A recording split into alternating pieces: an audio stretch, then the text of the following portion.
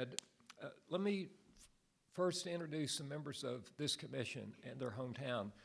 Starting on my right, Bobby Wood is from Mount Juliet, Tennessee. By the way, the statute requires that 3 commissioners from each of the 3 grand divisions of the state be appointed. So there are 3 commissioners from East Tennessee, 3 from Middle Tennessee, and 3 from West Tennessee. Bobby is a Middle Tennessee commissioner. Next to him is Marcia Franks. She's a Goodwill Ambassador for the city of Franklin, Tennessee, and she's a licensee as well. Diane Hills, you know, you're Upper East Tennessee representative and a real asset to this commission. To my left is Garrett Bloom from Bartlett, Tennessee, which is basically a suburb of Memphis, and Fontaine Taylor, who is from Memphis.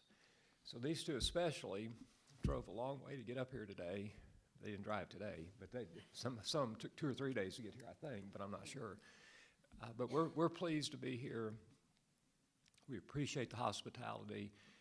And before we get officially started, I'd like for the city manager of the city of Kingsport, Jeff, to come up here and let me publicly, yes, please, let me start off by publicly thanking you, the city, the employees of this building for making this successful to us. It's a great venue, and it obviously benefits a lot of licensees and members of your community as well. So thank you. And on behalf of John Clark, Mayor of Kingsport, I'd like to say welcome, especially to our folks from West Tennessee. We make that trip to the other end of the state quite frequently as well, and it's a very long state. I was talking to some folks that were having a convention at Meadowview here recently, and that next morning they were leaving to go to West Tennessee, and I was leaving to go to Baltimore, and it was the same distance. So, you know, we appreciate how far it is. If I know this is not your first time here, but just a fun fact is that Kingsport was actually settled in 1761, and the Donaldson and Robertson flotilla and overland parties left from here to found Nashville and, you know, the rest of Tennessee. So there is some tie historically across the state. The original city was incorporated in 1822 as the head of navigation for the Tennessee River Valley. After the Civil War, lost its charter, like many cities in Tennessee. And we had basically realtors who came in from the north primarily, and they started to assemble property and decided to build a city. J. Fred Johnson was the founder of our community. His office was right across the street. And literally, he's the father of Kingsport. He was the chairman of the Kingsport Improvement Corporation, which built many of the houses and developed many of the lots and sold many of the lots. So we have a very strong relationship with realtors going back to our very founding. Diane Hills, we're so proud of her. And we also have realtors on our board. We have realtors on our Board of Zoning Appeals, on our Planning Commission. And we really see it as a partnership. I was asked to say a few promotional words about Kingsport. And one thing that folks don't realize is that there's about 500,000 people in the Tri-Cities metro area of Tennessee, Virginia, which allows us to sustain an airport. We're 60 miles from downtown Asheville, North Carolina. We have to say that because everybody west of here sometimes assumes that we are so close to Knoxville that we share a media market, that we share a metropolitan area, but actually we have our own independent metropolitan area. There's tremendous business opportunity here with East Tennessee State University, striving to reach 18,000 students, and Eastman Chemical Company, which I'm sure you drove by coming in, a Fortune 300 company with a global presence right here in Kingsport. They just announced their global headquarters will remain here for at least the next 30 years, so we're happy about that. And we just hope that you enjoy your time here. We thank you so much for coming here. We look forward to visiting the rest of Tennessee, and we love hosting you here. So thank you very much. Thank you, Jeff, very much. Any comments or questions for Jeff? Anything you saw or would like to know more about? The waves brought them in through Stone Drive. Yeah. I thought it brought them in Wilcox. Yeah, I don't know how to fix that, but You're good at it. So if you'll forgive me, I'm going to step out. We are going to go and cut a ribbon on Aerospace Park, which is a regional venture. We have folks from all across the Tri-Cities that have come together to build a new air cargo center, and so we're very excited about that. And again, welcome, and we hope you have a very productive meeting. Thank you, Jeff. We appreciate it. All right, to the members of the audience, we have 3 other folks up here at the moment that I just want to introduce, so when they participate in the meeting, you'll know who they are. In the male, let me start that. It's hard for me to describe him when you can't see his front, but the male is Ross White. He's the Real Estate Commission's Director of Education. Next to Ross is Caitlin Maxwell, the Executive Director of the Tennessee Real Estate Commission. And next to Caitlin is Anna Matlock, who is legal counsel assigned to the Real Estate Commission by the Department of Commerce and Insurance. Before the day's over, you're going to see at least 3 more attorneys. I don't know why they send so dang many attorneys to monitor our meetings, but there'll be at least 3 more and a paralegal, and when they show up, I'll let you know about them as well. I for a moment, bragged about Diane Hills, and I can't tell you all what an asset she is to this organization, and her enthusiasm and professionalism just is spectacular. But I want to talk about somebody else just for a minute, but let me do it by asking this question. Have any of you seen the most recent newsletter from the Tennessee Real Estate Commission? It would have been sent electronically. Anybody? All right, this newsletter is a professional newsletter that includes at the bottom of it disciplinary action with names of people that this commission has found to be in violation of some statute or some rule.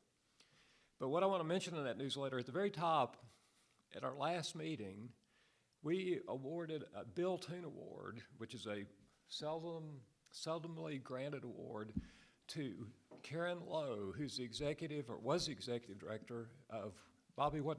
Eastern Middle Tennessee Association. Eastern Middle Tennessee Association of Realtors. She resigned, and all this is a long way around me trying to talk to you about Edith Ann just for a second. Because at some point in the future, and I'm not rushing you, Edith Ann, I suspect you'd be an excellent candidate for that award as well. The lady is so well respected across the state. She looks out for members here in every aspect that I can tell. And I'll tell you just one quick story. At one point, it took a while, but we had a commercial core class. Now, you all have to take a core class every 2 years for 6 hours, but commercial practitioners didn't want to learn a whole lot more about home inspections and how you measure square footage of a basement kind of stuff. So a commercial core class was developed, and the first trade association that sponsored that class was NETAR, and that's because Edith Ann was on top of her game and got it up here quickly. So thank you for your hospitality as well and your professionalism, Edith Ann. We appreciate it. All right, with that said, we're going to get started. State law requires that our executive director or someone who she appoints reads into the record a public disclaimer. Ms. Maxwell. Notice of the October 4th, 2018 meeting of the Real Estate Commission, including date, time, and location, has been noticed on the Tennessee Real Estate website since November 1st, 2017. Additionally, this month's agenda has been posted on the website since Friday, September 28th, 2018. Thank you. And next you will call the roll to make sure we have a quorum, although I'm certain we do. But you go ahead, Ms. Maxwell. Commissioner Gary Bloom. Here. Commissioner Rick Douglas. Commissioner Marcia Franks. Here. Commissioner Diane Hills. Commissioner Johnny Horn. Commissioner Austin McMullen. Commissioner Fontaine Taylor. Here. Commissioner Bobby Wood. Here. Chairman John Grease. Here. All right, thank you. We have a quorum. We also have in our midst today the chairman of the Tennessee Appraisal Commission, Randy Thomas, and I've asked Randy if he would come up and lead us in the pledge, but before doing that, lead us in an invocation. And thanks for doing that, Randy.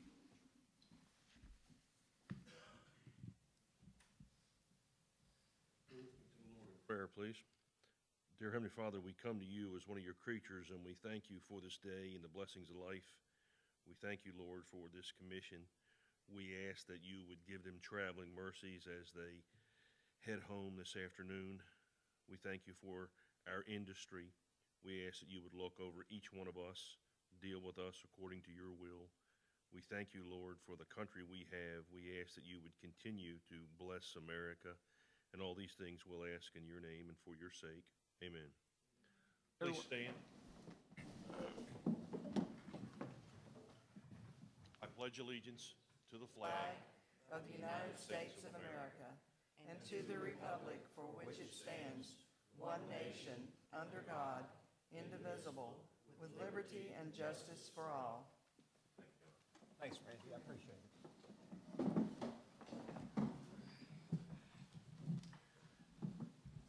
All right, next up, Commissioners, is to approve today's agenda. Is there a motion? A motion by Ms. Taylor, seconded by Ms. Hills, that the agenda as presented be approved. Any additions or, Mr. Wood? Mr. Who? Wood. Okay. Wood. What were you trying to call me? Okay. I would like to just, during, I guess, commission discussions, I just want to ask a question about the legal summaries, especially when it comes to timeshares. Just want to ask about that.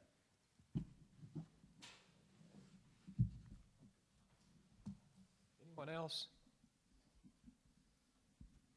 All right, the motion on the floor is to approve the agenda with the addition of a discussion about timeshares related to the legal report.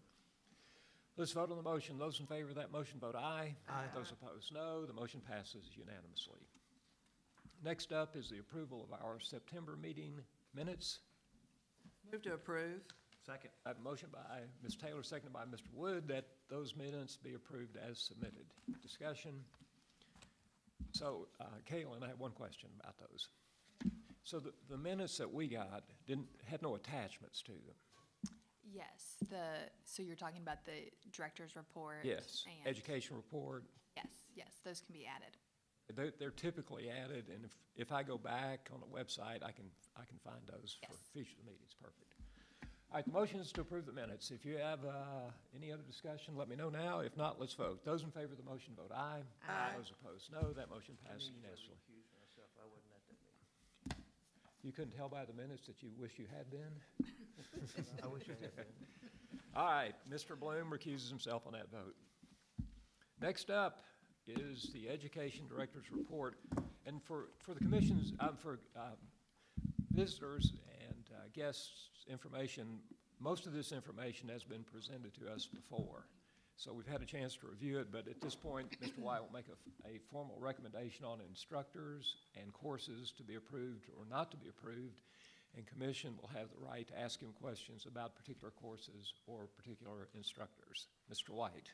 Thank you, course- Mr. Chairman, members of the commission. It's a pleasure to be in Kingsport this morning, and a good day to everyone. For the commission, I submit to you the education agenda for October 4th. It's on your iPads or in front of you here, and I would submit that I have reviewed all the providers, the instructors, and the courses for today's meeting, and I find them to comport with the law and the rules. I submit them for your approval. So the courses that you're asking us to approve are courses 01 through 018. Commissioners, any questions to Mr. White regarding those courses? I have a couple of questions. Ms. Franks. On 08, can you tell me where Brightwood College is?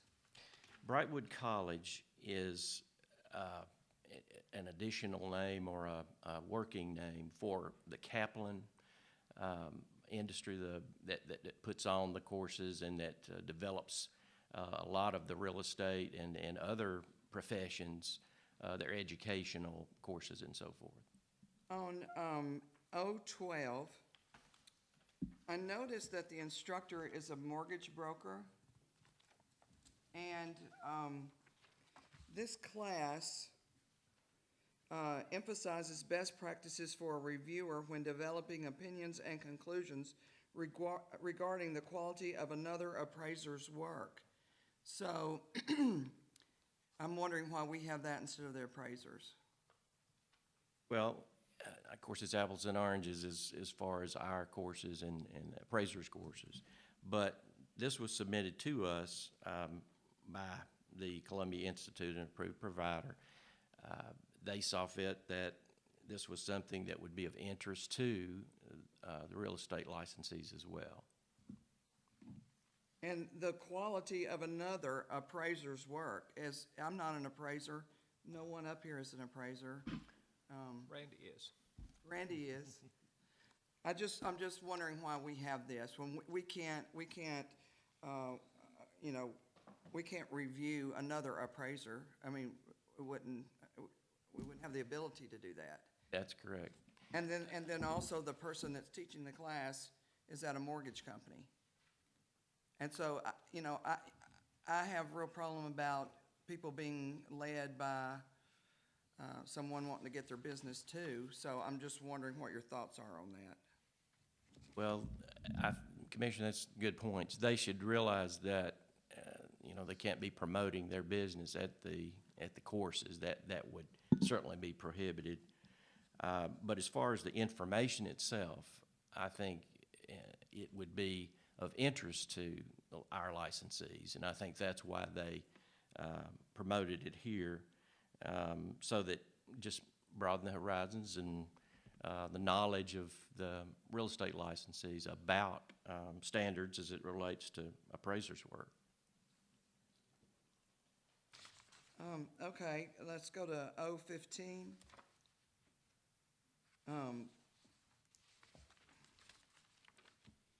Is that the same?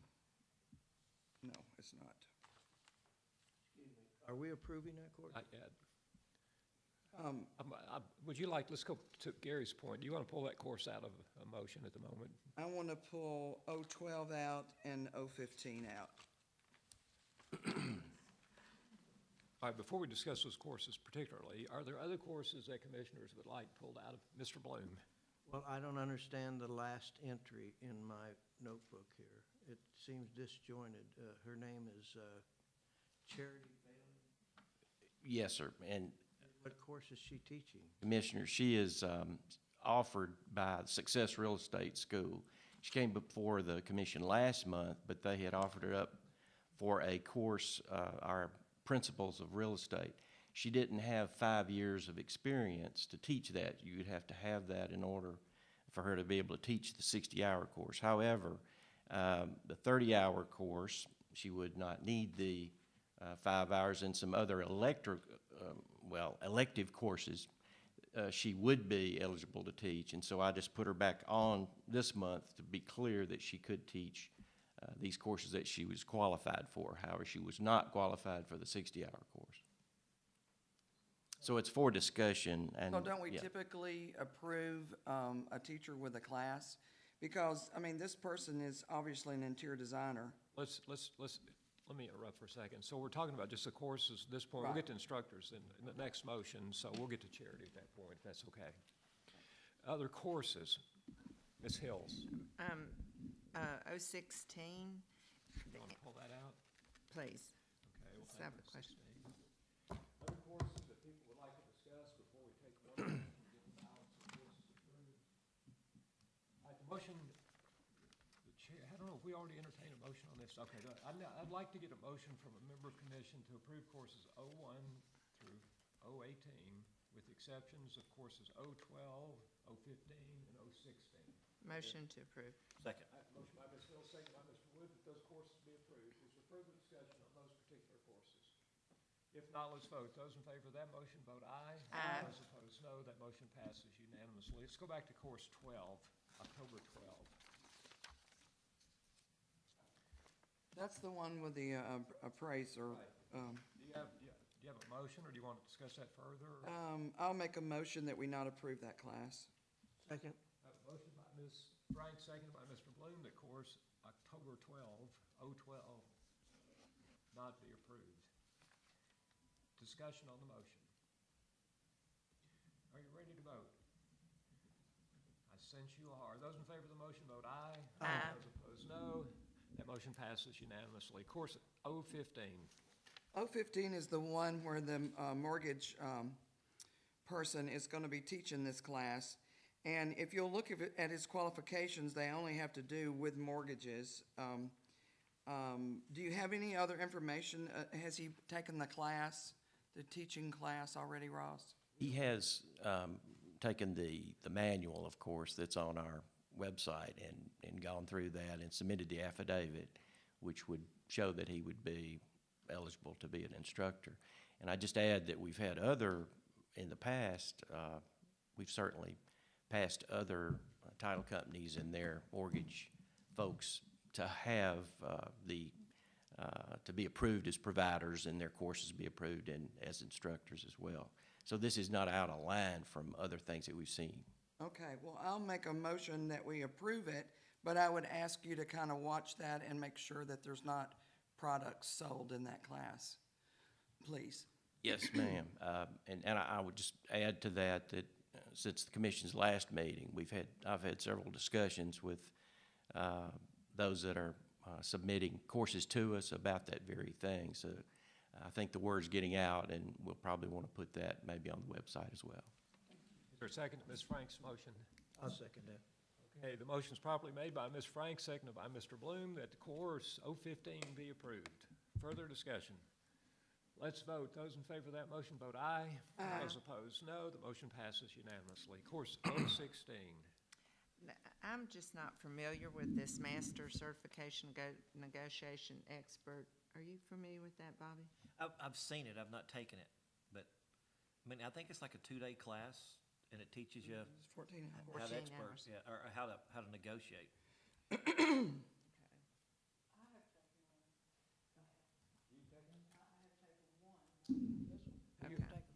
You are a master negotiator, so. Okay, I just need clarification for that. Thank you. All right. Thank you, Would you Ross. like to make a motion, Ms. Hills? Thank Motion you, Commissioner. to approve 016. Second. All right, the motion made by Ms. Hills and seconded by Ms. Franks is to approve course 016. Any other discussion? Those in favor of the motion vote aye. Aye. Those Aye. opposed, no. That motion passes unanimously. All right, Mr. White, that takes care of the courses. What about instructors? Mr. Chairman, members of the commission, I submit the instructors, they're marked in red that need approval. And then I call your attention to the new format for the instructors' biographies, and I hope that We the like it. commission, thank you. I'll, in deference to our director, she certainly promoted that and among other good things. The chair is going to ask for a motion to approve the instructors with the exception of Charity Fail, and we'll talk about her a little bit more. Is there such a motion? So moved. Ms. Frank, seconded by Mr. Hills, that all instructors recommended by the education director be approved with the exception of Charity Fail, whom we will speak about in a moment. Are you ready to vote? All those in favor of the motion vote aye. Aye. Those opposed, no. The motion passes unanimously. Now, let's go to Can you Charity. confirm who seconded that? We missed it up here. You did, okay. All right, so Ross, let's talk about this lady again. We turned her down last month because she wanted to teach a course that she wasn't qualified to teach because of experience. Is that right? That's correct. She was going to be added to the 60-hour course that Success Real Estate School had. She comes highly recommended by them. She's become quite I guess, an expert in their office concerning IT issues and these things that relate to really more to real estate activities in their office. However, she's been helping to train those staff in that office, and actually she works with CrowdLike, so she has been helping to train the folks that work in that office. So last month, I did place it on there, and then we had the discussion in with legal that she did not really qualify to teach the 60-hour. However, they have a 30-hour course that they would like to see her teach, along with other electives. But they don't have her right this moment, other than the 30-hour. There's no other courses that they have her geared to teach, but they want to add her to the instructors out of Success Real Estate School. So that's what that is. So CrowdLike is not the sponsor. No, it's Success Real Estate School. And so there's no title for the class that she's wanting to, or is it the 30-hour new affiliates course? Or Success Real Estate School. That's the only specific course at this point. They just want to add her to their instructors for the school so that she'd be allowed to teach at least the 30-hour course. Is she a licensee? She is a licensee. For clarification or refresh my memory, so when we approve an instructor for a class, they're approved only for that class? No? Not necessarily. I mean, they could submit another class, Yes. but that would only add up. So I couldn't, Marcia gets approved for 01, and then, and I'm an approved instructor, could I teach Marcia's class? Well, let me explain it like this. When they submit that instructor certification form, then I review it to see that they have the qualifications, what the background is, educational background. Well, they're not necessarily geared to any one course in that providership. They can teach for the provider, or now they could submit a course if they are, that they will be on the course application, that they will be listed as the teacher for that course, the instructor for that course. But initially when they come in and we review it for registration purposes, they're not necessarily tied to a given course. Whether they have expertise or not. Right, but I want to be sure when I review them that they have the expertise to be able to So when you instruct. write previously approved, we're depending on you to tell us that they have the credentials to. Exactly, yes, ma'am. And if she's at Frank's school, real estate school, and I'm at Hill's real estate school, I would have to get Frank's real estate school to give me permission to teach her class? Well, that's not really, It's written, yes, if that would be something between the two providers. Correct. Right. okay. Her, as I understand, but it seems to me the course that she's approved to teach should be here too. It looks like we're doing a blank page here. We've never done that before either, to my knowledge. Yeah, right. Well, again, we don't really register an instructor to teach a certain course. Rather, the registration for the instructors are for them to be able to teach from Mountain City to Memphis. Whether they have Yes. expertise or not, that doesn't sound right to me. I mean, So- I might could tell you a lot about new home construction, but I probably couldn't teach a mortgage class. Well, Just it's because something I'm a for the- broker, it doesn't. Currently, courses and instructors are independent. So when Ross our requirements for instructors are certain criteria that they have to meet, and their license is independent from, it's essentially its own license. So they're actually up for renewal right now, and they are solely in charge of renewing their license. It's not the provider that's in charge of renewing it. They're independent. The way that our rules and statutes are written, they're independent from the courses and from the provider. That's correct. So when we approve instructors, we don't even need to see what class they're teaching then.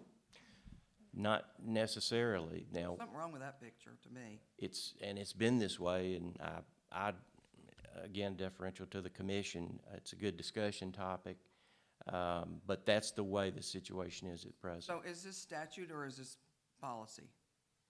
It would be statutory and rule as far as the courses and the providers and the I think instructors go. we can potentially discuss other ideas and other ways to maybe rectify some of this. I heard of some other ideas at Arelo this last session that other states are doing with their courses that I think could be beneficial to us in terms of instructors and courses and the quality of those. I'd obviously have to run these ideas by the proper channels, but there were some other ideas that other states were doing that I think potentially would help as far as quality of instructors and quality of courses. So was this person asking, was it an error that was made that there just was no title in that block that we are looking at to see what the class is? I mean, Well- is it the 30-hour new affiliate course she's wanting to teach? Yes, but what I wanted to do, and I'm sorry if it's caused confusion, but on the record, she was denied to teach that 60-hour course. So I wanted it back on the record so that she should be able to serve as an instructor, and pursuant to the current policy and rules, she would be qualified to do that. And I just wanted the commission's understanding that she will be teaching for this school. The 30-hour courses. And the 30-hour course that they do currently have, and, yeah, and there may be other courses that they have submitted that she would be approved to teach, but she would, or they would, let me know what courses that would be. When it came up last month, was there something in these blocks over here, these blank blocks? Well, 60-hour class. I did it as a separate page then as well because of the unusual nature of this, and two, to bring it to your attention that this is a situation related to the law and the rules that I have presented to me. Because the school rightfully wanted this person to be a teacher for them, to be an instructor. And I didn't have any way to deny them, but it's subject to your approval whether or not she teaches or not. But I wanted clarification that she certainly could teach these other courses, but not the 60-hour, because she has 4 hours as an affiliate broker. She doesn't have her 5 years, I'm sorry, in. But you also don't have down her sponsor and address and contact person. So what school is that? It's Success Real Estate School. And is that owned by Crylike? I don't think so, no. There are 3 Success Real Estate schools in the state, and this is the Nashville office. So, Ross, just to follow up, if a course is approved and separately an instructor is approved, who makes the decision that the instructor is appropriate for the course? I review the instructors and the backgrounds and so forth as it relates to the course that they're going to be teaching. And then typically, they come to you in the format that we have with the course, the explanation of the course, and who's going to teach the course. This was outside of that, and therefore, she certainly is coming to the commission as far as being eligible now to teach a course.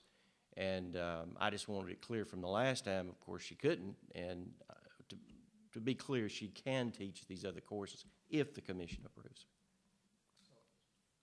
To be clear to me, please. So if let's say we approve a course, are there a dozen different instructors who can teach that course, or is there only one instructor? Potentially, there are other instructors that can teach that course, because we don't, currently, the law and the rules don't specify that instructor has to teach a specific course.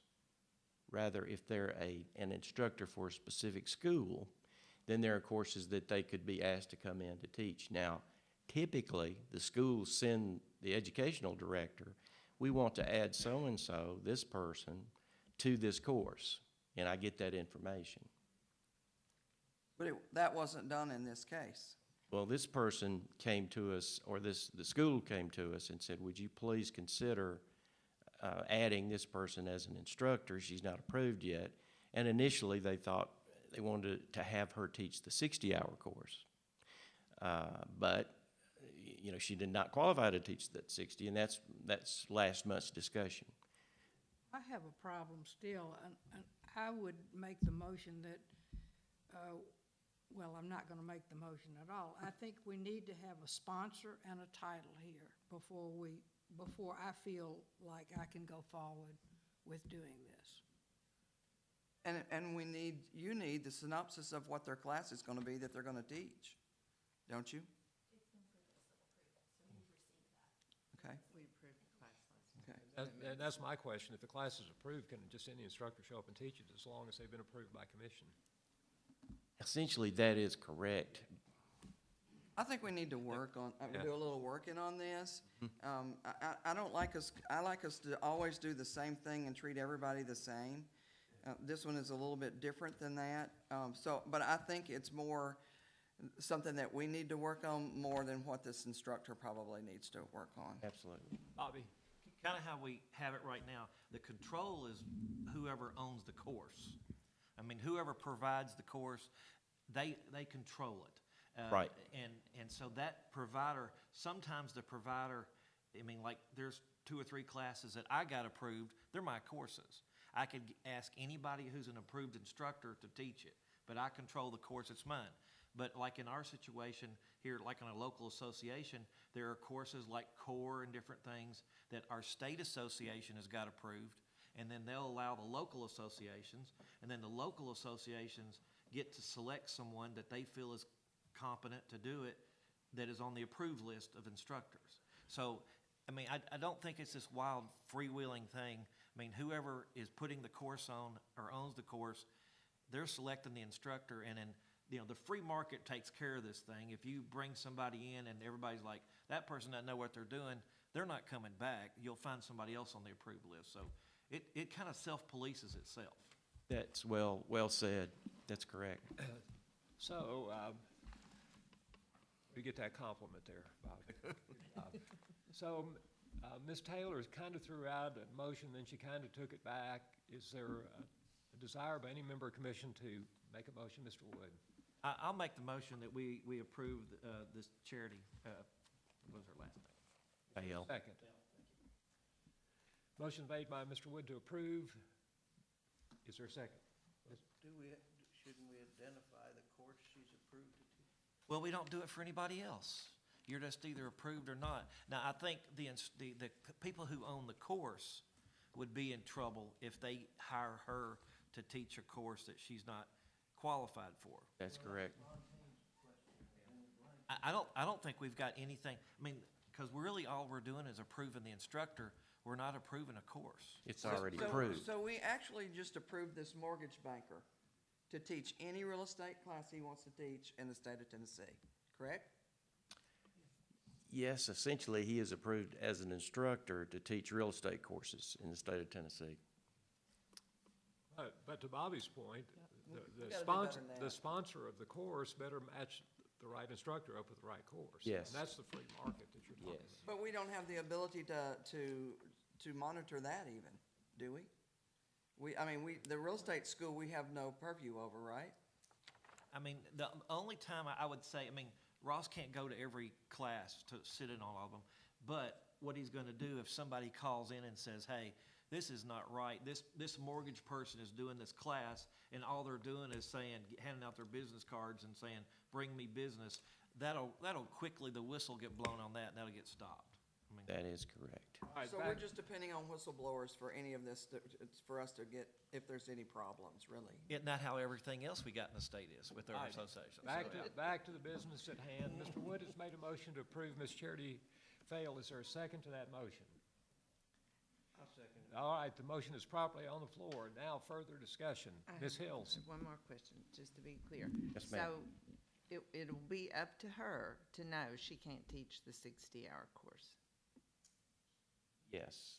She now knows And the she school. can't teach And the school. that, but the school knows that. Okay. So when they send the grades into you, are you checking, yes, this teacher's been approved, yes, this school has been approved? When the roster comes in, all the approvals have taken place, or they could not be in the position of sending in, the provider sends in the roster.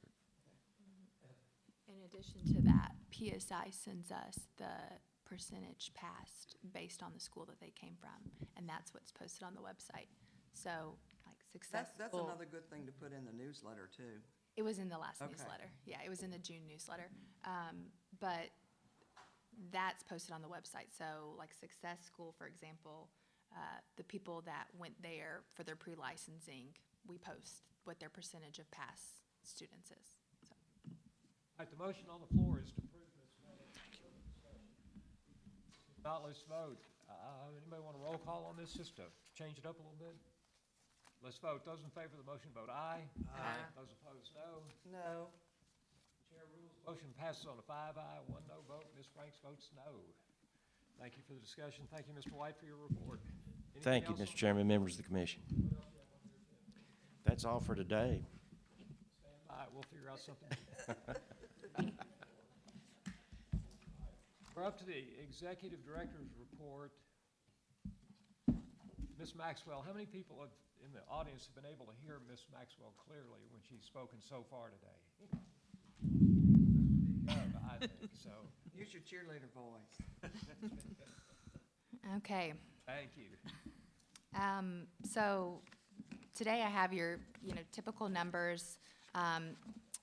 Since our meeting is early this month, I was not able to get the financials before I left yesterday at noon, but I will send out an email as soon as I get them, and then I'll present them next month as well with the previous month if I get those in time. These next couple months, our meeting is early, which makes it a little bit hard for the month-end numbers. all the numbers presented are pretty in line with what we have had the last couple months. A couple of things that I wanted to note. I wanted to give you all an E&O update. It was mentioned in the newsletter and it mentioned last month, but a majority of our licensees' E&O expires January 1, 2019. So we made a note in the newsletter to remind all licensees that if their E&O is about to expire, they need to renew it. Last month, I was asked how many licensees are with RICE, which is the state-approved provider. And 28,272 licensees are enrolled in the RICE insurance program. That's roughly about 70%. And I spoke with them, and they have actually already received some renewals in the last couple of weeks. So people are already out there renewing. We, this year, are going to track the numbers that we get. So closer to December, we can have a good idea of how many licensees we've had already renew. That way, when it comes to, past the expiration date, we'll have a good idea of how many people are still suspended or not renewed. Education, I'll let Ross add to this as well. Education renewals are also, we've sent out those. They were sent out at the beginning of September.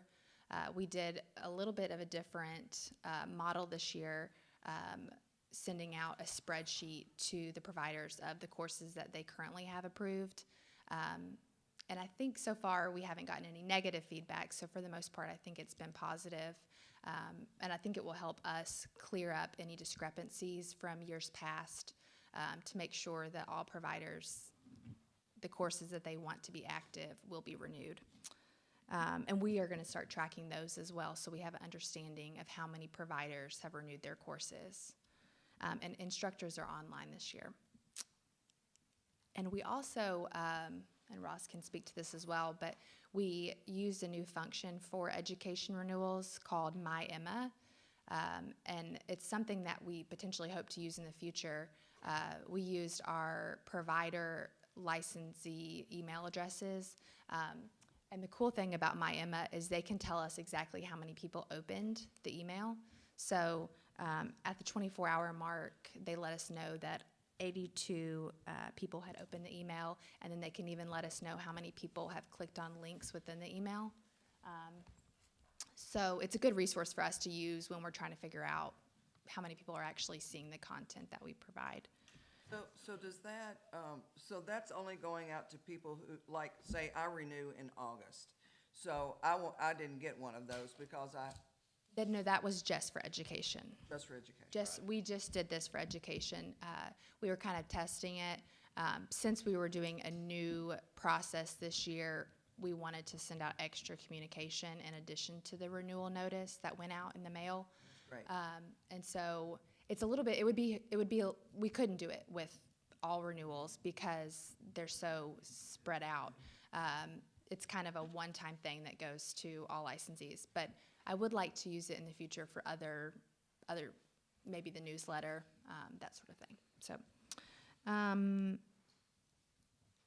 and then I just wanted to quickly mention, I know Marsha's going to mention her Arelo update as well, but we had a successful conference. And some of the things that I found that were valuable primarily were in the education seminar. I had mentioned webinars a couple months ago and heard of other states that are doing webinars and the resources that they are using. So I received about 3 different vendors that offer webinars. So that's something I'm looking into reaching out to them. I'll probably have to offer an open bid to those vendors to bid on the contract. And then another thing that potentially I had heard of other states doing is sending out surveys after somebody has completed a course for the course and for the instructor.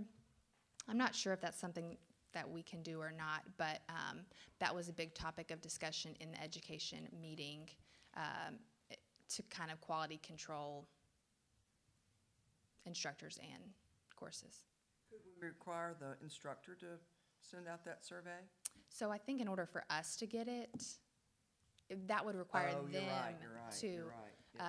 So, we, Associations will do them for themselves to Right. get to sort of feel the pulse as to yes. if they invite them back. You know, I think it's sort of, they cautioned against them because, one, it depends on the person taking it, and two, you know, you really only rate your really good experience or your really bad, so you're not getting sort of the overall. But there's a couple states that are doing that, North Carolina being one of them, and then I believe maybe Arkansas. So there's some different states in our area that do that.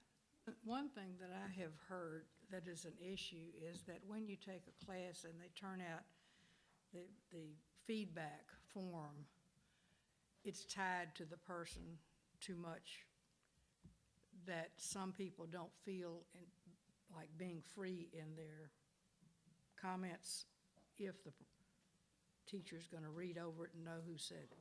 Well, so what I was sort of mentioning, I think the way it would have to be done, and this is all, you know, hypothetical, is that we get the roster and it would be triggered by the roster.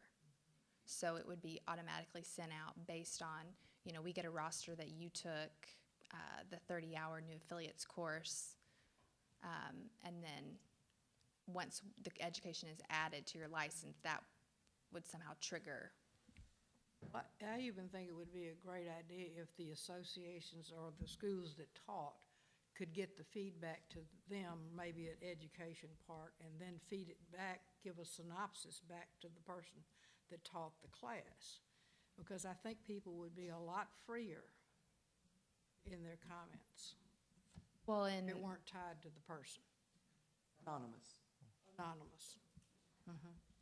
But I think what Caitlin's talking about, that survey's a different purpose. I Right, mean, yes, like most classes and most places I teach, they do surveys, but they do it to see if the students are getting anything out of it, and then that's what they base their decision on, if that instructor gets to come back or not too. So it serves that, I'm gonna say, the school's purpose, but like, I remember being at an Arelo conference, and North Carolina was having a problem in that they were hearing rumors that the instructors were not keeping the students the whole time.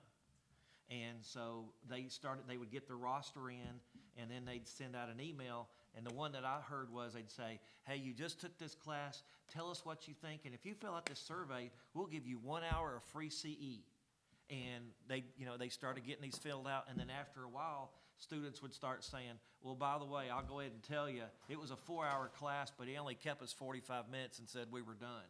And so then they started pulling instructors' ability to teach and also canceling classes and stuff. So, because they'd heard rumors they had a problem. So, I mean, do we have the ability, if we start hearing problems, can we do those 1-hour things like that? I mean, so I think I'll go back and present it and then see. I don't know if we can do, you mean offer the 1-hour CE credit?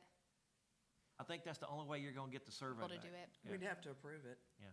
I mean, I would like to just have that bullet in our gun. Gary? Yes, last month in Memphis, Caitlin Maxwell came to visit us. And to my knowledge, that's the first time an executive director of the Real Estate Commission has ever visited our local board. And I want to thank you for that. And they very much appreciated that. And I would encourage that activity to take place in every board across the state. And your willingness to go, I think, speaks very highly of you and indirectly this commission. So I appreciate it very much. Yes, yeah, it was valuable for me as well. I received good feedback and some good critiques for ways to improve, interaction with the commission. So it was positive for me as well. I would like to continue to do that when it makes sense. I luckily was in Memphis, and so it worked out for me to stop by. But yes, I find it valuable on both ends. I would add to that, Gary, that at Arelo, someone from Mississippi told us that they had someone coming from the executive director's office, and Keller Williams' corporate council was there, and she thanked that Mississippi person, saying that to show up in person makes this person more human. And what Keller Williams had them to do was say, here's our signs, tell us what's wrong with these signs, how do we improve these things? They were wanting to do it right. And so that person was thanking, because the CEO had gone to every board in Mississippi and done that. Anything else in your report? I don't have anything. Does anyone have any questions? I do for me? have some questions for you. Okay. So how much is the premium going to be? How much is what? The premium for next 2 years errors and omissions, do you I know? believe it's 220. Is that what it was? Did it No, it did not go up. not increase? Okay. If you're in retired status, you don't need errors and omissions insurance. No, you do not. What if you? I would say this, I would disagree, okay? But, For the state requirements. State well, for the requirement. state requirements, okay. State requirements. Yeah. But State for- does not require. Yeah. Go ahead, Because- Bobby. Because the claim, like, let's say you've had enough of real estate and you get out this year and you had a bad transaction this month, and then they'd file the claim next March, and you've quit paying your E&O, it's not if you had insurance during the time of the problem, it's if you have insurance at the time the claim is filed. So I encourage anybody that gets out, you need to keep your E&O at least one more evolution. And that will be a little less than the 220 because you're not practicing. So there's zero chance of you getting a lot more claims. I mean, or less chance, so. Yeah, I've seen, so I don't have it in front of me, but I've seen the renewal form that's sent out, and so I'm sure the coverage is broken down, and it's broken down, $30 for this. And so I'm sure if you didn't get all of the endorsements, or, it'd be less than 220. What is the statute of limitation on claims? Our statute of limitation is 2 years, I believe, Yeah. Complaint. for a complaint. That's for complaints, but do we know what it Not is for E&O. E&O insurance? No, I do not know that. And do we take bids for that? We do, but it is not up for another 2 years. So the last time that it was bid out, I believe, was in 2016. We have a carload of attorneys here, and we couldn't get that answer on. We'll get it during the break. So, for the audience's sake, Caitlin, before I forget this, so Caitlin really did put out a great newsletter within the last 3 or 4 weeks, and nobody in here but maybe 1 or 2 people have seen it. If they wanted to see it, where would they go, Caitlin? Or if they wanted to get it on a regular basis, how would they do that?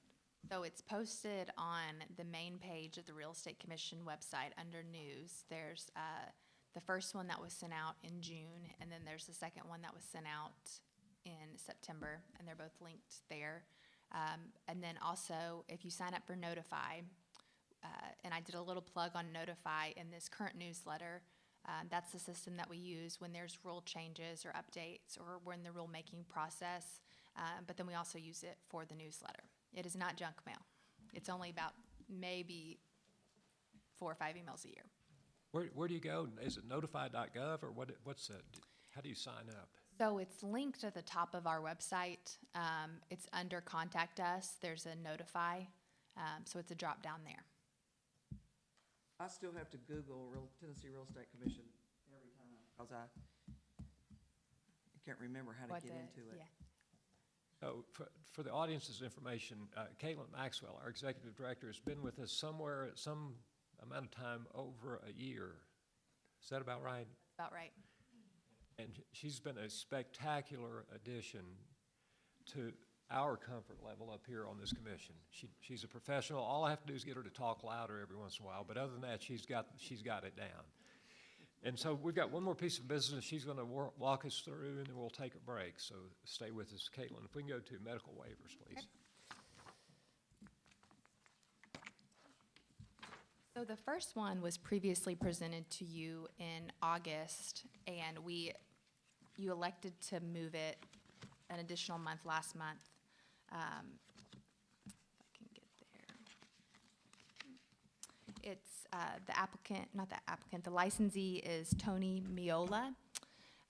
She is asking for a fee request of $1,000. She has paid her renewal fee.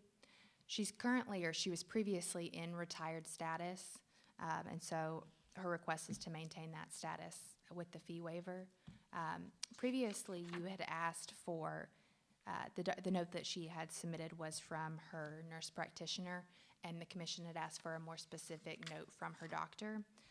So on the last page, you will find that updated doctor's note. Move to approve. Okay, the motion, if this motion passes, would waive late fees of up to $1,000. $1,000, yes. Okay. I have a question. Yes, Ms. Hills. So in the doctor's report and in the nurse practitioners, nobody mentions surgery. However, in her letter, she does. Did you communicate with? One of our staff members communicated with her, and, you know, primarily our requirements say that they must submit a personal statement and a doctor's note. And so, I'm just curious. I'm giving some leeway in that this person's retired and that the doctor did give us a list of problems that this person is having. And I think it's a good one to show some mercy on. Motion is properly made and seconded that this late fee be waived. Other discussion? Let's vote. Those in favor of the motion vote aye. Aye. Those opposed, no. That motion passes unanimously. Kristen Paget. okay. Before you, there's a medical waiver request for Christine Padgett. Her license expiration date, she has already paid all of the fees. And so she's now up to date, but she was requesting a waiver for the $200 due to some medical issues that she experienced. On your iPads, you should have her statement as well as a doctor's note. This is the one that was in the motorcycle crash and was on pain medicines. I don't see how this person could have taken a class under those conditions, so I move to approve. Second. All right, the motion to waive $200 for this particular licensee is made by Ms. Frank, seconded by Ms. Hills. Is there discussion? If not, let's vote. Those in favor of that motion vote aye. Aye. Those opposed, no. The motion passes unanimously. Any late additions to this category? Nope, that covers it for medical waiver request. All right, it's about 9:32. We'll be back at 9:42 to the session. We're probably on there. All right, near the end of our first hour, Commissioner Bobby Wood referenced a carload of attorneys. I think that's how you described them, didn't you? That was it exactly. Yes. So that you all know who he's talking about, 3 attorneys and a paralegal came waltzing in about 45 minutes after we started. You may have noticed them. They slept late. Chief Counsel, Denard Mickens, raise your hand, Denard. And then we have Associate Counsels, Erica Smith and Kelsey Bridges.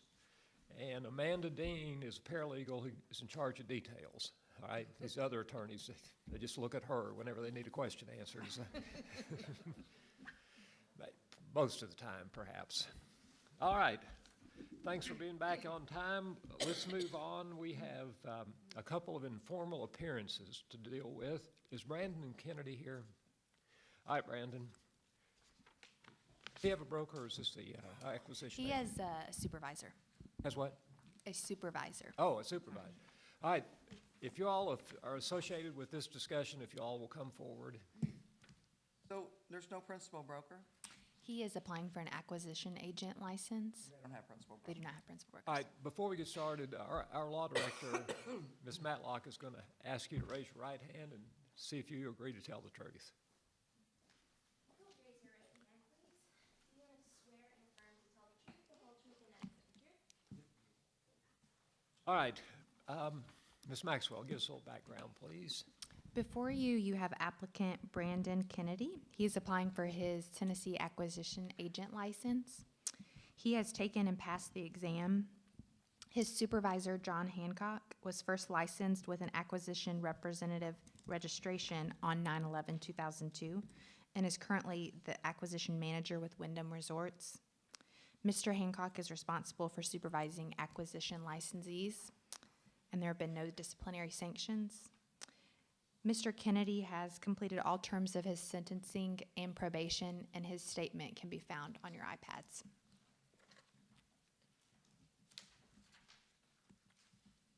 So, Caitlin, why did they have to come before us? Is there something in their history we? Based on our fingerprinting process, something came up on the TBI that would require them to come before you. All right. Is it a felony or a theft of money? Felony. All right. Well, Mr. Kennedy, instead of us asking these folks these questions, how about telling us what happened, why you're here, what we need to do, what you'd like for us to do? Yes, sir. All right. It was originally charged as a Class D felony, and then when we got to court, it was plead down to a Class A misdemeanor. And I have the paperwork with me as well, and I also have proof that I've sent it in for expungement about a week ago. So, Ms. Matlock, if it's a misdemeanor,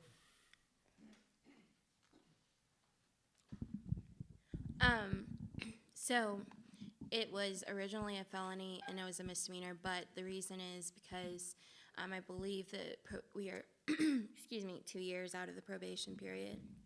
oh, so we're inside 2 years of probation. Does that automatically disqualify him from getting a license? No, it doesn't. That's why he is here, yes. I'm sorry, what's your? No, it does not.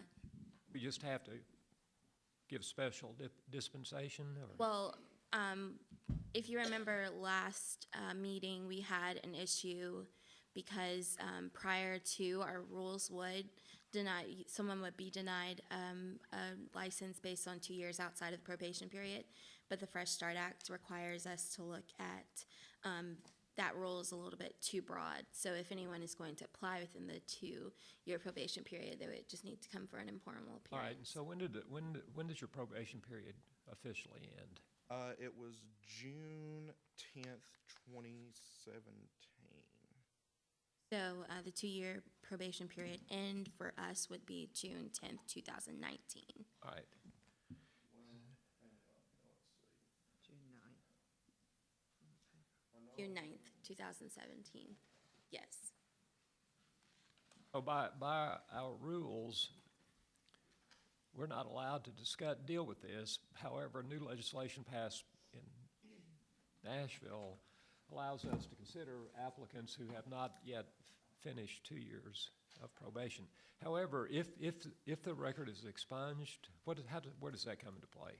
So if the record is expunged, this would not come before you before the commission. However, at the time before this happened, I called down to the courthouse and the paperwork had not been submitted for expungement. Mr. Kennedy just stated that he has submitted said paperwork a week ago. So, Let's see here. It shows that she submitted this.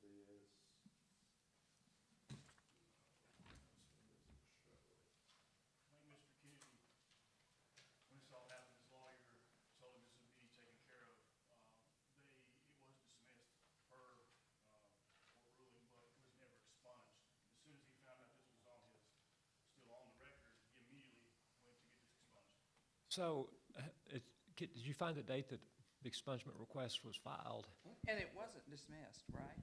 Based on pursuant to a deferral of 11. Pretrial diversion, right? So based on this order that we have here, the matter was going to be dismissed on 6/9/2017 once the conditions of the deferral are completed. So for this, you would need to submit the expungement paperwork. At the time when we were having the informal appearance, that paperwork had not been submitted. Even now, that paperwork is not complete, so it is not off of his record, which is why he has to come before the informal appearance today. So, let's just say between now and our next meeting, the paperwork is filed and the record is expunged, he wouldn't have to come back and see us. That is correct. We wouldn't even have to, we would not have to do this. Today, if he comes before us, there's a chance we might vote one way or another and might say, no, we're not going to grant you an acquisitions license. Yes, it's possible. And as soon as we do that, next month his record's expunged, he could automatically get that license. Is that correct? Yes. So it's up to Mr. Kennedy. We had not received communication prior to that you had submitted the expungement paperwork. We could have given that option. So if you would like to proceed with the informal appearance, we can. If not, we can wait until the expungement paperwork is completed. I just wanted, typically when these situations happen, individuals will select to come before the commission because that is more time before they can get their license so they can work. So how long does it take to get a record expunged once you filed? It depends on the specific court system, and this one is outside of Tennessee, so I do not know. It is outside of Tennessee? It's in Blunt. Sorry, it's in Blount County? It's in Blount County. Yeah, so it's in Blount County, not Davidson, so I don't know. All right. Kennedy would have, if he had known this and not been taken off the record, he would have, this process would have been started much earlier. So here's what we can go forward, and we'll ask questions about what happened and how it happened and why it happened and what you've done since then. You might want to have that discussion today, or you might want to proceed to get that expungement handled and not have to do any of that. It's your call. If you're ready to go, we're ready to go. But there's a chance we'll say no. There's a chance we'll say yes. There's a chance that we'll ask questions you just as soon not answer, but we're going to ask you to do so. So it's your call, Mr. Kennedy. This license is very important to him. This license is part of what we do, and he cannot maintain his job at Wyndham Vacation Resorts, Wyndham Destinations without this license. So it is very important to him that he be able to get this license. I think he's done everything that they've asked him to do through the court version. It's a simple situation with expungement. If the lawyers had done the expungement when they were supposed to, we wouldn't even be here today. So what's he doing at Wyndham now then?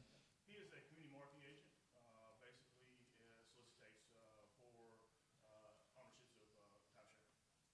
And doesn't that require a license? It does require a license.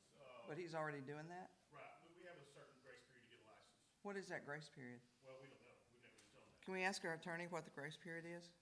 Under what license? CM acquisition license. Grace period. Hold on a moment, please. And some of our locations do not require an acquisition license, so he can be placed in those locations, which he has been, because it's an on-property location. But he's in the state of Tennessee, right? That's correct. Okay.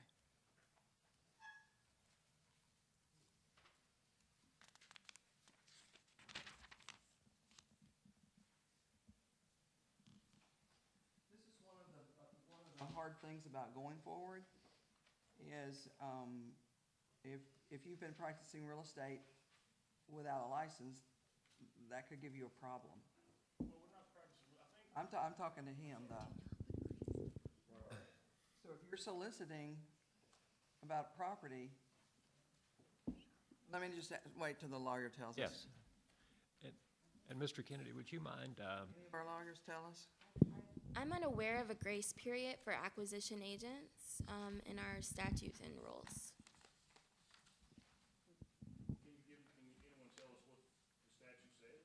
I mean, of what a foreign acquisition license? so without getting off topic, let's just keep it here for a minute. Our attorney's not aware of any grace period. So is your interpretation then, Ms. Matlock, that you can't be an acquisition agent until you have a license? That is my understanding, yes. All right, so that's our attorney's report at this point. Mr. Kennedy, would you mind showing Ms. Matlock the document that you show that has a request for expungement? Yes, ma'am. Yes, sir. I've been confused before, so it's all right. Still confused.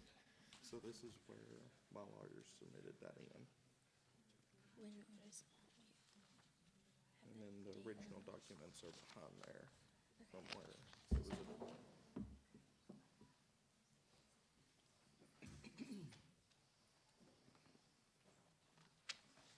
In the meantime, Mr. Hancock, if you'd step up, would you, just for our information, tell us what an acquisition agent does? Acquisition agent, basically, we market for our salespeople. So we've got 15 locations throughout the county where we staff employees, and they actually invite guests up to take a look at what Wyndham has to offer. their job is to capture a prospect and pass them off to someone else? We send them on a preview of our resort list. So are they employees or are they commission-based typically? Okay. So do they work like at shopping centers or you said you had 15 locations, and I'm just, Right, we've got several, we've got some that we own, like the resorts that they're stationed in, we've got some. Okay. Like the island of Pigeon Forge, we've got 4 locations on the island, just different places throughout the county that we have leases. okay.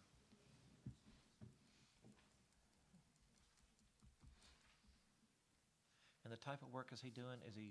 So he would actually be out and about somewhere. He's not just on the phone somewhere, right? He would actually be out in one of these locations. He's not just on the phone. Confined to a certain place, like, again, Mr.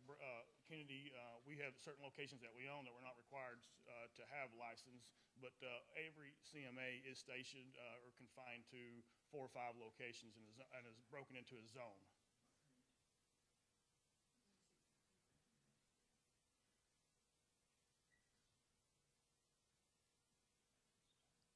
Anything we should know, Ms. Matlock? Did you see anything there that would be? Sorry? Page 162 in the red book.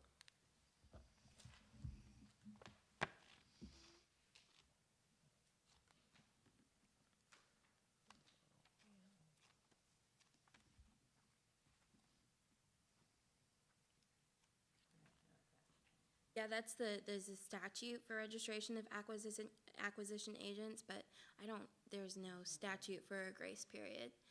So I think, what I just informed Mr. Kennedy is that once we receive a certified copy of the order for the expungement, then we can look at that instead of having to go forward with the informal appearance. But I think that's something that he would want to discuss with his supervisor before proceeding. That's good advice. Let me ask back to you, Mr. Hancock, for a minute. You said that there are locations that Wyndham owns where the acquisition agent would not require a license. What we have, listen, this is a broad topic on some of this, and we don't have a lot of this information. It's not been given to us. I deal with Sharita and recently Aaron at the Kingsport Real Estate Commission. We have gotten into where some of these licenses take up to 6 to 8 months to get back. So it's almost impossible for an employee to come in and not be some kind of grace period somewhere for them to get a license and be able to have a license. So we've got it within 30 days, but once it goes to the Real Estate Commission, I have no control over that for how it gets it back. So from what we understand, if we own the location, like the resort, there is no acquisition agent or license required. From what I understand from Sharita, if I'm wrong, then we can go a different way, but that's what we have kind of read into it and what we've got from Sharita and at the Real Estate Commission. And who is Sharita? She's a supervisor. Sharita is a staff member. And we wouldn't be able to give a license to someone until they had met all requirements. And so it typically does not take 6 months, but if the person has not met all of the requirements that are outlined, then it would take as long as it takes for them to meet the requirements. So we can't proceed with licensure until all requirements are met. Okay. With all due respect to all requirements, I've been doing this for 10 years. When I send the requirements in, I know exactly what it has to be. I have proof that it's taken sometimes up to 6 months to get a license with all requirements in place. On day one? Yes. What did you say, Ms. Maxwell? I was saying, I think I've spoken with Sharita before, and it shouldn't take, if you're submitting all requirements on day one. I agree, I understand, but I'm just being truthful with the matter. All right, so this is a little bit off topic. Mr. Kennedy, what's your pleasure? You want to go forward today, or you want to push your attorney to get that expungement done? You can go to the back of the room, outside the room, we'll wait on you. You're on the agenda. Mr. Chairman? Yes, Mr. Bloom. I wonder if we couldn't get the names of the people who've submitted licenses taken 6 to 8 months? I don't believe that. Well, he goes back 10 years. I mean, it's possible over 10 years that could have happened. But that's just a general statement. If we have a name. I've been involved in some of the issues, and typically we're averaging. Now, this is for people that have met all the requirements, 10 days is the average. Now, obviously, there's people that are outside of the average, but if you submit your application with all of your documents, all of the requirements are met, it should take much less than 10 days. We get it in, but, you know, we often have people that submit their application and they haven't gotten their fingerprints yet, or they haven't gotten their principal broker to sign their PSI application, or maybe they've taken the national portion and they haven't passed the state yet, or vice versa, and we cannot proceed. And so I know I have been involved with Sharita in some of the licensing issues, and it's kind of a back and forth of what our requirements are, and until they're met, we can't proceed. So if we go back to the very beginning, he really only needs to be here if it's a felony or theft of money. The felony was downgraded in a plea deal to a misdemeanor, is that correct? So the reason he's here is because he's not 2 years past probation, which is under Okay. our rules and statutes that somebody must be Okay. 2 years. And because of the Fresh Start Act, we now present these. All right, Mr. Kennedy, you have a decision for us? I think what I'm gonna do is wait till next month's meeting or until this is fully expunged off my record. And then, do I have to come back to the next meeting, or if it's expunged? Well, as I understand it, if you get that expunged, you figure out how to get it to our council as quickly as possible.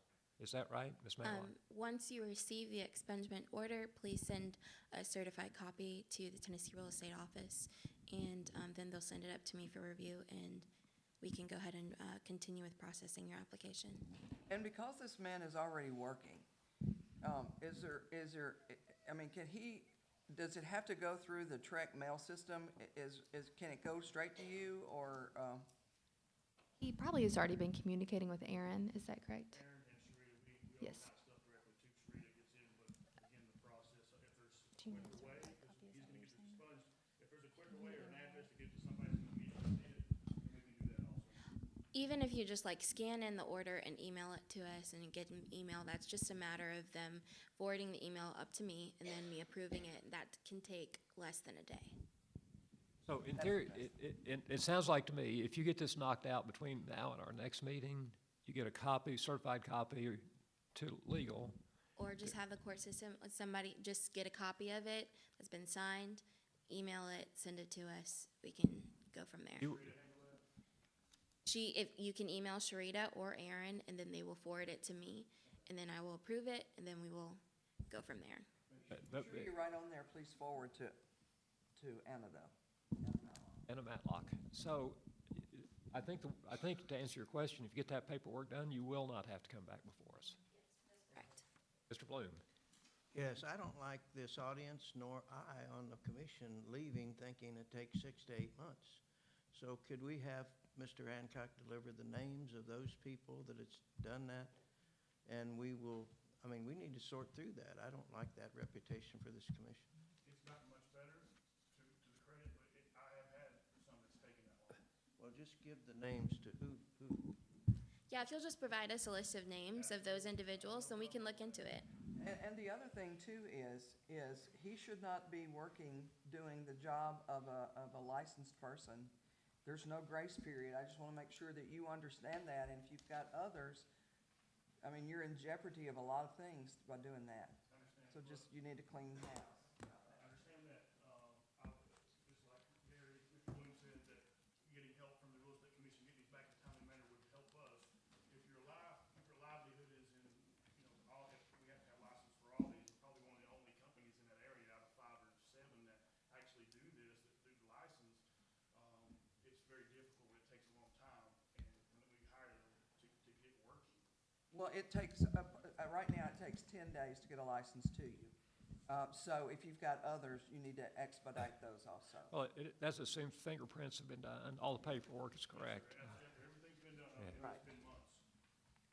I'm still confused that he can be working without a license. Again, some of our locations, which he's stationed in now that we actually own, we're supposedly not to have a license. Again, that's what we That's incorrect. We're telling you that's incorrect. And what's the name of your principal broker? Sue Acey. Sue Acey. We've got three, but she's the one over the crossing. But I don't think, that was another question is, because when we started this, we were told basically that Sue had to come, but an acquisition agent is not tied to any broker. So the lawyer, I'm not sure who it was for the real estate commission, said That was me. okay, so I think we want to clear that up. Am I responsible for the acquisition side since I'm the manager of the program, or are they tied to a broker of some way? A principal broker cannot delegate their job to another person. Well, with an acquisition agent, perhaps. Acquisition agents do not have principal brokers, so we requested that a supervisor of some sort come to the informal appearance with Mr. Kennedy. All acquisition agents have to be come Yes. through the process. Licensed. They need to be licensed. There is no grace period. So there's no oversight. And so there's none that are able to do anything without coming through this. That's my question. It is my understanding if you're an acquisition agent, that is something that we regulate, and so you would need to go through the process. I'm unaware of a grace period, but if you can point that statute and rule out to me, I'll be happy to look into it. It was a situation with what we assumed through the communication with Sheree and some of the other people we've dealt with. Again, with the time limit, I understand it's gotten much better, and I appreciate that from everybody, but the time that it takes to get this, it'd be very difficult for us to conduct business. We can't have employees that don't have a license. I understand it's a rule, I understand that. It's a law, not a rule. And listen, you need to contact, you can get one of these books from Tennessee Realtor Association, because you're standing up here in jeopardy, really, trying to help this man. I understand that. But you're not, someone is giving you incorrect information. So you need one of these yourself. I mean, just like us. I mean, we don't know it all either. And so, but what's written in this book, I can tell you, is I'll go through that. It's posted on our website for free as well. All right, Mr. Kennedy, you sure that's your final decision for today? All right. Mr. Hancock, thanks both of you for Mr. coming Griggs, down here. before we finish up Yeah, here, I'm sorry. Go ahead. here's my concern about what's happened today, okay? I get the feeling you've come in and said it's the real estate commission's responsibility to come and tell you how to run your business. I'll finish, okay? It's not their responsibility to tell you how to run your business. It's your job to figure it out, okay? You and your staff's responsibility. And just because, and let's assume it does take 6 months, okay? I'm a broker, I have to get people licensed too. And if we have to wait 6 months, we wait 6 months. We do training, but without the license, they cannot go out and do sales positions. And if that means they have to go somewhere else and work to make a living to pay the bills, it's not the real estate commission's fault, okay? If you're hiring people and putting them work before they're licensed, that's your fault, all right? And there's nothing in here, it's grace period. I get the feeling you're making the rules up as you go along. And you've come in here today in front of this commission and on video that everybody's going to be able to see, telling everybody you're running a shop without licensed people. And those kind of people get shut down, okay? So you just need to think about it, and y'all need to go back and kind of get your ducks in order, all right? Mr. Wood, I appreciate what you're saying, and that is definitely not the case. Okay. I do not think that I'm making the rules up here. I mean, we've tried to work in earnest with the real estate commission to ensure everybody is licensed, and the majority of our people are in the field. 98% of them are licensed. There's a few that come back again with this one here that there's things that come up. So I understand what you're saying, but I am not making up the rules. I'm not trying to put any of my employees in jeopardy. We're trying to adhere to what the Tennessee Real Estate Commission says. It's just very frustrating sometimes when we're trying to do our job and get these people licensed. So I hope you take it in consideration. Nobody at Wyndham's trying to do the wrong thing and put people in jeopardy. So if my wording came across like that, I apologize, but that is not the way that it is. Okay. All right, gentlemen, thanks for coming down. Hopefully, we don't see you next month. You get that paperwork done at the end, okay? Anything else, commissioners? All right, gentlemen, thanks. You're excused.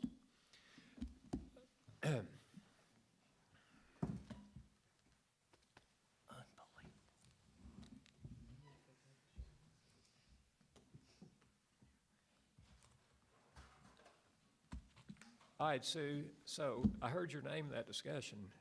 You want to come, You're not required to at all. I was going to ask you about some unrelated stuff, but your name came up. Do you have any thoughts? For the audience's edification, this lady is Sue Acey. You heard her name a minute ago. She's the principal broker for Wyndham Resorts, maybe internationally, for all I know. She seems to know so much. I have one of 3 resorts. One of 3, and she's occasionally down here, and of all the people in timeshare that I know, that I respect, Sue's at the top of that list. So what about comments, what you just heard? Well, number one is, when I came into Wyndham, it was known that when we bring people in for marketing, that a lot of times they will go to certain locations that we have that are located on our property. And I was told that those people did not need to be licensed for some reason because of the marketing. Who told you that? The VPs, What's their name? one of them would be Matt Chodak. He's the VP over it. The VP over marketing is Richard McFalls. And he's over all 3 sites. Sue, Jerry has a question for you. What is your understanding of the licensing procedure for an acquisition agent? Do they need a license? They are supposed to have a license. Yeah, I assume that they did, but I've been told that the other resorts don't require them. But we require them at our site. What are those resorts? What are the name of those resorts? The other resorts? Yeah, that don't require it. Or do you I want to don't- put it on tape, or do you want to send it to Mrs. I don't work with marketing. Marketing is a whole different thing. They're under a different vice president. I work with the I'm just talking about what are the sites that are not licensed? that are That's- not licensed for their marketing. Not marketing, licensed agents. Oh, well, we were going to talk about that. Some of those are not resorts. Some of them are just standalone timeshare resale places. So without getting off track, Sue, those, it was represented to us that some acquisition agents at your company do not have licenses. And you tend to agree with that statement based on what you were told by principals in Wyndham. Yes. Does your opinion? Because they're on site where we are, and they're staying with us. They're actually people that own with us. So the marketing's a little bit different. And it sounded to me like our council said that's not the case, that all acquisition agents need to have a license. Well, see, that's the way it's been the whole time that I've been there. Well, It sounds like it's obvious. I totally felt like that man and you probably were told that. So that's why I was asking you, where does it start? Because we need to get word to them that this is not right and they're giving incorrect information. They may, hey, it's like a lot of things. You've done it forever and you think it's a law or a rule and you've just done it that way forever, but it may not be the law. And so. And I have asked myself why some of them would have to have a license and some of them were not required to have a license. And I was told that it was marketing, that when they were on site at our resort, that the acquisition agents did not have to have a license. But if they're out, so I would think it would be helpful if you went to Wyndham's council and asked them to give you an opinion. I'd like to see if it's the same as our council. Okay. If there's something in the legislation, realize our council is in Orlando. wherever he is, they must be good to represent you guys. Get their take on it and see. I certainly will, and certainly if they need to be licensed, we will make sure that that happens. But That's all that matters. I'm not in charge of the marketing group, the acquisition group, So here's why. and never have been, and I think it works the same way at all of the other resorts too. So when I saw Sue this morning, I asked her if I could ask her some questions in public. And these weren't the questions I was talking about. I didn't Sometimes know. things just And come I, up in I these agreed commission to meetings. it. I know. But I'm still fascinated by the number of advertisements I'm hearing from companies saying they can help people get out of their timeshare. It's rampant, it's everywhere. And the number of complaints we're getting from people trying to get out of their timeshare is increasing exponentially. So I assume those two events are related, the advertisement, people trying to get out. And my question to Sue was, should those companies who advertise helping to get you out of timeshares, should they be licensed as well? I mean, are they selling timeshares? And so I wanted to get Sue's They're opinion. buying and selling timeshares. For their own account? Well, that may be different. No. Okay. For other people. How A does lot it of- work? What's the strategy? There are different processes. Sometimes the people will come in and they will have dinners or whatever and bring people in and talk to them about it. And they will buy their timeshare and sell them another timeshare. Then they take their timeshare and sell it to somebody else and buy those people's timeshare.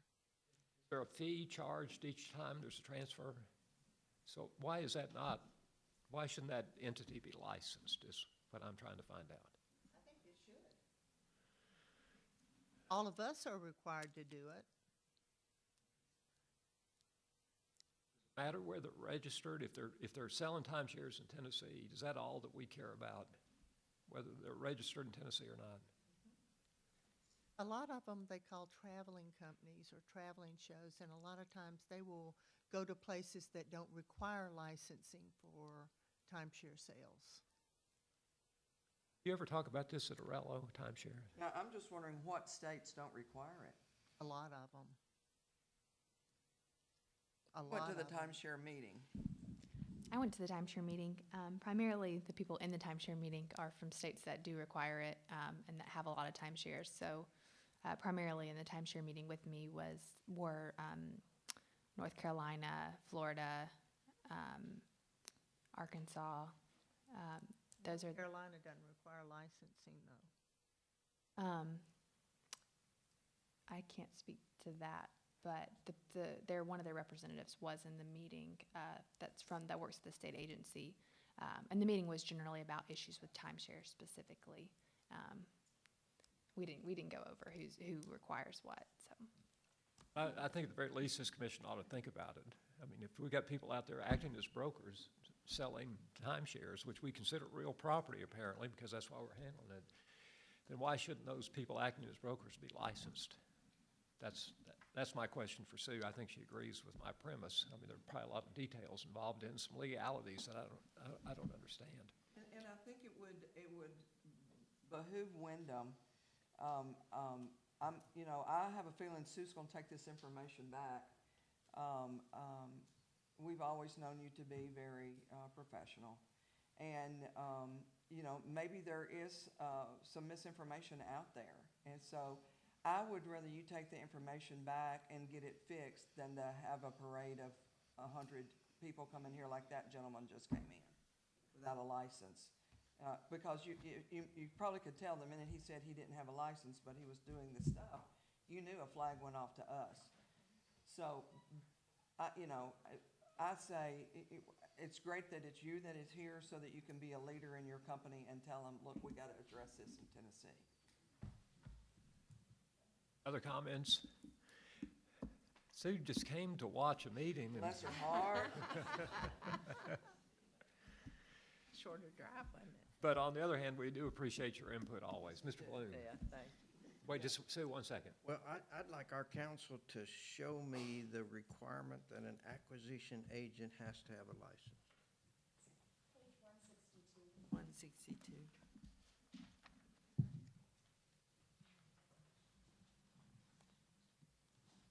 And the definition of acquisition agent, for reference, is on page 134.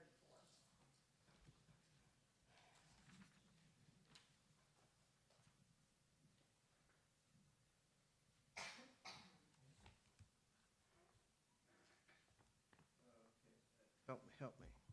Where does it say they have to have a At the license? bottom. Number one. Oh, no, he's looking at 162. On 162, it's the middle paragraph, 66 through Registration of acquisition agents.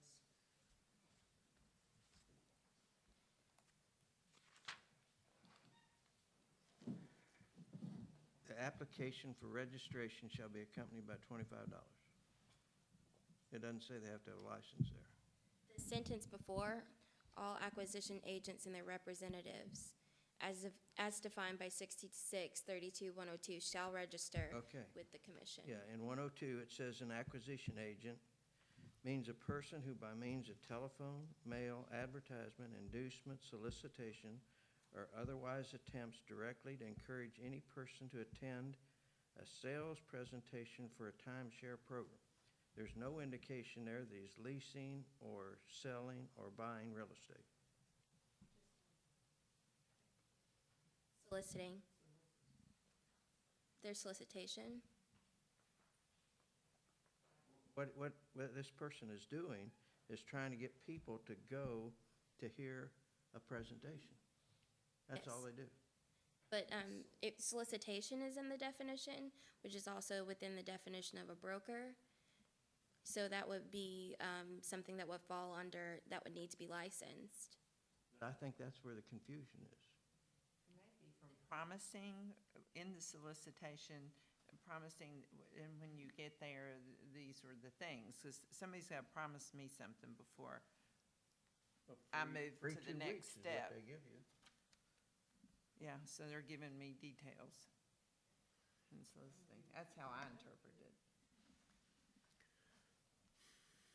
I mean, I don't think it's that definitive, and I think that's the reason we have the problem. That's not something we can change, though. We could if we made it clear. But this is statutory change, so it'd have to be a legislative change, not through the rulemaking process. So the Brokers Act includes the word soliciting as a action requiring a license. And so that's your reference when it comes to a definition of an acquisition agent. Yes.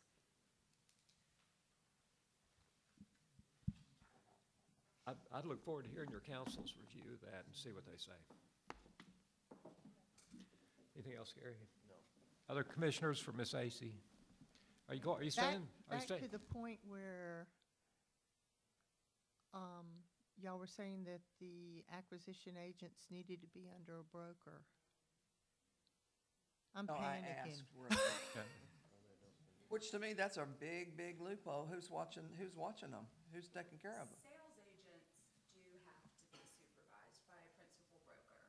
Acquisition agents, there's no specific supervisory statute as far as acquisition agents, but sales agents, the people actually selling the intervals, they do have to have a principal broker. So who manages that all of those people are licensed? The managers? Is that why he showed up instead of a broker? Yeah. I don't think there's a legal duty to supervise an acquisition agent, but I think that's a problem. Yeah. That's a problem. All right, Sue, thanks. You're welcome to stay the rest of the day, and we might ask you some other questions. All right, do we have any other informal appearances, Ms. Maxwell? No. All right, we're going to move on to the legal report. And for audience's information, the legal report is broken up into at least 2 parts. We get all kinds of complaints filed against agents, and those complaints are filed by members of the public, by other agents, by people inside the agent's office. We haven't done this. And many of those complaints, at least in the mind of counsel. Hey, Kelsey, I'm gonna have you stand. really? Yeah, yeah. I believe, but we may have questions. Every complaint that's filed makes its way to the legal department, and you're gonna hear 2 different attorneys here shortly.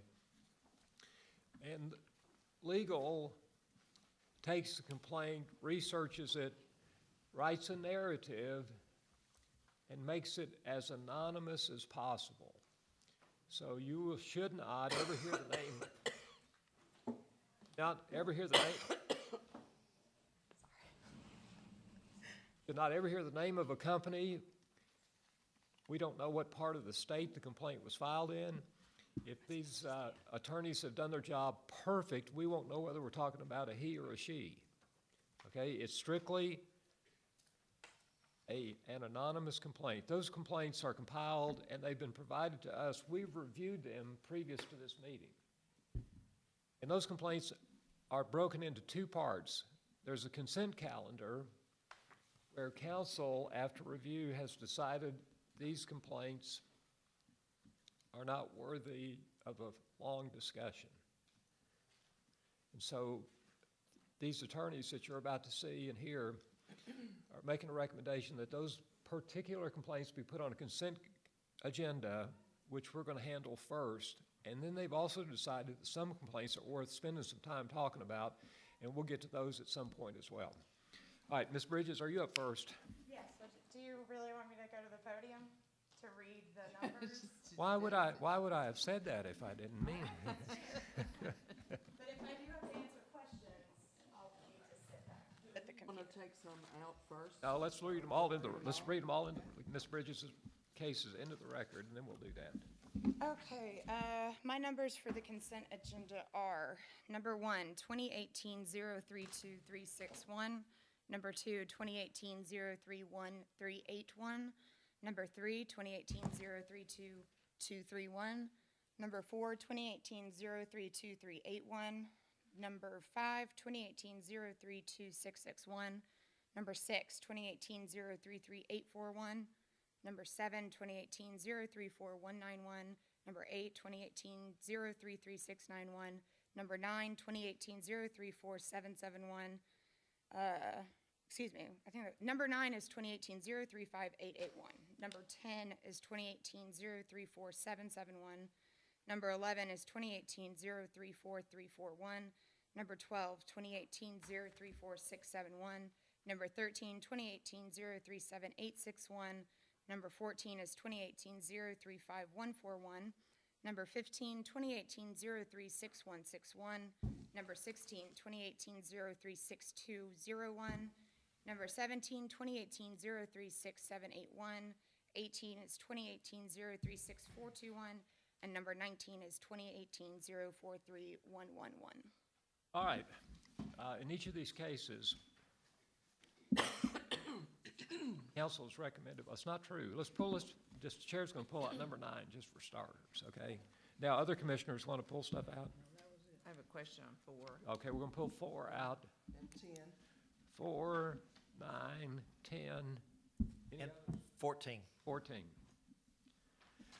All right, is there a motion to approve the recommendation of council, of course, cases 1 through 19, with the exception of cases 4, 9, 10, and 14?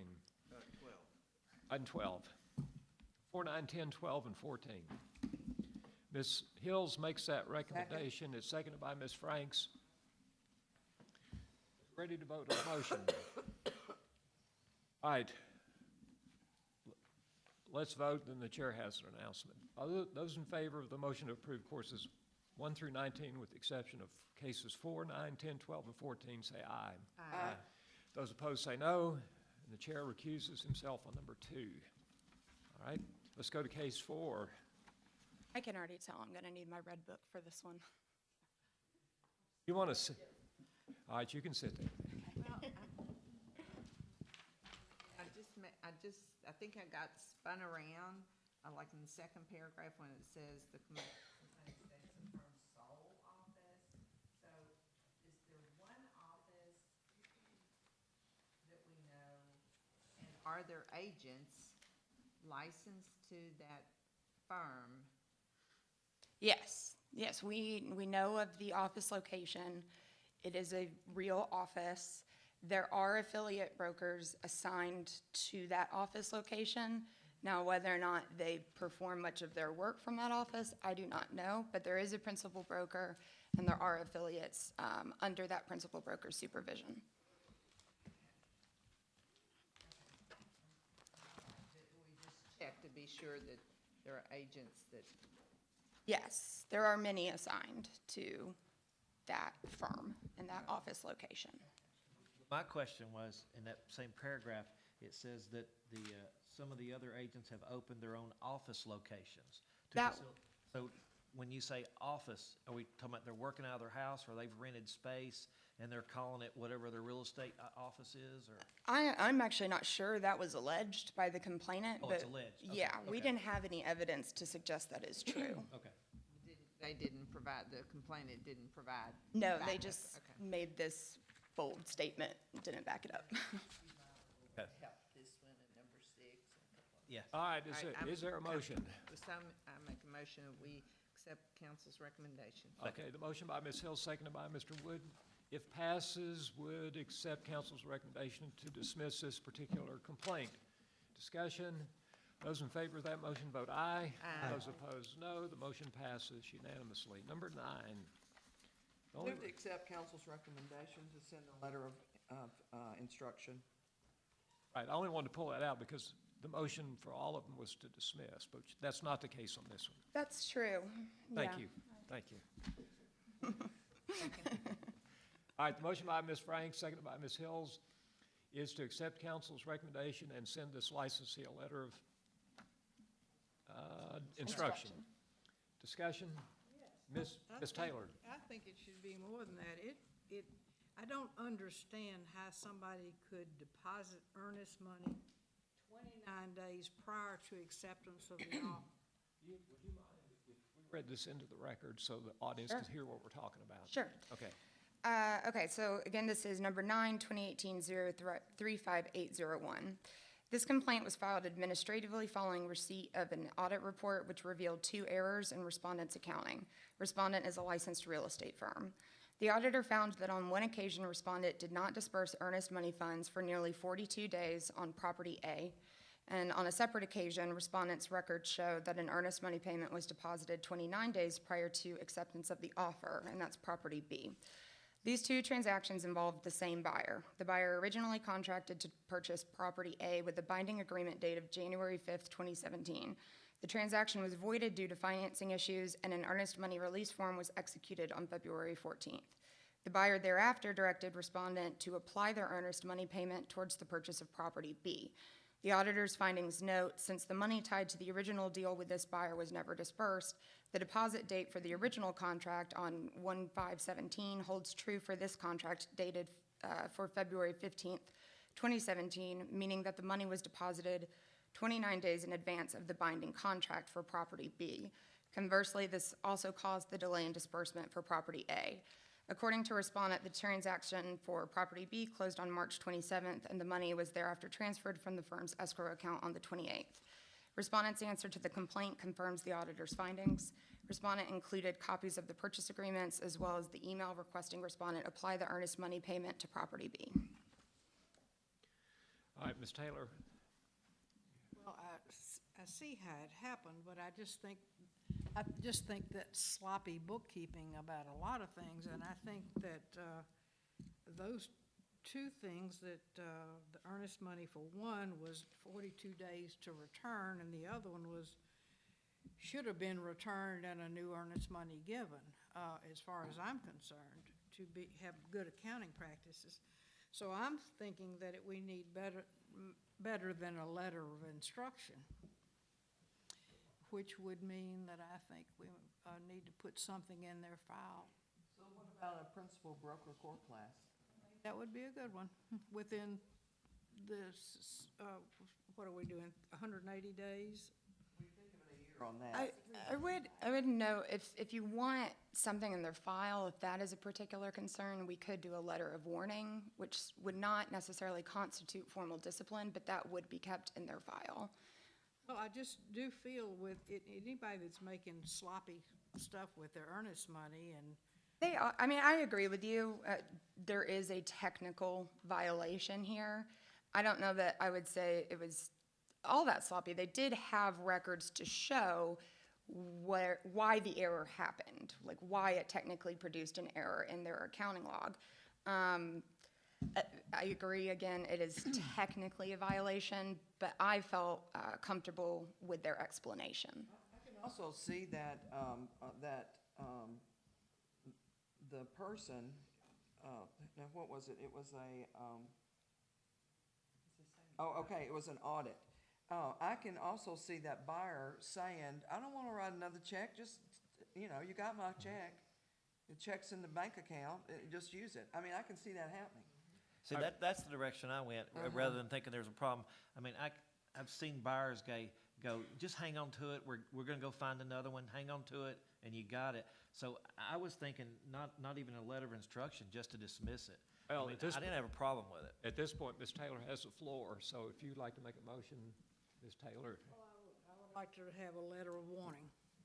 All right, Ms. Taylor makes a motion that, and this is a substitute motion, that the real estate firm be issued a letter of warning. Is there a second to Ms. Taylor's recommendation? It's seconded by Ms. Franks, so it's properly on the floor for further discussion, if anyone chooses to have further discussion. Yeah, I just don't think that it was a problem. I mean, I just don't see it was a problem, so I'm gonna vote against that. All right, other discussion on the motion. So we're gonna vote. If you're in favor of Ms. Taylor's motion and believe a letter of warning should be sent to the firm and its principal broker, you'll vote yes. If you're opposed to that motion, you'll vote no. Are you ready to vote? All right, let's vote. Those in favor of the motion, vote aye. Aye. Those opposed, no. No. Oh, I'm an aye, right, okay. All right, let the record reflect that Miss Taylor's confused. that the motion passes on 5 ayes and 1 no vote. Mr. Wood was the no vote. All right, so we've handled number 9. Let's move on to case number 10.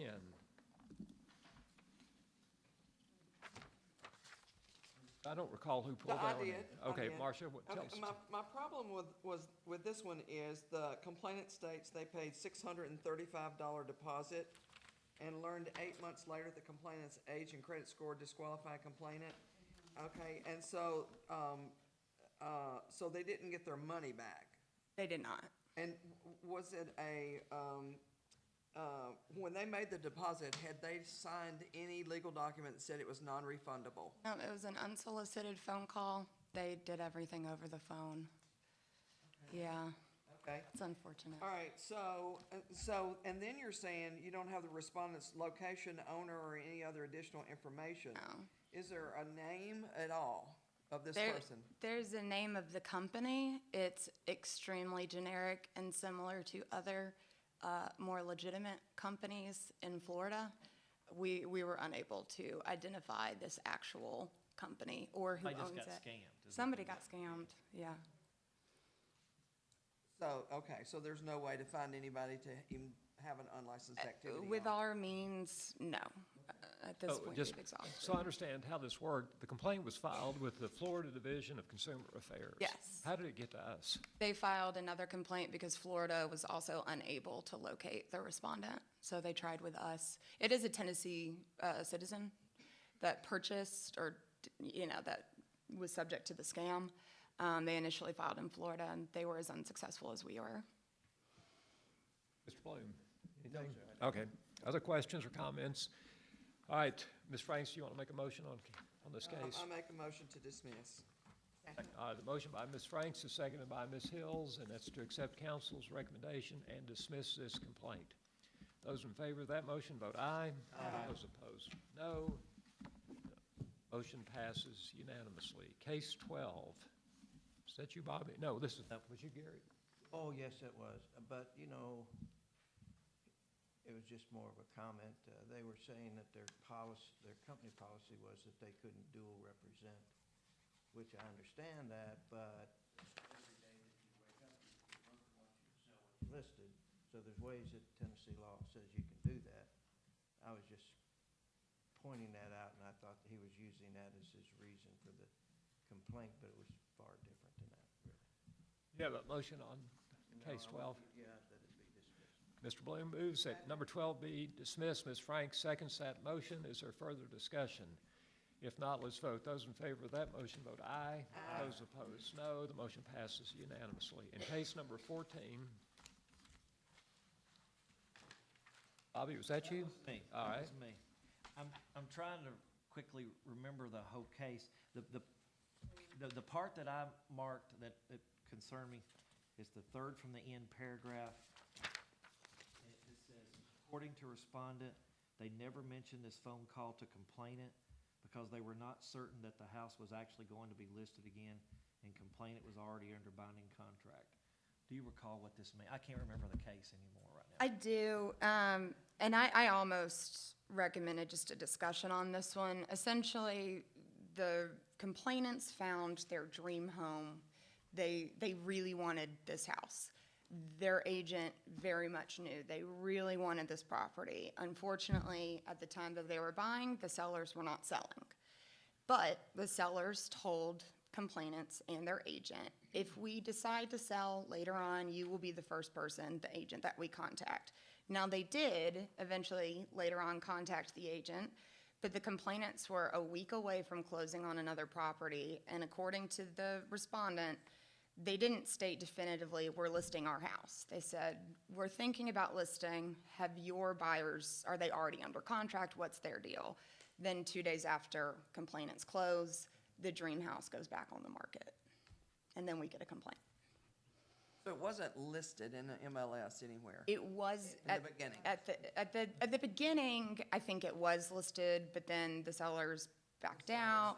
Yeah, the second go around, it was not listed until after complainants had already closed on their home. It was a difference of like 2 days, but yeah. The only issue I had was that they didn't disclose the phone call, but if the house wasn't listed, the house wasn't listed. And my concern was, I would think that agent has a responsibility to their client to tell them, I'm hearing this, that it's coming back on the market. The buyers could have said, there's nothing we can do, we're already under contract. But they all also could have said, we got all kinds of caboodle money, we'll buy both of them, or we'll buy our way out of the first one. But they never gave them the chance to do that. That was my concern. How big a concern is it? And Enough was it that I might want to make a. Was it contractual or was it, No, there was no written agreement that they're gonna share this information. It was a handshake promise. Really, and I understand Bobby's discussion purposes. So the question is a agent of a client required to tell information to that client that the client might like to know or need to know? I think that is the question. I mean, that's the topic here, right? That's how I read that. ethical question to me that would be taken up at Well, an but association. also too, they have the fiduciary responsibility. Again, now we're digging into what does their confirmation of agency say, and what, how they. So I'm making the assumption they were designated agent for the buyer. Is my gut feeling. I wondered too, though, if it didn't have a duty to make sure that the contract they were already under proceeded, like that sale closed without financial detriment to their clients. Somebody could come along and offer you $1 million more than what you Sure. had the house listed, and yeah, I'll take it. Well, That this could is how much, I have a little concern, not a ton of concern. My concern is, would it be more if we want to say, hey, maybe you needed to provide this information to your clients?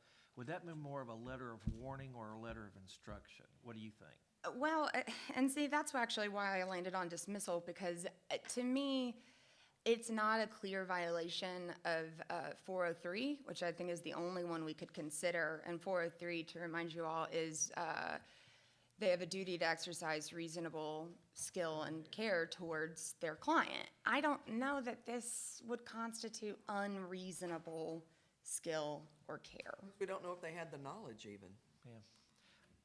I would say, I would like to propose a letter of warning mentioning 403. That, I mean, they have a skill and care that they needed to provide that information to the buyers. And I don't want to do any civil penalties or anything, but just a letter of, I guess, warning. That would be my motion. What would you think that would be? A letter of warning is much closer to formal discipline. A letter of instruction, as far as I know, does not, it's not maintained in their file. A letter of warning is. Letter of warning. All right, there's a motion by Commissioner Wood that instead of council's recommendation to dismiss this complaint, a letter of warning be issued to the licensee. Is there a second to that motion? I'll second it.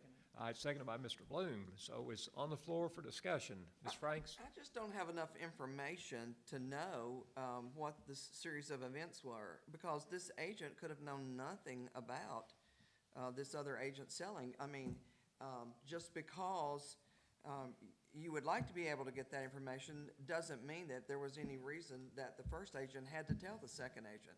Or No, did no, the I think they did hear that looks like it's gonna come on the market again. And he didn't tell anybody that.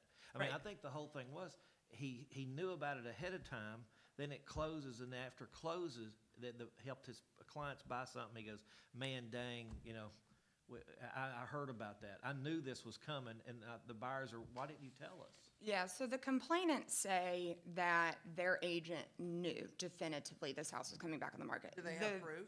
No, the agent says the other house, the house that was gonna be listed, that agent called me and asked, are your buyers still interested, or are they already under contract? Because my sellers are thinking about selling again. But it had not actually been listed, and again, the respondent states, I didn't know that it was going to be listed. They only asked me what my clients are interested in doing. I'd call that coming soon, wouldn't you? Probably, I think. Or probably coming the sooner or letter- later? 1 second, please. Ms. Taylor. I think probably a letter of instruction, because since there's so many open questions here, I think it's better to give a letter of instruction to know if something else comes up, that they should do the right thing. But I think there's so many open questions that we really can't answer and don't know the answers to. That's my thought. Well, my 2 cents worth. So when I read this case, it boiled down to this. It sounded to me like an agent knew something that his client wanted to know, but he decided not to tell that client because it's, in his mind, too late. And is that the role of an agent who's a fiduciary? And not only that, they were under contract for a second house. Well, but is that his decision to make? Right. Or, That's right. Or is that the client's decision to make? So, Trying to protect that sale. at the moment, on the floor, we have a motion to issue a letter of warning. If someone would like to offer a substitute motion to that, the chair would certainly entertain it. If not, we're going to go ahead and vote on the motion. All right, the chair senses it's time to vote on the motion. If you're in favor of the motion to issue, which would include issuing a letter of warning, please vote aye. Aye. If you're opposed, vote no. No. That motion passes on a 5-aye, 1 no vote. Ms. Hills votes no. Ms. Hills votes no. All right. Number 14. That was number 14. All right. At the moment, we're done with you, Kelsey. Thank you for, Thank you. Erica, if you'll get up here to the microphone and read your cases. And, okay. All right.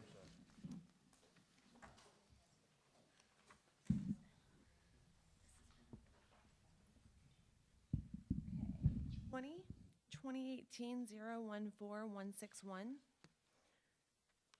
21, 2018-027-921, 22, 2018-028-021, 23, 2018-029-311, 24, 2018-031-421, 25, 2018-031-471, 26, 2018-032-171, 27, 2018-032-301, 28, 2018-032-911, 29, 2018-028-631, 30, 2018-028-671, 31, 2018-028-901, 32, 2018-027-711, 33, 2018-027-741, 34, 2018-028-331, 35, 2018-028-391, 36, 2018-031-141, 37, 2018-031-171, 38, 2018-031-491, 39, 2018-032-191, 40, 2018-029-861, 41, 2018-033-801, 42, 2018-033-891, 43, 2018-036-401, 44, 2018-037-601, 45, 2018-037-561,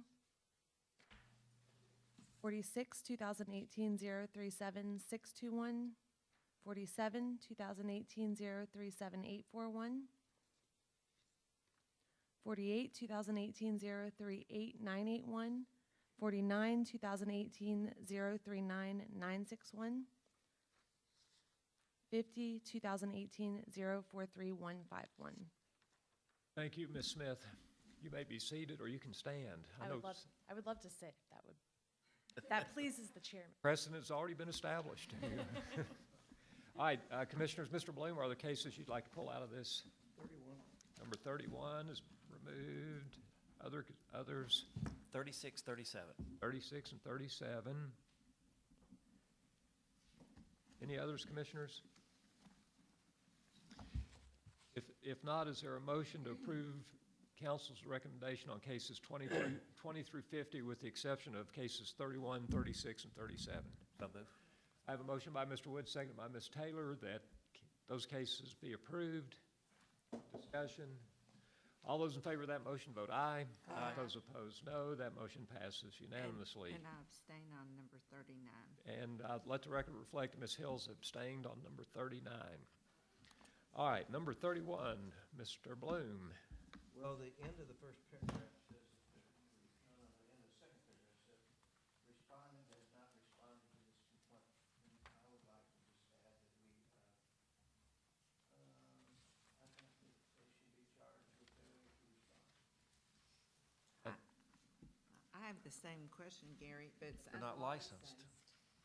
It's unlicensed, so I know we're limited with that, but I want to know that we flag that name somehow, because they've not responded, and if they ever decide to get a license, because I think we're just limited because they're unlicensed. Right, we can't penalize them because they're not a licensee for failing to respond to the commission.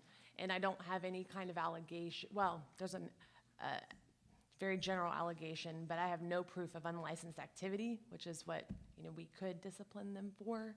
But I can close and flag the complaint. If this person were to ever apply, they would have to address this complaint and respond to it. Second. All right, Mr. Bloom, on case 31. So is there a statute of limitations on close and flag? Not that I know of. Kate, no. All right, the motion by Mr. Bloom, seconded by Ms. Hills, that this case and the license, the entity involved in it, that file be closed and flagged. Is there discussion on the motion? Let's vote then. Those in favor of that motion vote aye. Aye. Those opposed, no. The motion passes unanimously. Mr. Wood, case 36. My question on 36, 37, the question had to be, it said the complainant was filing on behalf of his son that had a bad transaction. And that was my question, can somebody else file on somebody else's behalf? I see it all the time. Complainants filing on behalf of other people, maybe their elderly parent or even This wasn't that, they just said it was my son's transaction, and so they Correct. don't want to do anything, but I'm gonna try. the son, correct, did not. Is that, I guess, are we supposed to be doing that? Because to me, that's a scary precedence. I mean, so if I overhear a conversation at lunch today, and they don't, I'm not gonna turn it in, but, I've proven today I can be an asshole, so I might want to turn it in, so. So can I just start filing complaints, everything I hear? I just think that's a scary precedent, so. I mean, anyone can file a complaint about anything, and we have to bring it to the commission. Yeah. Yeah, I was just gonna say, I see these a lot as well. I do not enjoy getting complaints filed on alleged aggrieved parties or on their behalf, or sometimes without even their knowledge. Yeah. I don't believe there's anything in the statute that would prevent the commission from hearing those complaints. However, from a legal perspective, it does make it that much harder to investigate and get worthwhile information on it. So I think it decreases the chances of discipline, but they are allowed to do it. Okay, I want to move to dismiss 36 in the 37. They're both tied together. All right, the motion by Mr. Wood, seconded by Ms. Hills, that is to dismiss Except legal counsel, yeah, legal counsel's recommendation. items number, or complaints numbers 36 and 37 per council recommendation. Let's vote. Those in favor, vote aye. Aye. Those opposed, no. The motion passes unanimously. All right, thank you, Ms. Smith. Thank you. All right, I'm going to step outside the legal report now, and let's go back to commission discussions. We're going to take a break in less than 30 minutes, okay? For audience's information, the cases that these attorneys think are worthy of discussion will appear, and we'll talk about after lunch. Then we'll get more specific or have more cases to talk about. All right, in no particular order, Bobby, you wanted to talk about the legal summary we've just discussed and timeshares? Apparently, I'm on the timeshare bandwagon today. Okay. But really, this was a good thing, and this is more if the other commissioners are okay with this, because we had a lot of these complaints that came in, and a lot of them that the time limit had expired on when they can actually file a complaint. But y'all still went through the process and had to do all the paperwork. Would it be okay? Is there anything wrong if we directed them to just say, if it's outside the time complaint, just put that and move on, and don't spend any more time on it? Is that a good thing? That would be wonderful. We would like that. I just made a whole carload of people happy, didn't I, right there? I think we've all suggested Does their it. boss agree? Okay. Right, that's. Okay. Okay. Well, can we just say, if that's okay with the higher-ups, are y'all okay with that? Yeah. And we had a lot last month, too. Yeah. Or this month. Yeah. This is the most I've ever seen. Yeah. So, Bobby, so a complaint comes in, and the event occurred in 2016, let's say, 2015. 15, yeah. Just like council to send a letter back to the complainant and say, I'm sorry, it's too late for you to file a complaint? I don't care. I just don't want it on my report to read every month. However they want to do it, if they want to send a letter and say you're out of the statute, move on, I'm good with that, if they're allowed to do that. But the least they'll do is just make the summary, all it says is outside the time limit, and we move on. Yeah. And put it on the consent agenda. Chief Counsel Micken, would you like to give us your thoughts on this, or you just like to whisper in people's ears back there? Occasionally have to twist a few arms, but yeah. So I was just making sure that as agents, as real estate brokers, broker community we are in the service industry, so we make sure that our client is on board with anything before we do anything. So I was just checking with Caitlin to understand that that's okay with her. My understanding of Commissioner Wood's suggestion would be that we would still put these cases on the consent agenda, but instead of spending the time to summarize them, we would just have something brief that just, here's a complaint number. I'm fine with that. If that helps y'all log the complaint and close the complaint, right. I'm fine with that. Because technically, when we get a complaint, you all are the folks that decide how we dispose of that complaint. So if that's okay with you, we can work out the details, but it would be much simpler for those complaints that are already, the statute of limitations is already run, just something very brief. Here's a complaint number, and then outside the statute. So, Bob, you don't see any reason for the respondent to have to reply? No, I mean, if it's outside the time limit, it's outside. It's over. They'd still get a letter at the conclusion after we would dismiss it. Then they'd get the letter saying it got dismissed because you're outside the statute. According to the statute, they'd still have to respond as a licensee. They're required to respond. We're required to give them notice. Okay. And I'd like to make one note. I know with some of my cases, a lot of times I don't even realize it's outside the statute of limitations until I get the respondent's response. That's true. So it's helpful. Never, yeah. But we can just definitely put a very, couple sentences there. And I know for me, if there's ever something that's just a terrible if it would have been a terrible violation, I'd probably throw that in so you could see it. But otherwise, I think that is a great idea. It would save us a lot of time, and we probably get through a lot more. I'm like, just let common sense prevail. And yeah. Let's just, you are however right. you got to do it, just do it. tell us they bought their timeshare in 1988. Many- It's Yeah. the respondent that tells us Yeah, that. and that's fine, that's fine. And then, when you get that information, just put that on the summary and we move on. Okay. Oh, and then my other thing really had a little bit to do with timeshare too. Apparently, somebody has put the word out that it's somewhere in this book that it is illegal to use high-pressure sales techniques, because that is on every single complaint. And I'm just making sure I've not missed something, that there's nothing in this book that says you can't use high-pressure sales techniques. Because that's, the words got out on that somehow, so. And I know it's not, I don't just use those words because it's easy. every Literally, complaint. it's on the complaint, or I would try to be more creative. With respect to the questions you were asking earlier about these timeshare relief companies, I don't doubt that there are some, I guess, that are buying and selling, but the vast majority, if not every single one I get, where it's obvious that a third party has had some hand in it, I don't believe they're buying and selling anything. They are coaching these people on what to say, or rather, they're just saying to the owners, send us your information, we're going to plug it into this template we have, and then we'll send it out to all of the possible parties that could help you get out of this. Sometimes it works, sometimes it doesn't. It's about 50-50, but I haven't dealt with anybody buying and selling. They're just coaching them on the words to use, which is usually high-pressure sales tactics. But you have run into situations where somebody says, I want out, and they say, we'll let you out of this one, but we'll convert you to another. I have seen where they will let them out of their most recent upgrade purchase, but not the underlying timeshare interval purchase itself. Everything. Someday I'll get a handle on this, maybe. I don't know. All right, other discussion, Bobby, on that particular topic? Nope, I'm done. Okay.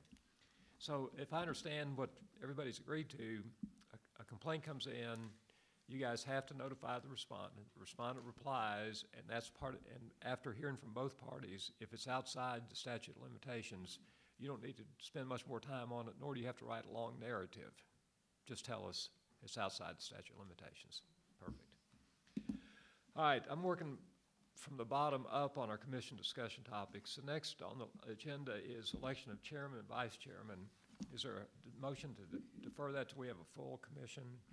What do you think that will be? Well, I hope next month. It's the third time you not ready? Well, so that's on the agenda at this point. If there's a motion, we'll move with it. If there's not, we'll discuss it. Make a motion, not only that we do it today, but that John Grease is chairman. Second. Let's do this. I want to bifurcate that question, Ms. Frank. I bifurcate. I make the motion, we do the elections today. All right, the motion on the floor is to go ahead and handle elections today. And Ms. Taylor made that motion, Ms. Hill seconded that motion. Discussion on that motion. We've put it off 3 times, waiting for the full commission, and we just don't seem to be having it. So I think it's time. All right, other discussion on the motion. Let's vote. Those in favor of that motion, vote aye. Aye. Those opposed, no. All right, so it's on the agenda. We're going to handle it. Ms. Taylor. I make the motion that John Grease is elected chairman. Second. We all second. The motion by Ms. Taylor is seconded by Ms. Nominations cease. Surely to goodness somebody else thinks they'd like to do this for a while. I can promise you, nobody else wants it. You're doing a great job, John. All right, other nominations. Oh, no. For the chair, this is for the chair. Call for the question. You call for the question. All right, Mr. Bloom calls for the question. The motion, if approved, would once again elect this chairman as your next year's chairman as well. Those in favor of the motion vote aye. Aye. Those opposed, no. That motion passes unanimously.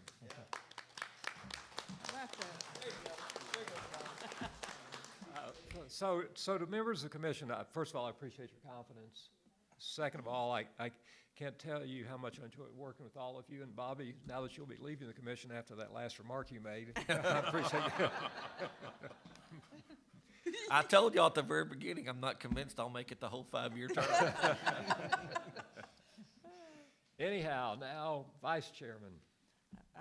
I nominate Commissioner Franks.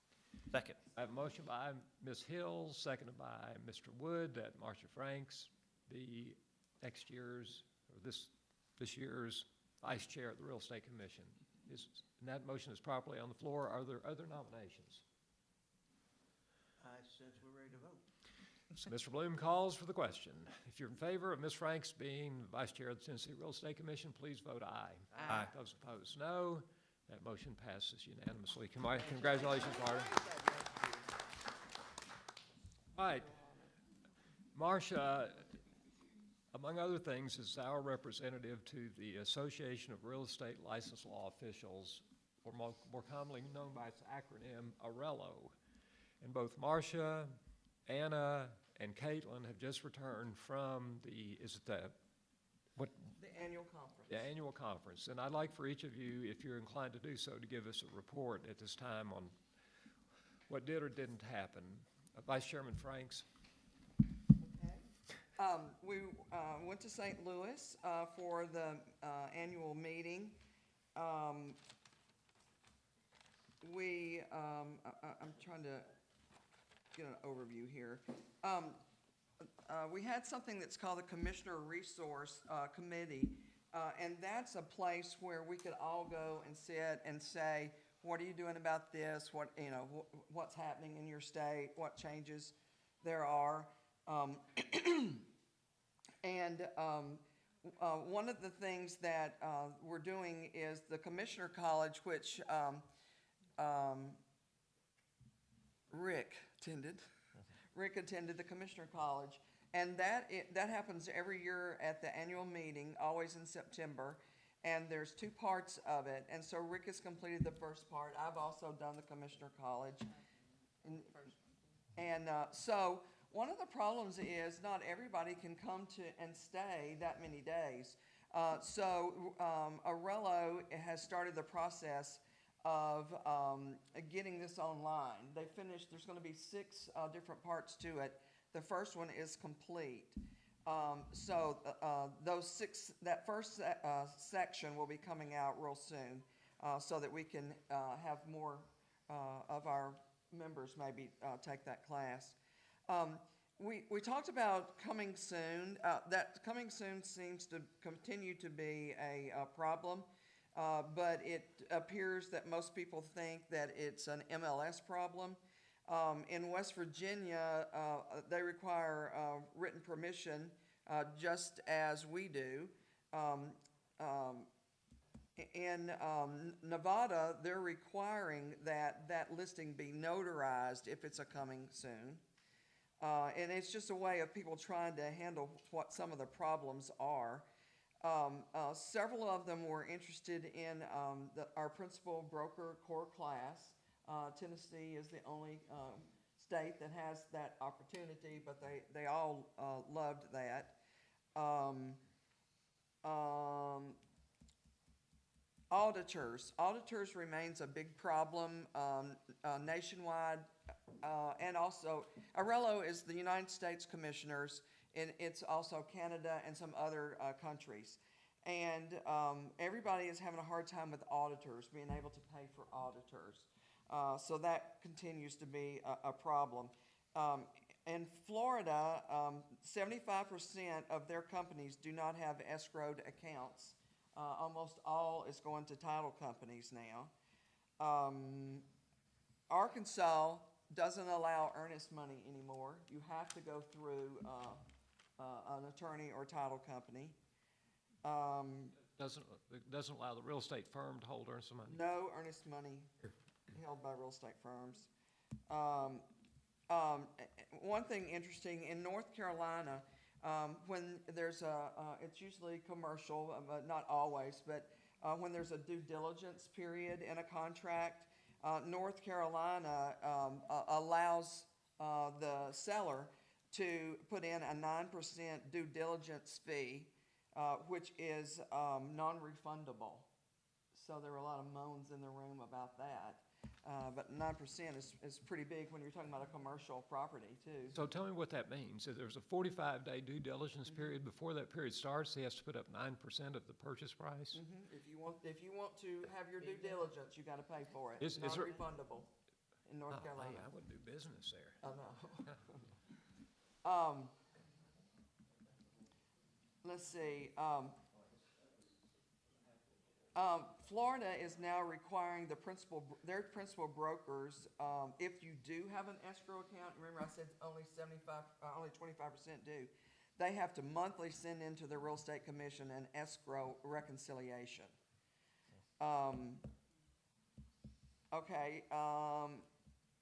In Florida, they have made unlicensed activity a third-degree felony.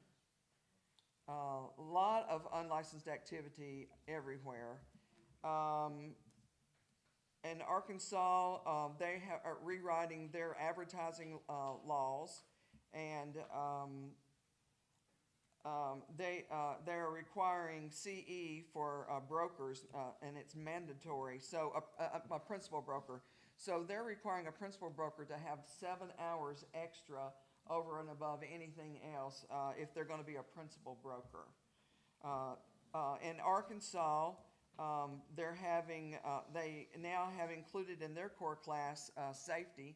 As you recall, a realtor from Arkansas was murdered showing a house. So now that's mandatory in Arkansas. Everybody's trying to increase CE everywhere. One thing I found that was shocking to me is that now they say that online education for affiliate license score higher on online classes than sitting in a classroom. We discussed that, and they thought that maybe it was because you can, in a big classroom, there's lots of stuff going on, so maybe they are getting more out of it, And in Maryland, they've started a new thing. Before you can even take the affiliate broker's exam, you have to pass a competency test to see if you. Really? Another one afterwards? Well, I saw, I won't speak to who it was, but we had one thing where the person had handwritten, and I couldn't read it, and so I was thinking, oh my goodness, this person couldn't even write. But in Nevada, they have a permit attached to your license. If you're a principal broker, they require more education. A lot of talk about property management. Several states are, not several, but some states are licensing property management separate from just a real estate license, and everybody's requiring more education for that. We talked about virtual offices, and there are some states, North Carolina and Montana and Texas, do not require a brick and mortar building anymore because of the move towards virtual offices. We discussed how does they still have principal brokers, but how, and usually these companies are very large, the virtual companies. And, it does put the principal broker under a lot of responsibility. Teams, though, remains a big discussion and problem. Mississippi has team leaders. They have to have a license through their not through their broker, but they have to have a certificate at their real estate commission. And also in Mississippi, a new thing is their team leader has to have a broker license. And then if there's a problem about the team, that person, the broker, the team leader, and the principal broker are charged.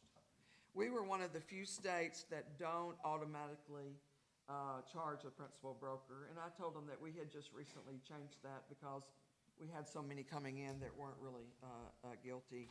I am on the District 2. There's 12 states and 4 countries that are in our District 2. And I am now I'm on the board of directors because I'm a board of director for District 2. I'm also on the governance committee, and next year I'll also be on the finance committee. So we had a really good meeting too. It was the 50th anniversary of fair housing. We had a great speaker on that, and then we had someone from HUD that came. It was put everybody to sleep. It was really hard. I mean, the first person was a teacher and an instructor and did a great job. The second one, it was just so much information. But You said it was so boring? it was so boring. Okay, just want to make sure I heard you right. They're seeing the most cases come from disabilities, people with disabilities. They get a lot of complaints about that. They had 8,000 of those last year. They're getting complaints on Facebook discrimination, and HUD has filed a formal complaint against Facebook. They also were about to file a formal complaint against Craigslist, but Craigslist agreed to do some filtering. So they're not filing a suit against them yet. I can tell you next in their sights is Zillow. Because one of the questions we had was, is Zillow legal in any state in the United States as to what they're doing? They're advertising without consumers okay to advertise. So we're going to be seeing some more about that. Advanced commissions. I told you that we would talk about that. Advanced commissions, nobody saw any problem with that at all. They saw it just like if you went in and gave your car title, that you could get advanced commission. It's not that they're paying a commission on an advanced commission. They're just loaning you money against you paying it back, actually. So nobody, and everybody was, nearly every state had that. And then the other thing was title companies dispensing commission checks. And every state thought that that was okay as long as the principal broker had given permission to that title company to write the check directly out of the title company checkbook. We're going to be, because I'm on the board of directors now, will be going to a leadership meeting in January. And then the next meetings in 2019, in April, is the mid-year meeting, and that's in Salt Lake City, Utah. And that's April 10 through 13. And then 2019 is the annual is in Denver. And then there's some others that we've agreed to on down the line. But being on the program committee, I get to help decide where these meetings are. I've been trying real hard to get Nashville. One of the reasons I was on the committee, I was trying to get Nashville to be a place for one of the meetings. But as it turns out, the hotels are too expensive there unless we go way, way out of Nashville. Because our budget's $200 a night, so you know you can't get a hotel in Nashville for that. So I also put in the pot Memphis and Knoxville, because those would both be great places. And if we can't come to Nashville, then maybe we could work something out in either Memphis or Knoxville. And people like that idea. So that concludes my report. Good job. Well, there's several things we want to talk about, but first of all, the January leadership meeting you mentioned. Were you expecting to pay that yourself to go to it? Yes. Mr. Wood, do you have a motion? I'd like to make the motion, since she's going and representing us, that we should reimburse or pay for Marcia's expenses going to that meeting. Second. All right, the motion by Mr. Wood is seconded by Mr. Bloom. Is there discussion on the motion? The motion, if approved by us and then by people in some big building in Nashville, would reimburse Vice Chairman Franks. Are you a chairman? Are you a vice chairman, or a vice chairperson, or a vice chairwoman? Oh, you mean for this? No, just how do we address you from now on? Just vice chair. Vice chair, okay. Vice Chair Franks. I think that means queen. Oh, yes. All right. Brown next time. Is there discussion? Let's vote. If you're in favor of that motion, vote aye.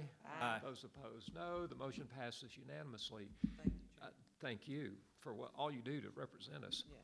wonderful report. Anna, do you have anything to add, or did we get a pretty comprehensive report from Ms. Frank?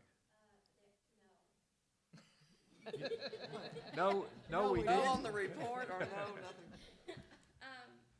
I don't have anything in specific to add to it. It was a great experience going for the first time. I got to meet a few of the other attorneys in different jurisdictions, and was able to network some, but Marcia was very comprehensive in her review.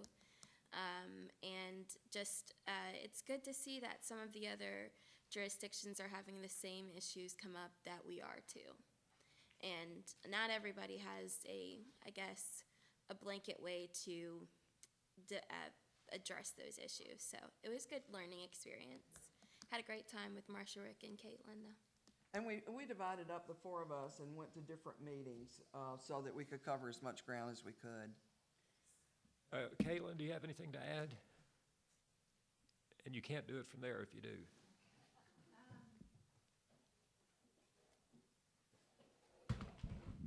Not much to add.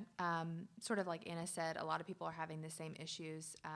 In my administrator roundtable, an issue that it seems like every state that has an education and recovery account is licensees or constituents having trouble accessing that. So that was a big topic at the administrator roundtable, what other states are doing with theirs, what's happening.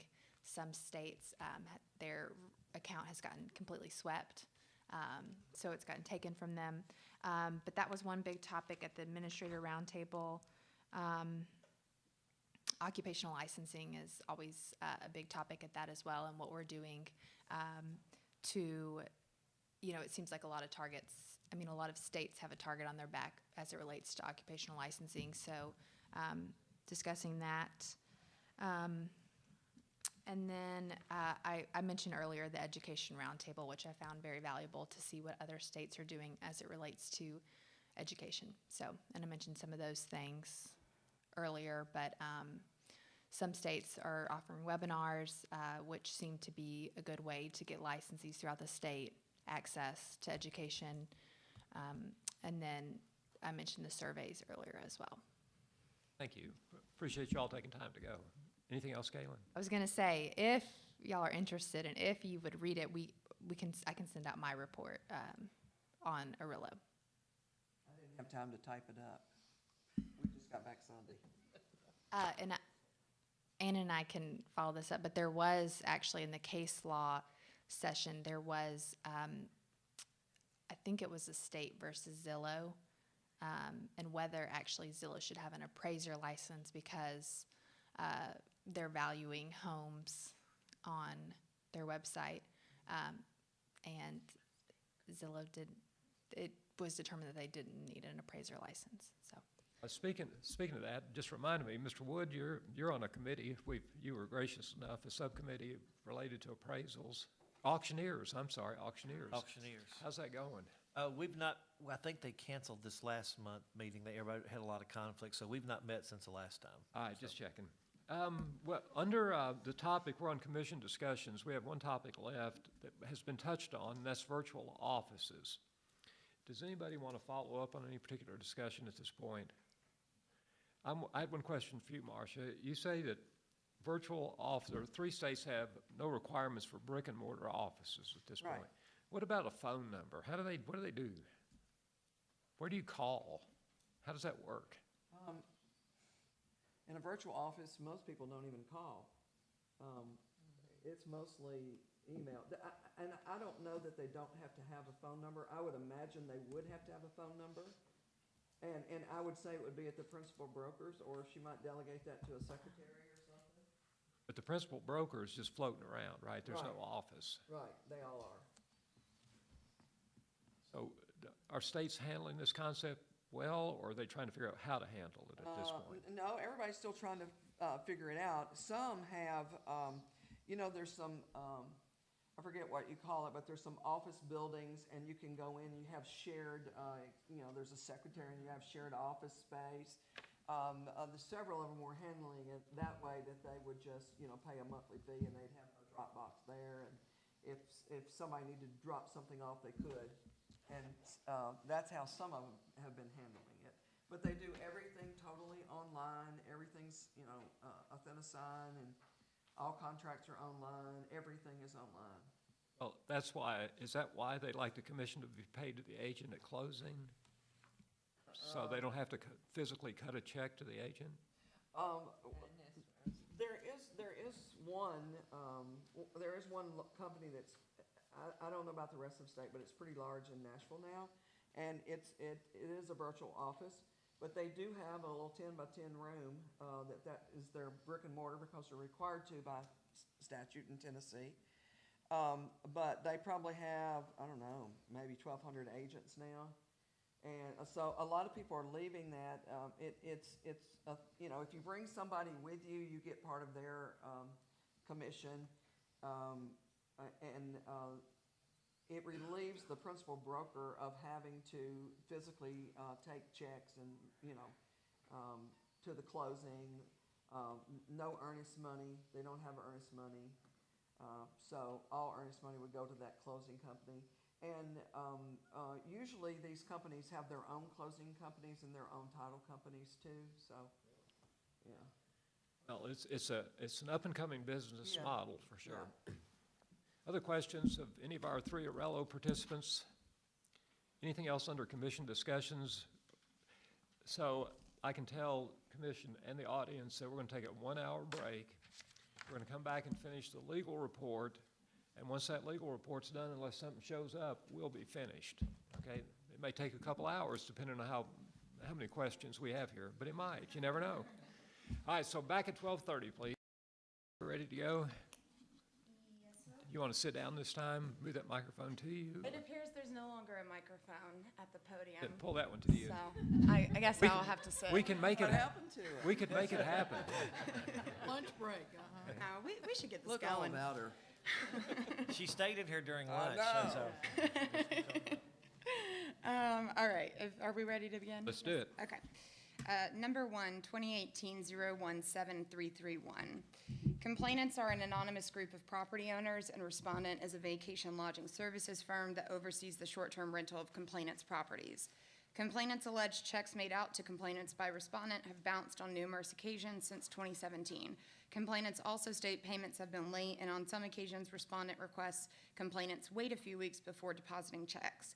Complainants state they are in the process of moving their business to a different firm, but they are worried that if they leave this firm, they will never receive their past due money. Respondent states that they may have missed a few late payments following a hospitalization, but that there are no outstanding payments due to any of the property owners. An audit of respondent's financial records revealed numerous issues. The auditor found several instances of returned checks due to insufficient funds, and on 9 such occasions, the records failed to establish whether or not the payments were rectified with the cabin owners. The records also show several transfers from the firm's escrow account to the firm's operating account and multiple cash withdrawals from the escrow account. Tennessee Code annotated 6213-104B7B5 authorizes the commission to take disciplinary action against a vacation lodging services licensee upon finding that the licensee has failed within a reasonable time to account for or remit any monies owed to others. Subsection B7B6 further authorizes disciplinary action upon finding that a licensee has failed to preserve accurate records of the firm's escrow account. Council recommends the commission authorize disciplinary action for respondent's failure to account for the 9 outstanding payments owed to the property owners. And my recommendation is for a consent order providing for the suspension of respondent's license until such time as respondent is able to provide proof of respondent's compliance with the above stated provisions of the Act. Move to approve council's recommendation. Okay, the motion by Ms. Franks is made, seconded by Ms. Hills, and that's to accept council's recommendation, which would be a suspension of respondent's license. Ms. Hills. So how will we notify, how many licensees would be under this, or who are the ones, since it's a vacation lodging service, who are the ones affected? It would be the firm's license itself, so anybody that's working at that firm. It is my understanding that it's a very small operation and that the only employees are also the owners of the firm. I could be wrong about that, but I haven't seen any, unrelated agents affiliated there. So, Kelsey, could you tell us how we know what a vacation lodging service looks like? What characteristics does that license have? Essentially, a VLS license is for a company or an individual that rents properties. It's typically cabins or condos. But the key factor is it has to be for a term of less than 14 or less, 14 nights or less. If it goes beyond that, I think that would fall more under property management. But for VLS, it's on a nightly basis, 14 nights or less. So if I'm in Gatlinburg, let's say, it's possible I rent a cabin up there. It might be from a vacation lodging service operation. Yes. So what I'm confused about in your recommendation is that you suggest we suspend this firm's license until they get this stuff right. Did you think about just taking their license? I did. That is a very extreme penalty. I mean, that is... So is keeping people's money. I agree. The reason that I'm leaning towards suspension, beyond the fact that revocation, I mean, that's the biggest penalty this commission can hand out. Another reason I'm leaning towards suspension is we don't know for a fact that the cabin owners didn't receive their money. It's just that this firm doesn't have proof or records one way or the other. So until they can maybe obtain a statement from those owners saying everything's been cleared up, or they can find financial records that show on their end they paid the owners, that's on them. If they can show us that they are in compliance, then great. But otherwise, I would recommend that they are not in this business in the meantime. But they said they didn't have the information, right? The auditor was unable to find that information. They were cooperative in the audit. In her words, it was a mess, the records. And Commissioner Wood did ask before we got here, he gave me a heads up, one of his questions, I believe was, I'll let you say It had the money that was coming out of the escrow and going, and it was checks that were coming out, multiple things. And I was just asking, are they taking those checks to move them to their regular operating because maybe they had earned that, or are they paying the electric bill? Right, and that's the issue, is it's not clear what they were doing. The key issue to me is that they just did not adequately maintain their records. Is there not a fine or something that we could give to them? There could be a fine. I would think it's unlikely that they would be able to pay it given their current financial situation. Oh, but there could be a fine. But that's everybody. I mean, you know. Agreed. But I mean, more likely than not, if they are unable to pay a civil penalty, it would go into litigation, possibly resulting in either them being referred to collections or suspension or revocation. I think at the end of the day, most likely their license would wind up suspended. It's just a matter of, do we want to litigate that or offer them the opportunity to voluntarily surrender it until they can show us proof? And how much time would you give them to provide that proof? It would be indefinite. We'd say you're suspended until you can clear this up with us. I would rather put the onus on them to show that they're in compliance. We could suspend it, and at some point they say, look, we can prove all this stuff, and then we have to say yes or no? Do we say that, or do you say, okay, you've made us feel good, now you've given us all these records? Or it would come to legal, and I would consult with Caitlin and with the auditor as well. However, if you wanted us to represent it, I think we could. Again, I just don't know, when are they going to do this?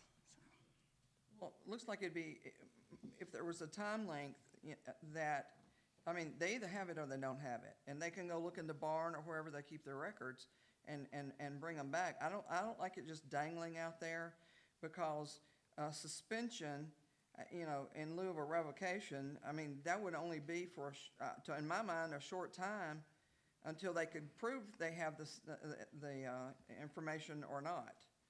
So, I mean, I wouldn't want to just leave it dangling. I think we should give them a length of time and have it in by this certain time, or we're gonna revoke your license. Well, their license expires November 6th, of 19. Yeah.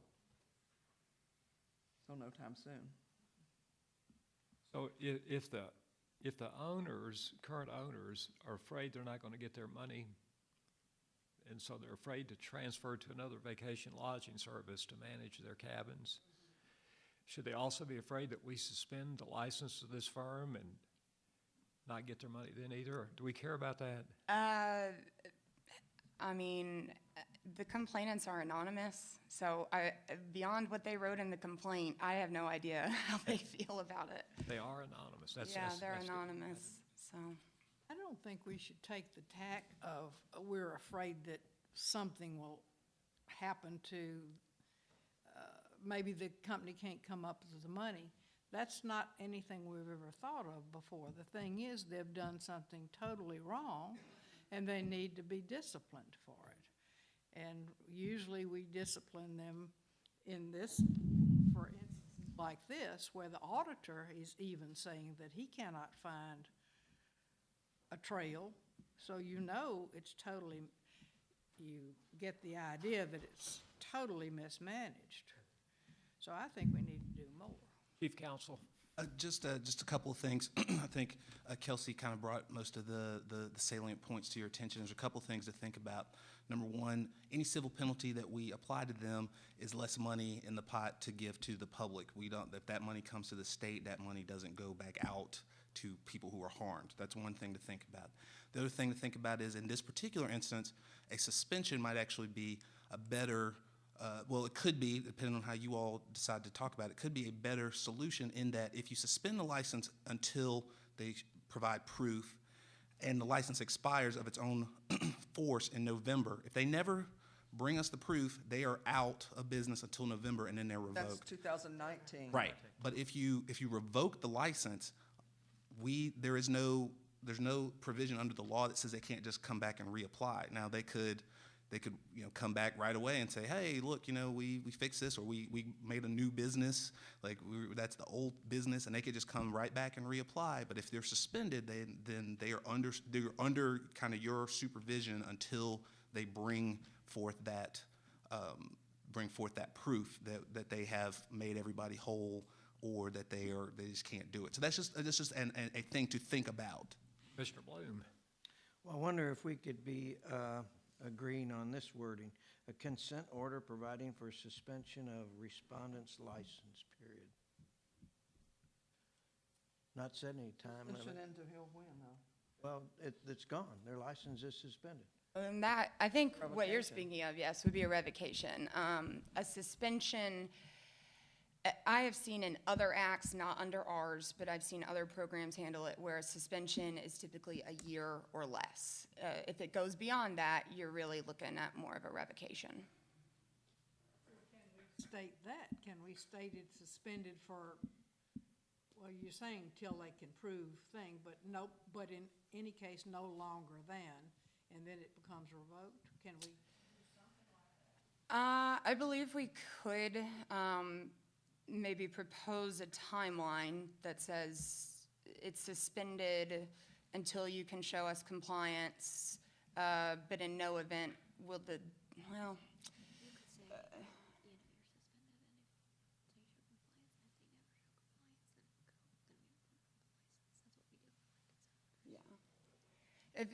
we could say if they fail to show compliance within, I don't know, 6 months, then it's going to be automatically revoked. But we'll give them 6 months to fix their issues.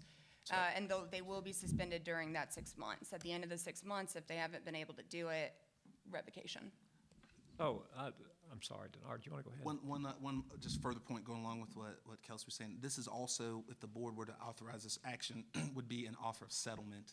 They kind of have 30 days to think about it, and then at that point, formal charges will be authorized. And so, we could, if they don't respond at all, we can then just go to a formal hearing. We want them suspended today. Right, I understand that, but Perhaps. Perhaps. So we have anonymous complainants. We've got a vacation lodging service owner who said he's paid everybody that's owed. The only thing I know with certainty is that our auditor determined on at least 9 different occasions checks were written that bounced. And another option we might have is just to offer a civil penalty of like $1,000 per each event that our auditor has confirmed. And that offer of, say, $9,000 civil penalty would go to the respondent, who has 30 days to decide whether they want to appeal it or pay it. The downside to that is it doesn't necessarily protect the consumer, but I think it might get its attention more than a suspension, especially, I don't know where this is, but in the mountains of East Tennessee that I'm familiar with, there are a lot of people doing vacation lodging without a license, period.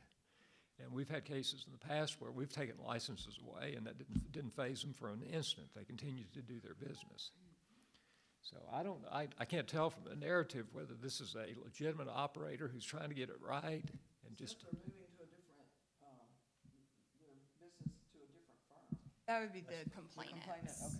Okay. I can say that they are a legitimate operation, albeit a flawed one. And I believe the auditor agreed with me that it appears that they are trying, but perhaps in over their heads. This is speculation, but I don't believe they are trying to defraud people. But they clearly have issues in operating their business. Oh, one bounce check is one thing, but 9, that doesn't show me that they're making any attempts to do what they're supposed to be doing. I agree, and again, I just want to stress, it is possible that these cabin owners have been paid and they just don't have the records to show it. Well, It is a possibility. There were other instances of bounced checks where those accounts were rectified in a pretty timely manner. There were 9 instances where we couldn't say one way or the other what happened. So I'm just talking out loud, but if we offered him a civil penalty of $1,000 per 9 bounce checks, and he came, or she came back and said, hey, you got it wrong, we've paid them all back, and here are the canceled checks. You guys occasionally come back to us with additional information on particular cases. We could, however, we already have 9 clear violations. Even if they were to show us today, no, I paid it, it does still stand that technically there are still violations because they failed to adequately maintain those records. I think this is sort of well, it's different, but similarly to what I was saying earlier to Commissioner Taylor is, in this situation, yes, that would be a technical violation. But at the end of the day, we're trying to protect consumers. If they can show us that they are in compliance, then I would say that's the end goal. But they would still technically be in violation even if they were able to show us the compliance today. So I don't know that I would actually represent that because, the violation would still be there. You don't know if there's been any criminal charges either. I don't believe there have, but I couldn't say for sure. Do you think the auditor kept track of the 9 checks that were bounced? There surely were payees on those checks. Yeah, we know who the payees are, yes. We know who the account holders are. And you get those online. It would take me 2 minutes to go look up a check out of my account. I don't know if they were using online banking at this firm. Doesn't sound like they're using any kind of system. That's for them to prove. It's not for us to. The complainants are anonymous, and yet we've got their names on copies of checks. I don't know for sure that the complainants are those I don't know for sure that the complainants are those payees. They could be, but with anonymous complainants, I just don't know. Montaigne. Well, the way I see it, the auditor has found 9 issues, period. If nothing else is there, the auditor has found 9 issues, and we need to do something about those issues. End of story. Now, it's not the end of the story. Now, what do we do with it? I think that John's idea of the $9,000 per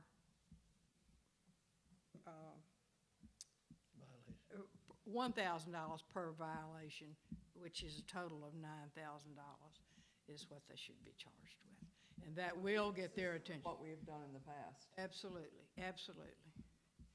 So, and I don't know the violation number here. Would it be the same one, 6213? Would it be that same thing? It would be under, no, actually, the disciplinary authorization for vacation lodging services is different from the one for brokers. I think it would be under 104. That's where the vacation lodging services exception exists.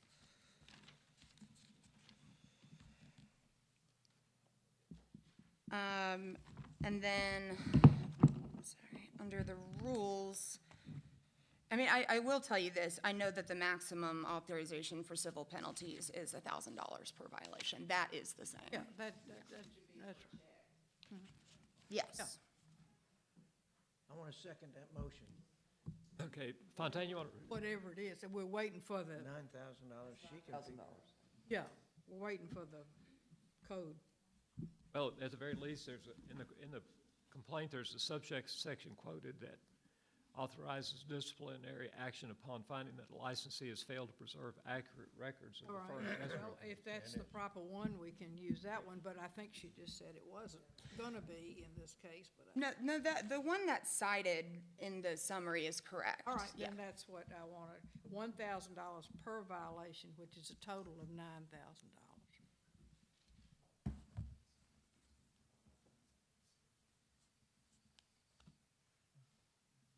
Counsel, you all can critique the Oh, I motion was if just, you'd we were like. curious, does that motion include suspension or not? Yes, until this is, yes. So a $9,000 civil penalty plus suspension until such time as they are able to show us compliance? Right. Okay, and then would there be a definite term on the suspension or indefinite? Well, until, the suspension would be until they're able to prove the point. But Okay. they've already Make it up to 1 found. year. Yeah, they've always found it up to a year, but they've already found that they are definitely in violation of 9 issues, 9 things. If they don't Mhm. pay it. Then they're gone.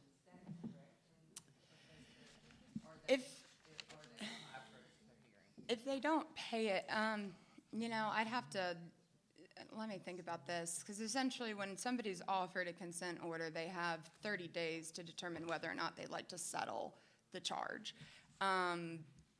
This could be an issue where they'd be able to say, we can pay the $9,000, but we can't show you the records, or we can show you the records, but we can't pay the $9,000. And in any event, I very much see this going towards a formal hearing if we try and penalize, if the commission penalizes them $9,000 plus suspension. It would go to a formal hearing almost indefinitely. Then they'll own an attorney shortly. too. Well, but you know. There's let's nothing think- wrong with a formal No, hearing. there's not, but I don't think, well, Consistent with what we it wouldn't be usually, settled. what we usually do would be the $1,000, right? Mm-hmm. And without the suspension, that's correct? So just to keep us on better ground, I think we'll do it to total of $9,000 and forget the suspension. But I'd rather they be suspended and stopped from this activity than to get the money. It might be helpful to just reference, in the rules, if you turn to page 183, and these are the rules for vacation lodging services. At the very bottom of the page, starting with number 3, that sets forth the factors for the commission to consider when determining whether or not to assess a civil penalty. And those include whether the amount imposed will be a substantial economic deterrent, the circumstances leading to the violation, the severity of the violation, and risk of harm to the public, economic benefits gained by the violator as a result of noncompliance, and the interest of the public.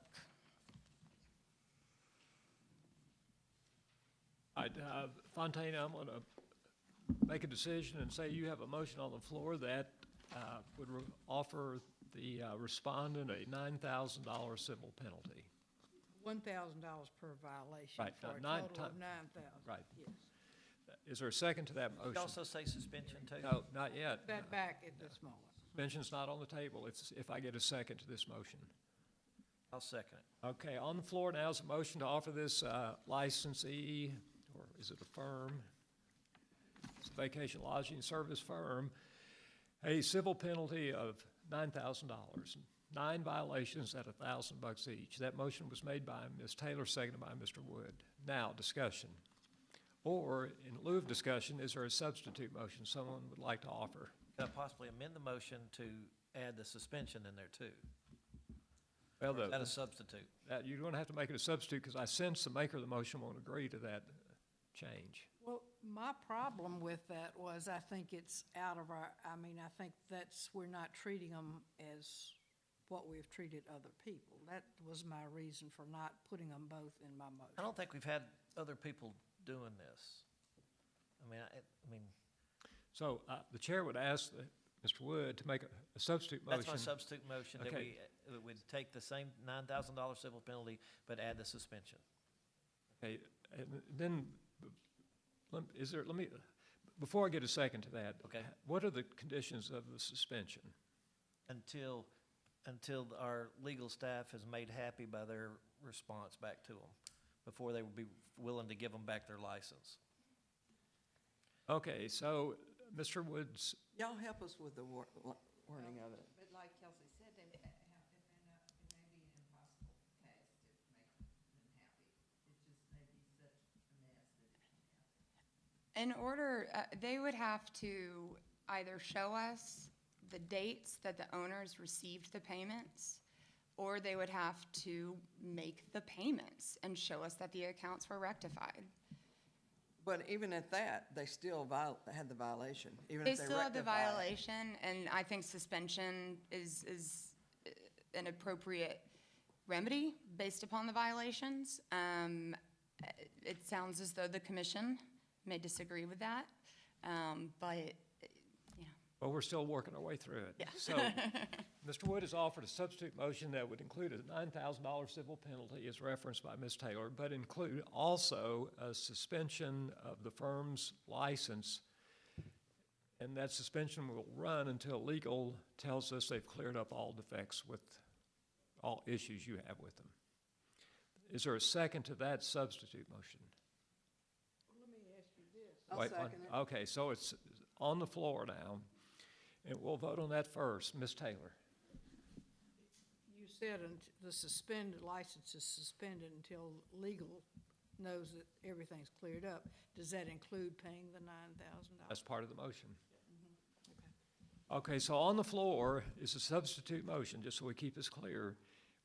If a majority of this commission votes for this substitute motion, then the license, or the firm will be offered a $9,000 civil penalty and be instructed their license is suspended pending or until legal is comfortable that all deficiencies have been satisfied.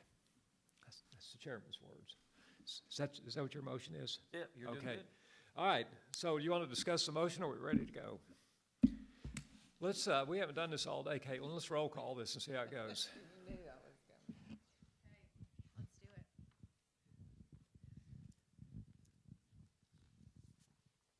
I don't even have to move. Other microphone. If you're in favor of Mr. Wood's motion, you'll vote aye. If you're opposed, you'll vote no. If Mr. Wood's motion fails, then we go back to the initial motion.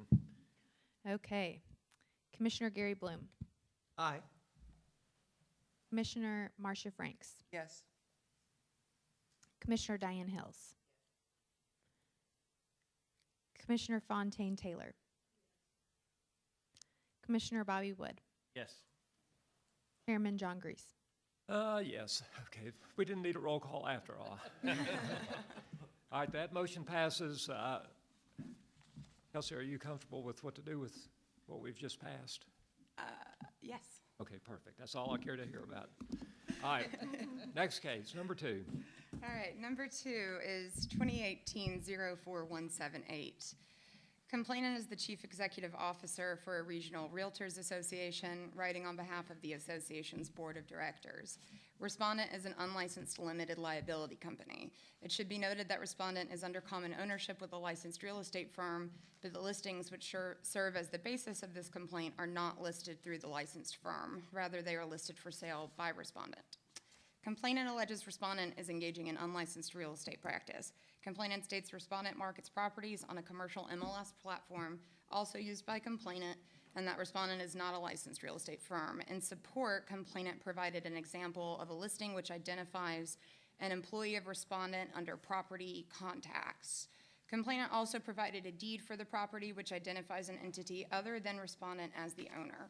Council is unable to locate any listings made by Respondent on the MLS platform insofar as it is visible to the public, but did find some listings on Respondent's website. Also attached to the complaint was an email written by one of the directors for Complainant, alerting other members of the board to Respondent's alleged unlicensed activity. The email was also copied to the owner of Respondent, who replied that they are acting within the exception provided to corporations under Tennessee Code annotated 62-13-104. Respondent answered the complaint through an attorney. Counsel for Respondent states Respondent is under common ownership with the entities that own all of the properties listed by Respondent. They state that the individuals who are listed on marketing materials are all employees of Respondent, and that Respondent's employees do not receive any commissions in connection with the marketing or leasing activities.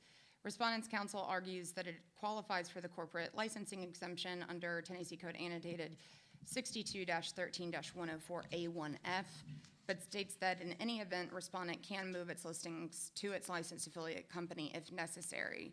A 2014 opinion of the Attorney General clearly establishes that the exemption provided to corporations under 62-13-104A1F does not apply to limited liability companies.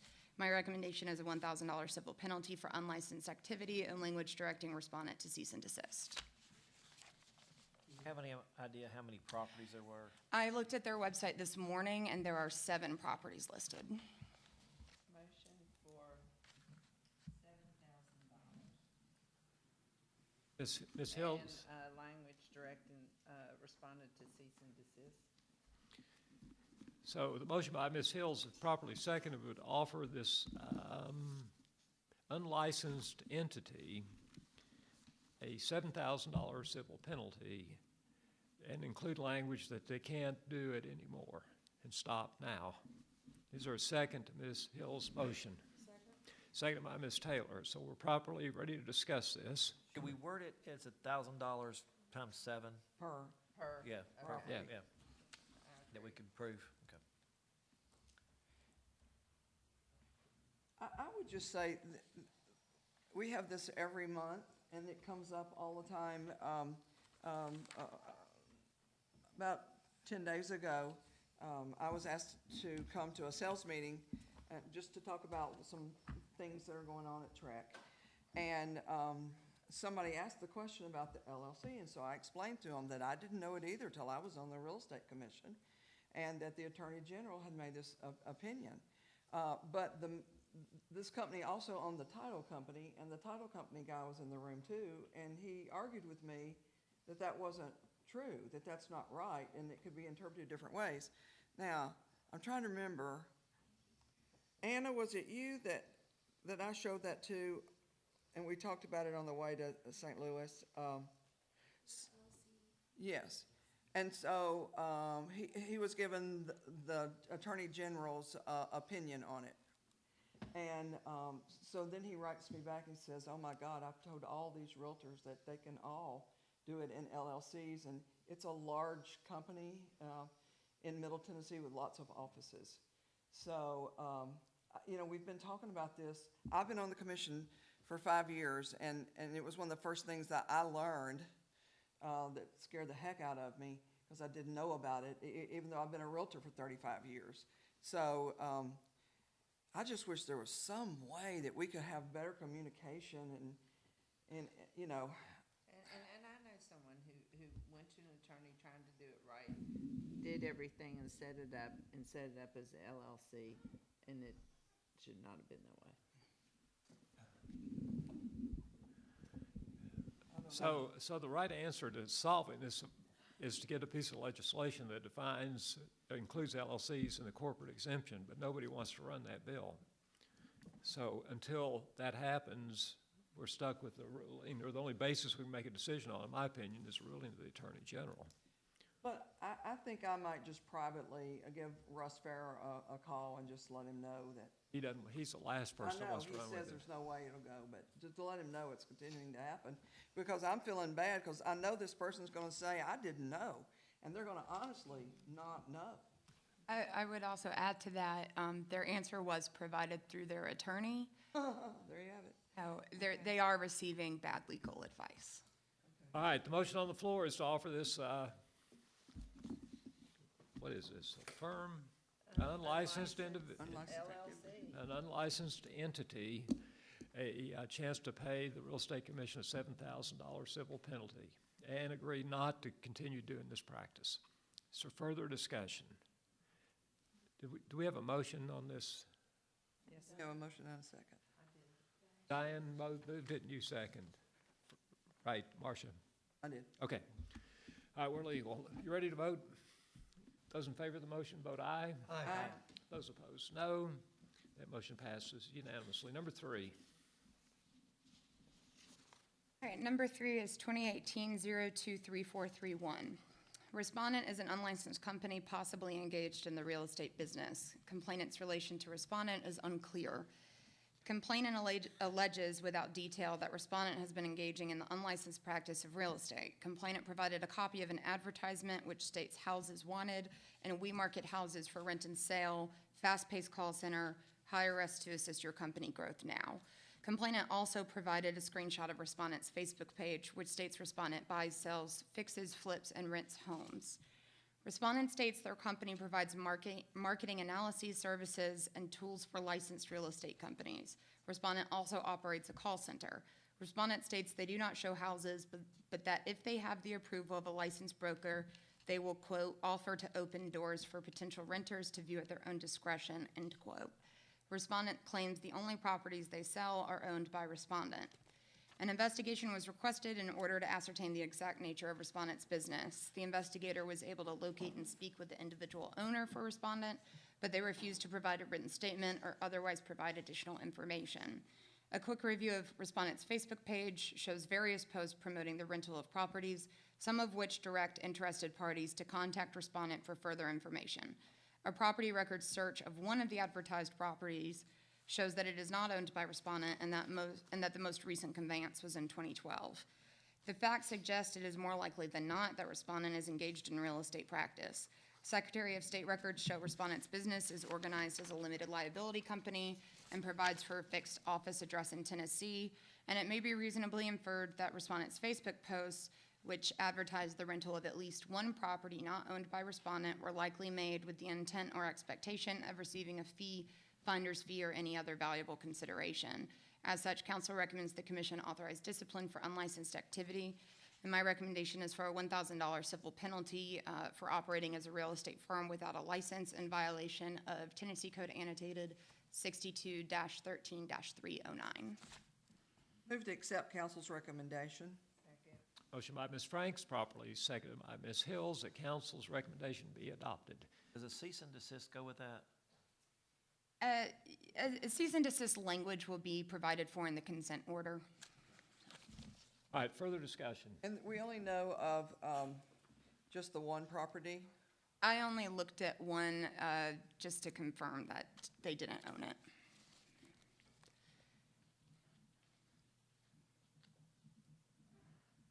Anything else, Marcia? Okay, let's vote. Those in favor of the motion vote aye. Aye. Those opposed, no. The motion passes unanimously. Number 4. Number 4 is 2018-023411. Respondent is the owner and purportedly the sole employee of the unlicensed company in the complaint above. Respondent states they are a facilitator and that their company was organized to provide marketing analysis services for licensed real estate companies. Respondent states they also provide home repair and contracting services for projects under $10,000. Respondent states they do not engage in any unlawful real estate transactions and that they only sell properties that they personally own. An investigation was requested in order to ascertain the exact nature of respondent's business. Respondent informed the investigator that they reiterated the statements made in their answer to the complaint and informed the investigator that they are the owner and sole employee of the company, but refused to provide any additional information. Respondent's refusal to cooperate in the investigation makes it unclear as to whether respondent's action meet the definition of broker requiring licensure under the Act. However, it may be reasonably inferred that respondent's Facebook post, which advertised the rental of at least one property not owned by respondent, was likely done for a fee, finder's fee, or any other valuable consideration, or with the intent of or expectation of receiving a fee, finder's fee, or any other valuable consideration.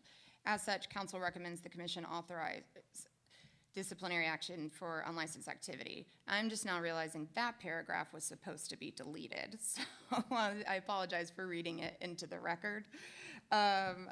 My actual recommendation is to close and flag, and that is because counsel notes that as the sole employee owner of the unlicensed company in the above complaint, respondent has likely acted as a broker without licensure. However, in light of the penalty recommended above, counsel recommends the commission dismiss this complaint and then flag the respondent's individual name should they ever apply for licensure in the future. And just to reiterate, my recommendation is to close and flag because this individual, as the sole owner of the unlicensed company, will be penalized through the action that you all just authorized.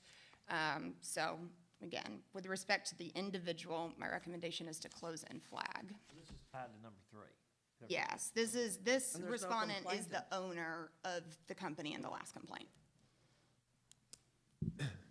I'll move we accept council's recommendation.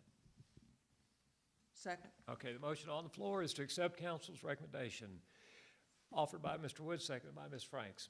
Mr. Bloom. Yeah, I don't understand the difference in the recommendation of 3 and 4. It's the same. So the difference is, well, and there's not really. The owner of the company in number 3 is the respondent in number 4.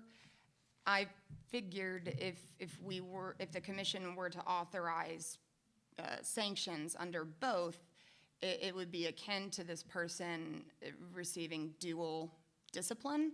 Whereas with the last LLC that the commission considered, well, that actually wound up being a $7,000 penalty. So, but I will note that there wasn't a complaint opened against the individual owners of that LLC. The only reason the complaint was opened against this individual owner is because their name happened to be mentioned in the complaint itself. We didn't receive 2 different ones. We received one complaint. It was open against the company and the person running the company. You know. Why would they ever apply for license if they just keep operating like this? They probably won't, would be my guess, unless perhaps they will realize from the consent order that will go out to the company that they in fact do need a license. They claim at this point in time they aren't doing anything illegal. They're going to find out otherwise very soon. Mr. Bloom, you may still be concerned. Well, I think the penalties ought to be the same. Council's argument is that the LLC and the individual are basically one and the same. But we have 2 complaints. Well, we don't know on number 4, who is, that there's no stated complainant. Are you saying it's the same complaint? Yes, we only received 1 complaint, and administratively, 2 were opened because the complaint happened to name this individual who is the owner of the company. And a firm. Yes, it named the firm and the owner. So if they hadn't named the owner, there would only be 1 complaint in front of you.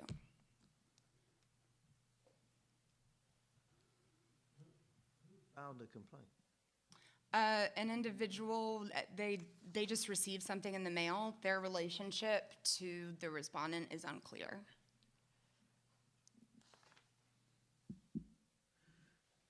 I'm not that I'm opposed to it. I don't understand it, so I just can't vote. So the complainant got an advertisement that said houses wanted. Was this online or was this a? It was a mailer. A mailer, okay. And so then this complainant probably looked up to see if this person had a license. Yes. And they did not. And then they sent it to us. They didn't provide any detail. They just said this is unlicensed activity, here's the advertisement. So if the firm is guilty, how is the individual not guilty then? That's Mr. Bloom's point. Yeah. And the short answer is they are. But again, just because, but for that administrative decision, there would only be one complaint in front of you. So. When you read a complaint, and that's what you've done here, you found that there was another issue, and that's why you made another. Legal actually is not who opens the complaints. I am not positive. I believe it's our centralized complaint department that makes the determination as to how many to open and against whom.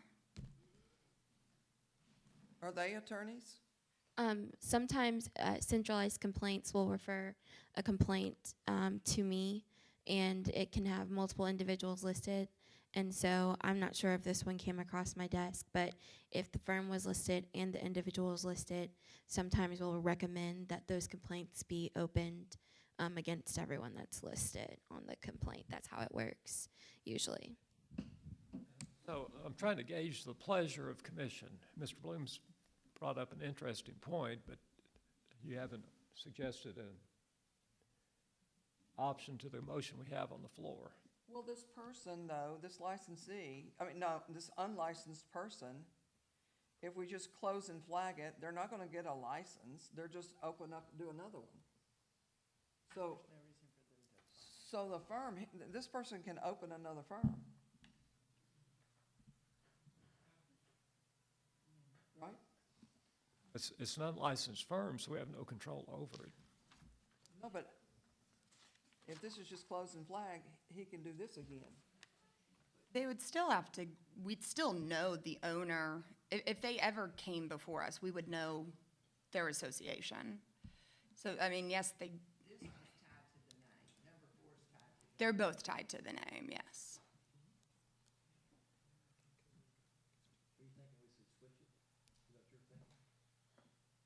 Take it off of the one we did and put it on this one? I'm just thinking we ought to do something to the person. So let's get something on the table, Commissioners. Let's see what we want to do. See how it works. Do you want to make a motion, Mr. Bloom, Ms. Franks? I will. I'll make a substitute motion that we have the same recommendation for 4 that we had for 3. All right, so a motion is on the floor now, offered by Mr. Bloom, seconded by Ms. Hills, that the unlicensed individual be offered a $1,000 consent agreement opportunity. Discussion on the motion. All right, hearing none, let's vote. If you're in favor of that motion, vote aye. Aye. If you're opposed, vote no. No. That motion passed on a 5 aye, 1 no vote. Was that you, Bobby? That was me. All right. All right. Number 5. Number 5, 2018-029-081. Complainant is anonymous. Respondent is an unlicensed individual holding themselves as a broker. Complainant alleges unlicensed real estate activity by respondent. In support, complainant provided a link to respondent's social media profile, which includes use of the word realty and the unequivocal statement that respondent is a real estate agent. Respondent has neither received nor applied for a real estate license in Tennessee. The profile also includes at least one property advertisement. Multiple attempts at delivering notice of the complaint were made to 2 possible addresses, but all mail has been returned to sender unclaimed. Council recommends the commission dismiss this complaint and flag respondent's name should they apply for licensure in the future. And again, the recommendation is to close and flag. Mr. Bloom. Is there any way we can do like cease and desist? If we could find them, we could, but we haven't been able to locate this individual. We tried to send them notice of the complaint. Everything's come back unclaimed. So if we close and flag, that means that they make application for a license later and you identify that person, and what happens? Does it come back before us, or? Yes. This complaint comes back? Not necessarily the complaint, but you all would be notified that this individual who has done unlicensed activity in the past is now applying, and They'd come before us before he got a license? Yeah, it would probably come in the form of an informal appearance if they applied. But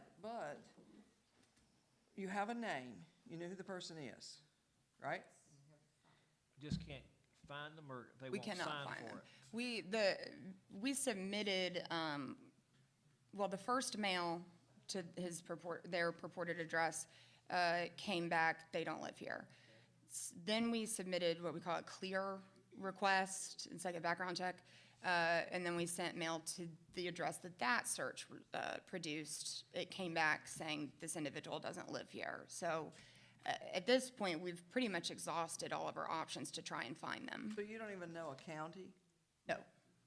Well, I mean, I suspect that, I suspect I do, but Well, again, is it something we can't could find turn them. over to the DA's office because they have more researchers? We could, I doubt they would take this. Yeah, but we don't want to hear that, because if it's something that needs to be turned over to the DA, it's just like we used to think that we couldn't rule much on a timeshare, but now we realize we can. And so this unlicensed activity, if we know who the person is and we know the county, why couldn't we turn it over to the DA? Because they're still out here doing unlicensed activity.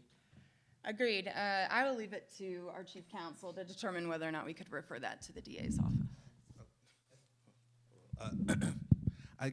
So the commission has the ability to refer to the DA. Now, internally, there's some things we could do to do that, to make that happen. The only thing is, in many cases, we will refer to the DA because the DA has already contacted us or something like that. In this case, we could send it to the DA and say, hey, we'd like you to take a look at this, but there's no guarantee that they will do anything about it. As far as I know, they haven't approached us to say, hey, because sometimes they'll say an issue is going on in a certain county and that they'd like us to look into it and we can work together. In this case, it's kind of a shot in the dark. If you all would like us to refer, we can absolutely do that, and then just kind of keep you apprised if we find something out. It just bothers me that here we have an unlicensed person, and nearly everybody in this room has gone to a lot of trouble to be licensed, and they're trying to do what's right. But then you got this bird right here, and he's doing nothing legally. And I just, I say lower the boom any way that we can lower the boom. Ms. Taylor.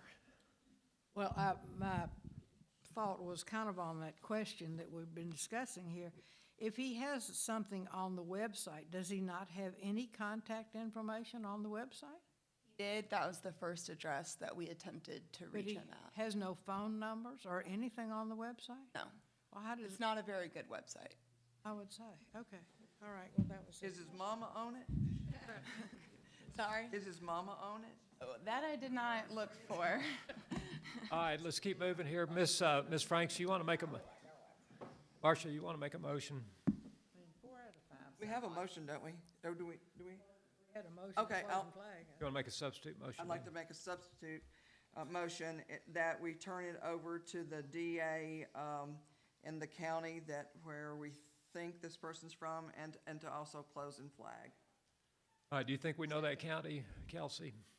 I believe we do. Okay. Yeah, I couldn't confirm Is there a it, but second? I've got an idea. Second by Ms. Hills.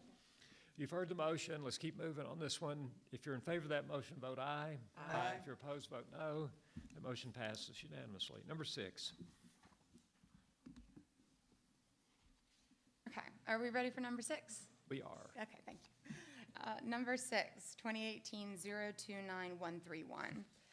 Complainant is a retired real estate agent and respondent is a licensed affiliate broker. Complainant is the former tenant of a rental property recently involved in a real estate transaction in which respondent acted as a facilitator. Complainant alleges that respondent, at least since 2016, has engaged and continues to engage in misleading and deceptive advertising practices. Complainant states respondent advertises only using their first name, omitting any reference to respondent's brokerage.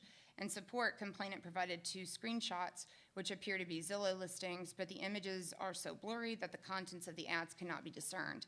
Complainant also provided an example of respondent's email signature, which includes respondent's name followed by a realtor designation, the name of respondent's firm, a specialist designation, and I'll note it is unclear if this is based on any certification or qualification, a brief statement of the types of property respondent specializes in, respondent's firm address, and finally, respondent's direct line phone number and email address.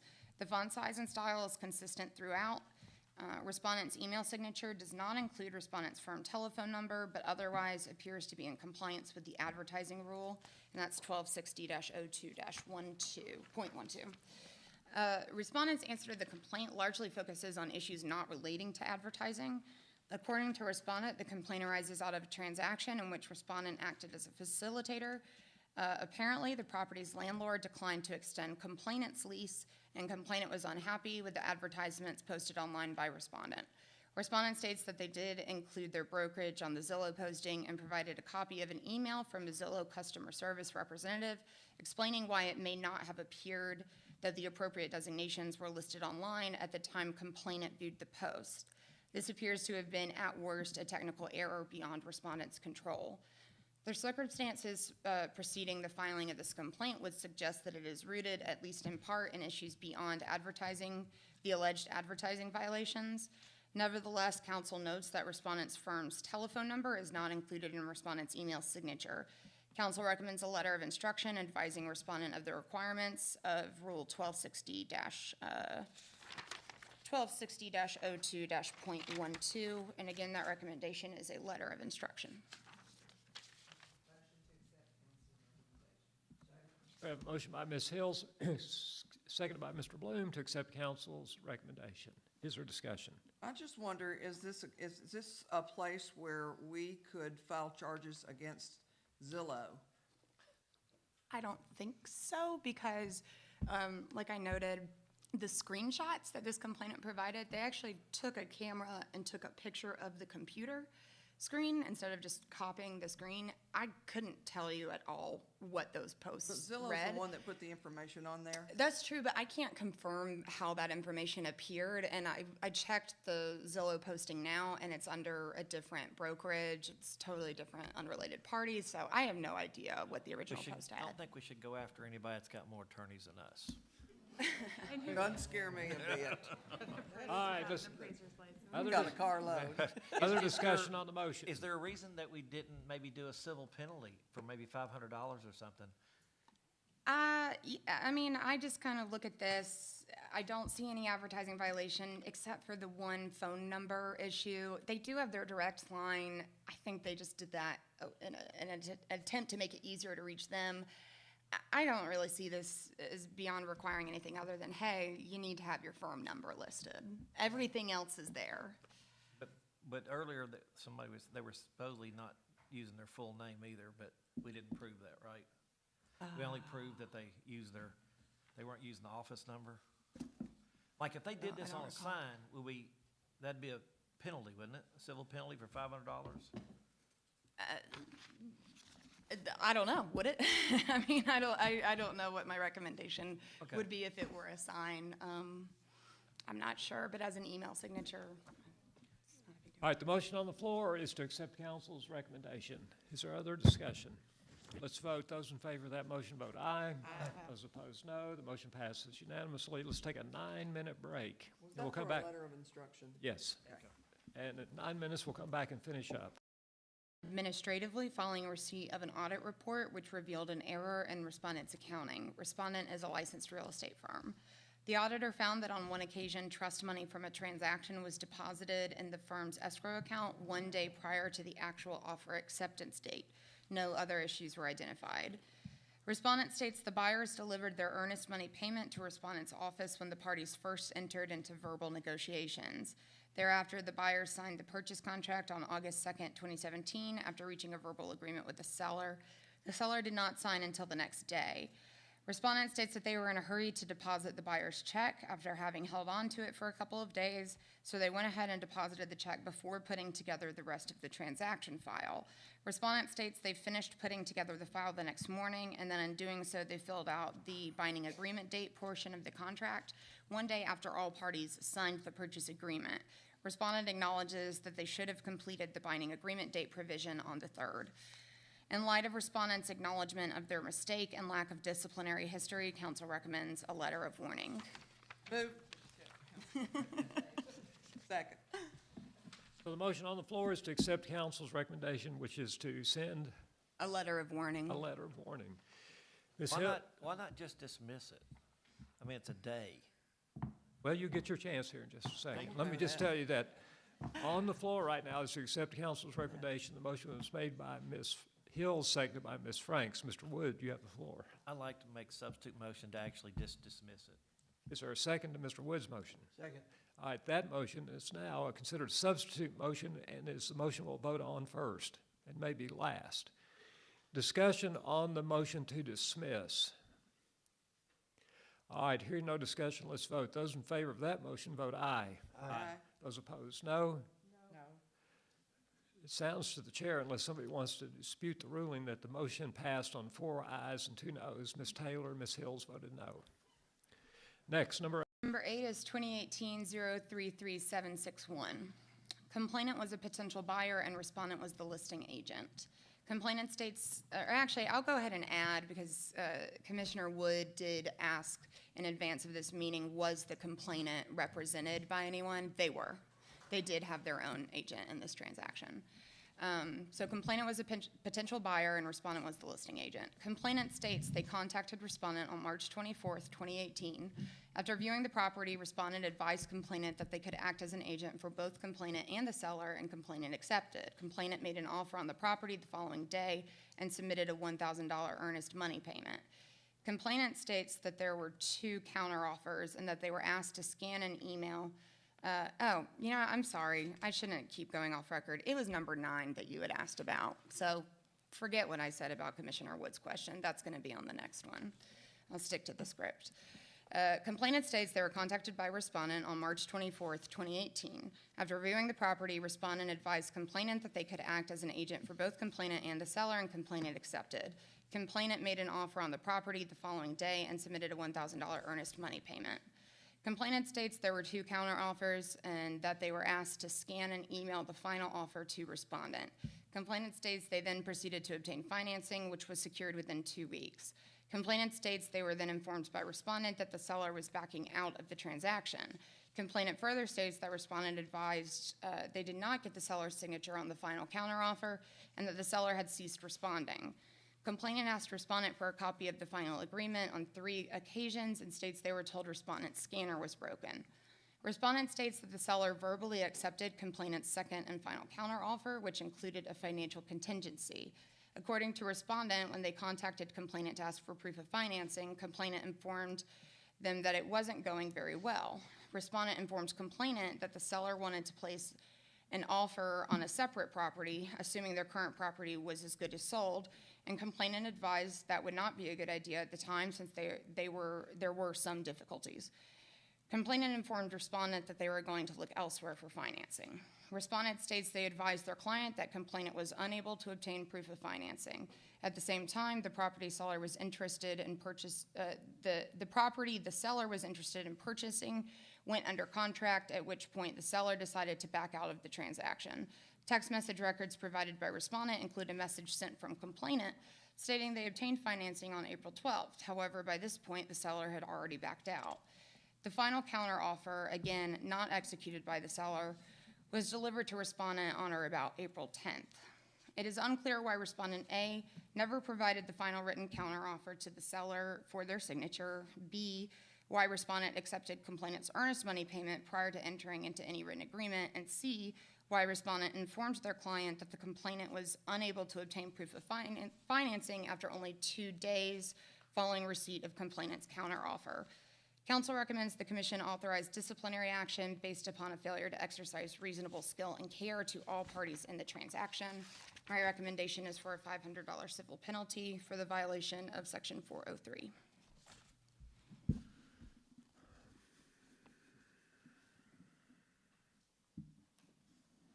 I'll start it. Motion to accept council's recommendation. Second. Okay, on the floor is a motion properly made and seconded. Motion by Ms. Hill, seconded by Ms. Franks, that council's recommendation be adopted. Is there further discussion? Yes. Ms. I think Taylor. It needs to be $1,000 because if they never got a signed counter from the seller, then that's a big thing, and I think $1,000. So Ms. Taylor would like to amend the motion to say $1,000 civil penalty. maker of the motion agree to that, or you want to vote on it and see how it goes? I'll agree to it. All right, the maker of the motion agrees to a $1,000 civil penalty. Where's my second? Was that you, Marcia? Are you okay with 1,000? All right, the chair rules that the motion on the floor now is to offer this licensee a $1,000 civil penalty. Is there further discussion? Let's vote. Those in favor of the motion vote aye. Aye. Those opposed, no. No. That motion passes on a 5 aye, 1 no vote. Mr. Wood votes no. Counsel, I have a question for you. Yes. This seems to me like a case where you might recommend that we open a case against the principal broker. Did you consider that? Had to go through his or her escrow account. That's true. I did not consider that. I didn't see any evidence that jumped out at me as indicative of a failure to supervise. There were no big red flags for me. I didn't consider opening one against the PB.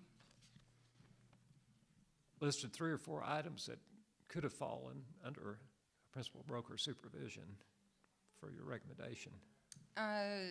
It's possible. It's possible. I'd have to get the principal broker's version of It's the okay story. for me. It's okay for me if you take a position and stick with it. Okay, just tell me I'm wrong, or you don't agree with me, or you didn't think it rose to that level. I don't think I have enough information to say whether or not the PB has any liability in this situation. But we could possibly open one against them. There were a lot of verbal communications going on, which, that could go to oversight, actually. Well, don't you think a deposit of earnest money before a contract is done? Doesn't that have to Are go? people guilty today of that? And see, my hesitancy in the whole thing is, I'm not sure if they ever have a valid contract. Because if it wasn't signed, they don't wasn't have a valid. valid contract. And that was my whole concern, the whole It thing. wasn't binding.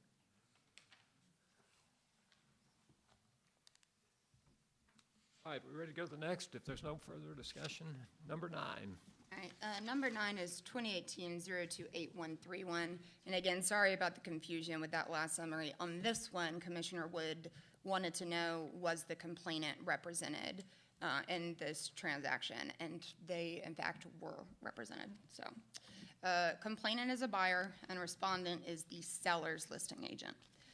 Complainant alleges generally that respondent failed to exercise reasonable skill and care in the transaction involving complainant. Complainant states respondent failed to deliver to complainant signed copies of contracts, failed to obtain both parties' signature on a listing agreement for the sale of a jointly held property, and states that there were some discrepancies with the title company. Complainant notes that there have been no issues with the handling of finances. Counsel notes that on May 3rd, 2 days after complainant submitted their complaint contacted the commission staff to advise that they had resolved all issues after speaking with respondent's principal broker. Complainant states they learned that this was respondent's first listing and believes any errors were unintentional and part of the learning curve. Complainant asked that their complaint be disregarded. Respondent states that there was some confusion with regard to the title. Respondent states following receipt of the appraiser's report, the title company thought that the actual acreage was slightly less than what was claimed by the property owner.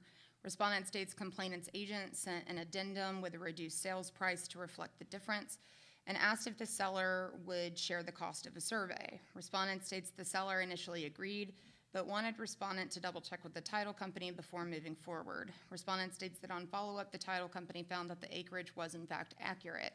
A second amendment to the purchase and sale agreement was drafted and executed by the parties shortly thereafter. According to respondent, once the title issue was corrected, the other remaining issues were resolved, including delivery of all executed contracts.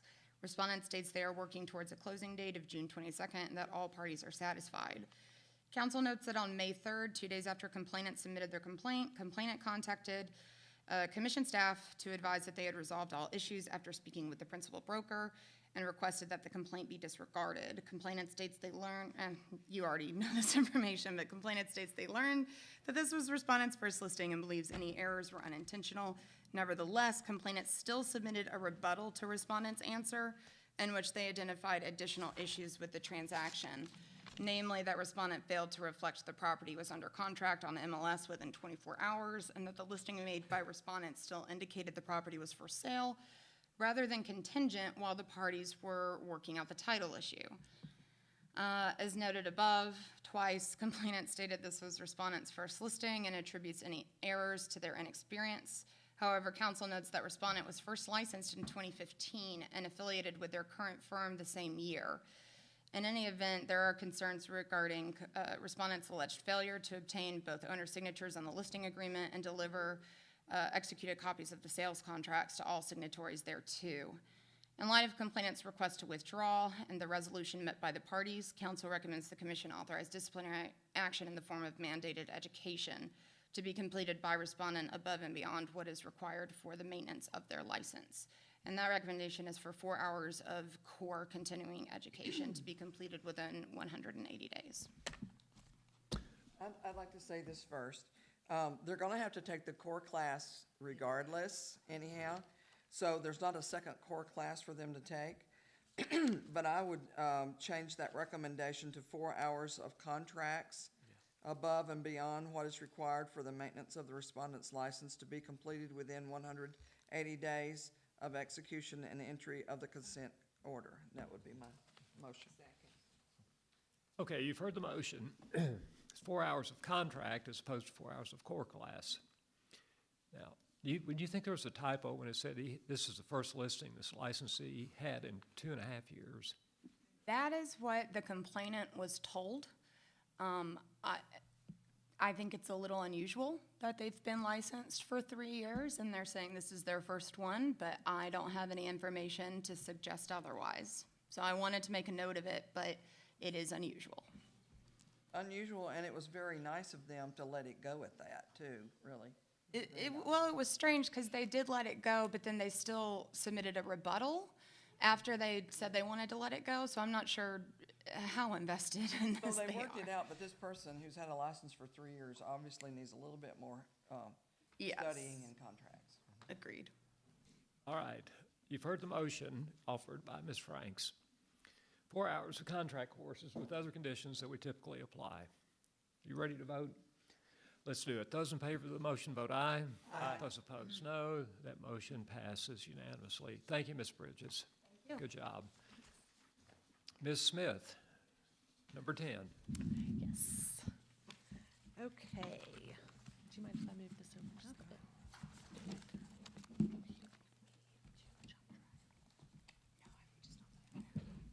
Okay. Number 10, 2018-028-551. Complainant is the seller and respondent is a licensee who purchased complainant's home on or around March 29th, 2018. Complainant alleges they found out on May 1st, 2018 that respondent has the home advertised for sale and it is showing up on Zillow and another website with pictures taken by complainant's agent who had represented them throughout the transaction and sale to respondent. Additionally, complainant alleges the pictures contain furnishings and personal effects that are no longer in the home since it was sold to respondent, and respondent allegedly did not obtain permission to use these pictures. Complainant states they feel violated and are distraught, noting the advertisements have been up on the websites for 19 days when this complaint was filed. Complainant concludes by stating to their knowledge, respondent has since taken down or asked that the websites such as Zillow that the respondent might not have control over take down the pictures and anything that was not approved by the complainant to be used. Respondent admits to the mistake of reusing the pictures from the listing that had been posted by complainant's agent. Respondent notes they had just been licensed for a little over 1 year at that time and had only had 2 prior listings before the one at issue. Respondent explains that they had bought the home, completed a minor rehab on it, and then listed it in less than 1 month from the date of purchase from complainant, and then posted the same pictures simply because respondent was unaware that this was a violation. Respondent immediately spoke with their principal broker, removed the images requested to be removed by complainant, and sent confirmation to complainant's agent that all images had been removed within 1 hour of first being notified of the issue. Respondent admits they violated Trek's advertising rules, corrected the problems within an hour, wrote separate letters to the complainant and their agent apologizing for reusing the images, validating the complainant's feelings and asking for their forgiveness, and restates they had only been licensed for a year when these violations were committed. Council recommends issuing a $500 civil penalty for the advertising violations, just considering what we do with the agreed citations now, and this didn't go to that. So consistently, I have been recommending $500 for a first advertising violation when we don't offer an agreed citation. And what violation is that? Can it help us if you put those? Yes, that is absolutely my fault. While she's looking, this is not our problem, but it's also a copyright violation too. That's the bigger problem for somebody.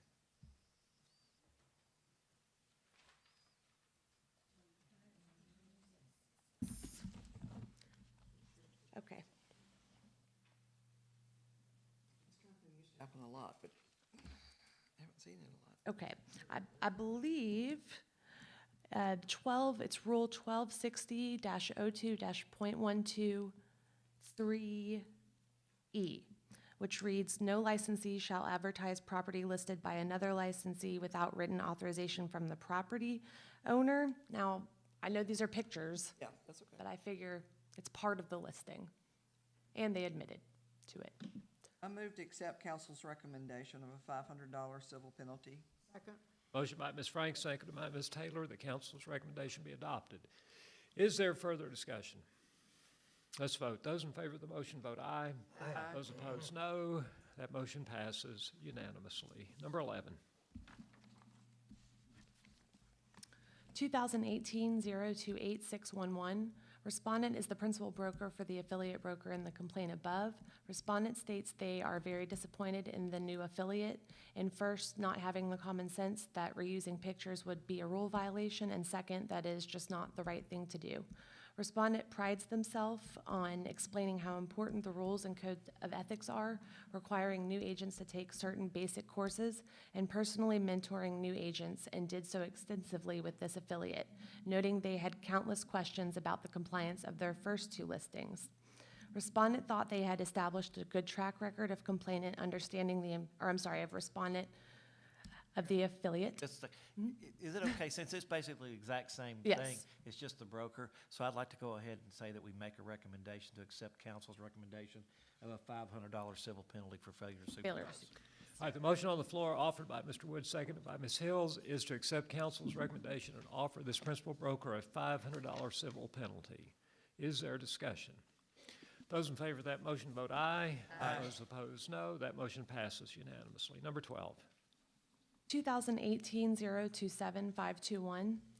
Complainant was a tenant at an apartment complex and respondent is the new owner of the complex. Complainant alleges respondent is not following the contract that respondent took over when they purchased the apartment complex, refusing to refund the complainant's $500 deposit or fix the air unit complainant was allegedly left without all winter. Complainant alleges respondent has sent threats saying respondent does not have to return the deposit and if taken to court would lie. Complainant further alleges respondent is stalking complainant and sending threatening text and has filed a police report. Complainant provides no copies of the alleged police report text or any documentation to support these allegations. This complaint was mailed to respondent by certified mail and it was returned unable to forward. The complaint, I then emailed the complaint to respondent to various emails, and one of them showed that it was delivered, but I have not received a response to this complaint. Because the complainant has provided no documentation to support the allegations, I recommend closing and flagging this complaint, considering we have no response and there's no proof that respondent is engaged in unlicensed activity because this is an expired license. It's more allegations that they're harassing, literally standing outside this apartment that the complainant, as far as I can tell, doesn't live in anymore. And just the allegations were so serious and so strong, and the complainant went on and on about how much proof they had but was not able to give me anything. So based on that, I thought closing and flagging in case they try to renew. I was looking at it from a standpoint of, I mean, the respondent owns the building. Exactly. So it's their own building. They don't have to have a license to manage. Exactly. And everything that they talked about was, to me, is civil stuff. It's not anything that's in this book that's rules. I mean, it was like fixing the air conditioner deposit. That's all civil things. And so that's nothing that we deal with. So my recommendation would be just dismiss it. Such a motion by Mr. Wood, seconded by Ms. Franks, that this complaint be dismissed. Discussion. Those in favor of that motion vote aye. Aye. Those opposed, no, and that motion passes unanimously. Number 13. 2018-063-841. The complainant is considered to be the administrator for TREC, as this complaint was opened at their request against respondent. Respondent is a licensee whose license is currently in an expired gray status, which allows a licensee who didn't renew by the deadline to still apply for renewal and pay a late fee instead of having to start over and apply for a new license. Do you want me to read all of this word for word, or do you want me to try to paraphrase it? It's up to you. I know it's lengthy. It's a pretty serious recommendation that you make. Yes, very. So if you can encapsulate it, do it. Absolutely. If not, if you think it's important for us to get this on the record, we'll read it in. I'm very confident I can tell you everything that I believe you need to know. So I am going to use some dates, though. So on August 21st of this year, in anticipation of the respondent's license renewal deadline coming up 2 days later, respondent self-reported in person to TREC that they had been charged and then convicted of 2 counts of sexual battery in May of 2017. Respondent was held in a detention facility and then released on August 17th. So 4 days before they came in, self-reported, and then their license was due to expire, which it has. The respondent did provide all documentation that we would require. In addition, a recommendation letter from the pastor of the detention facility.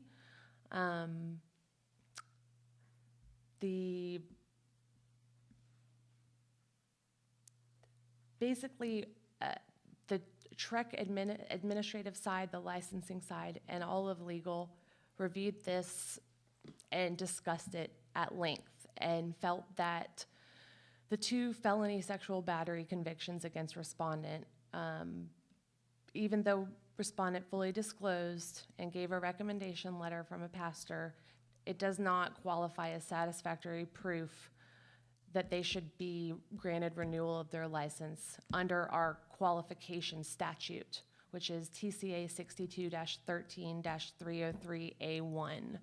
And in summary, that statute says that licensees should only be allowed and granted to those who bear a good reputation for honesty, trustworthiness, integrity, and competence to transact the business of an affiliate in a manner to safeguard the interest of the public. And that is the part that I feel is impossible for someone who just came out of a detention facility for 2 sexual assault felonies. And I don't think that this regulatory board should feel safe allowing anyone to be alone with anyone else of any consumer in this state that fresh off of something like that. I know we do have the Fresh Start Act, but according to one of our rules, 1260-01-.014, it's kind of similar to the statute I just summarized. It states that no person shall be eligible for licensure unless 2 years have passed from the date of expiration of probation, parole, or conviction, or from the date of release from incarceration, whichever is later. This restriction shall apply to all felonies and to misdemeanors which involve theft of money, services, or property. I know these felonies are not any of those, but I still feel like the felonies take him out of the qualifications under the statute because we have to safeguard the interests of the public. So my recommendation would be proposing a consent order with the sole discipline being that the respondent voluntarily surrender their license with prejudice to where they cannot reapply. That will be, and then no further discipline, no civil penalties or anything. Commission, Move to accept. Second. okay, the motion on the floor is to accept council's recommendation, which would be, if the licensee agrees, an immediate suspension, surrender of the license. So the license would not be suspended, it would go away. Is that correct, Erica? Yes, because they are currently not active. Well, But why are they not active? That's my question. The renewal, they just recently expired, and But until they agree to something, can they not renew it? They expired on the 23rd of August. I think in this case, because there's a crime, they cannot renew it as anyone else could. There's a process.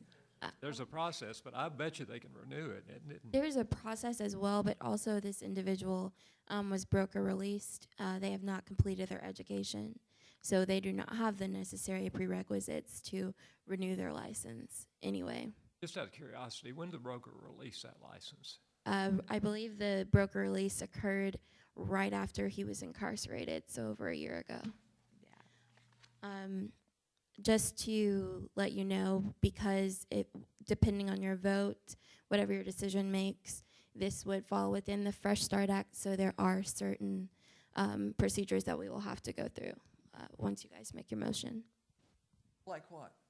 So if you were to accept Erica's recommendation, we would have to, I would need a motion that this particular conviction directly relates to the applicable, to the real estate industry, and we would need to have a discussion of the factors, the 6 factors that are reminded you above, and adopt a Fresh Start Act justification statement. What are the 6 factors? Okay, so let's Well, go. let's wait just 1 second on that. Depends on what we do here. They're also, just whenever after we make the motion, we'll vote. The 6 factors are on your iPads in the Fresh Start Act. Okay, It's going to be on page 2. So I'm trying to get this straight in my head. It's broker, what is the status of this license? Expired right now. It is expired. So what's there to surrender? They currently still have the ability, if they were to obtain a new broker, renew their license. They're within the 90-day grace period. They have to do their education too. In their education, yes. So they still have a license. It is just expired. They came to they came to the office to say, I want to. The individual came to the office downstairs and provided us with their documentation, knowing that their license was about to be renewed and wanted to know their status. We informed them that they had not completed their education.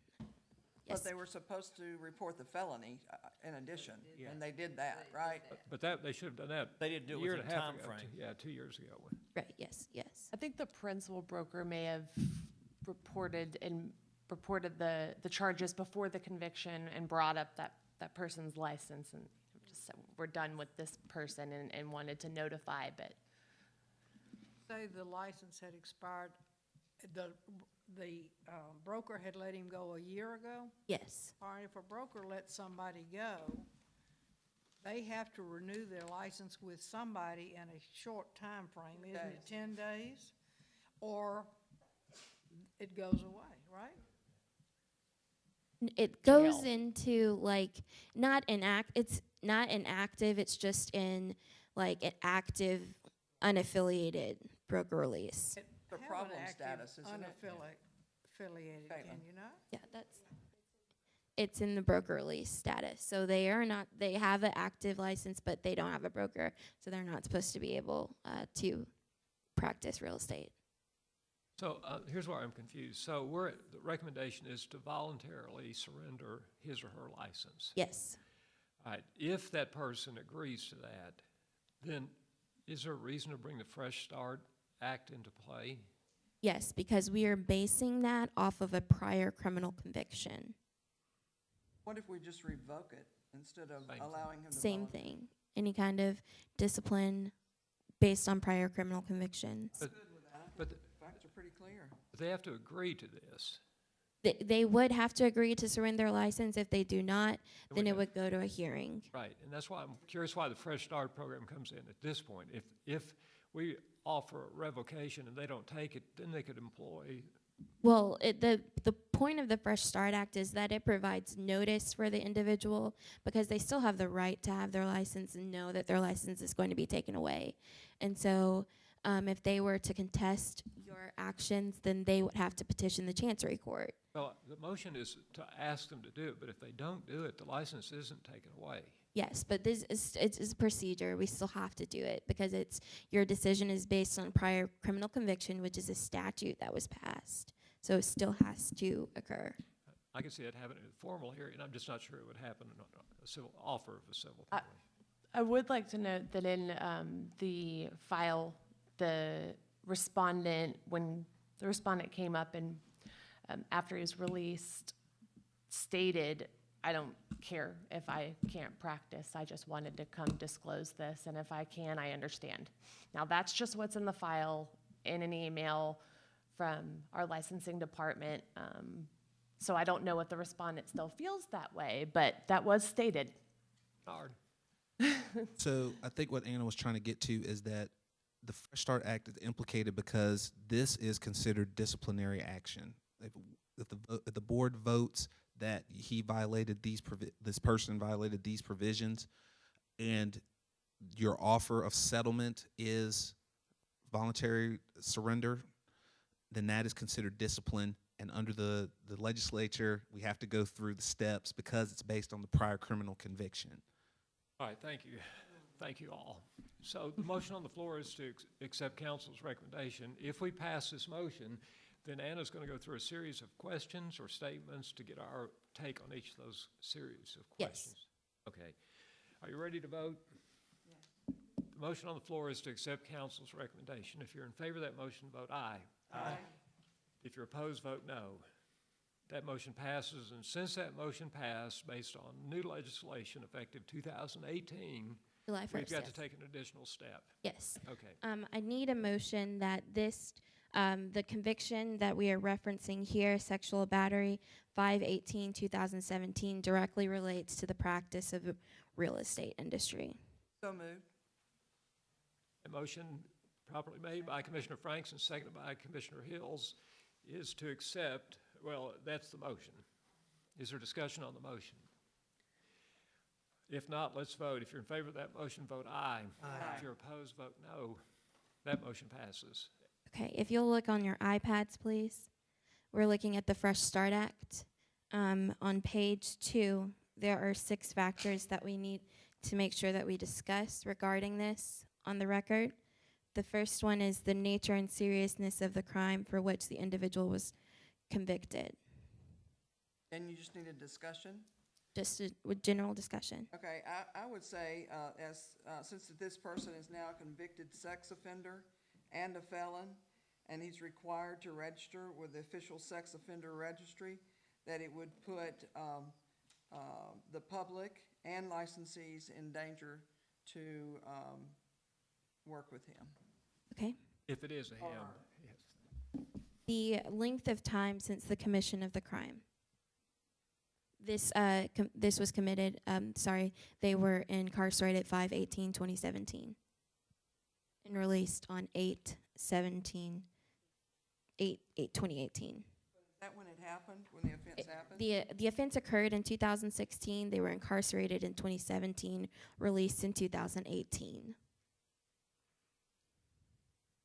So it's a question, is that in such close proximity to today that it's a factor in our decision?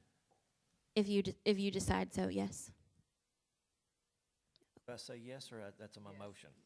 It's not it's just for discussion. These are things. Yes, we agree. The relationship between the nature of the crime and the purposes of regulating the profession is sought. It's what? Is sought.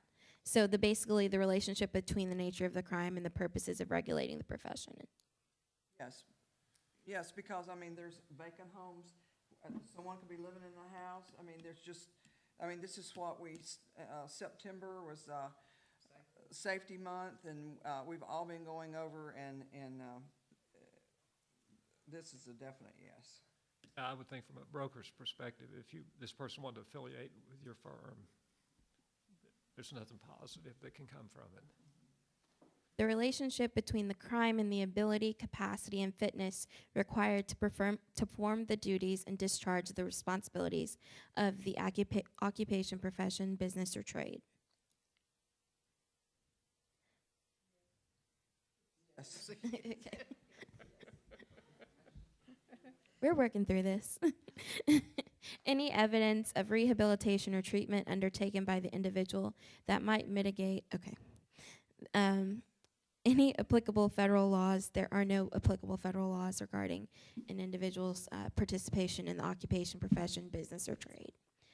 So when this consent order goes out, we'll also need to send a fresh start justification statement. So I'm going to read that to you, and if you agree, if someone will make a motion, and we can have a vote.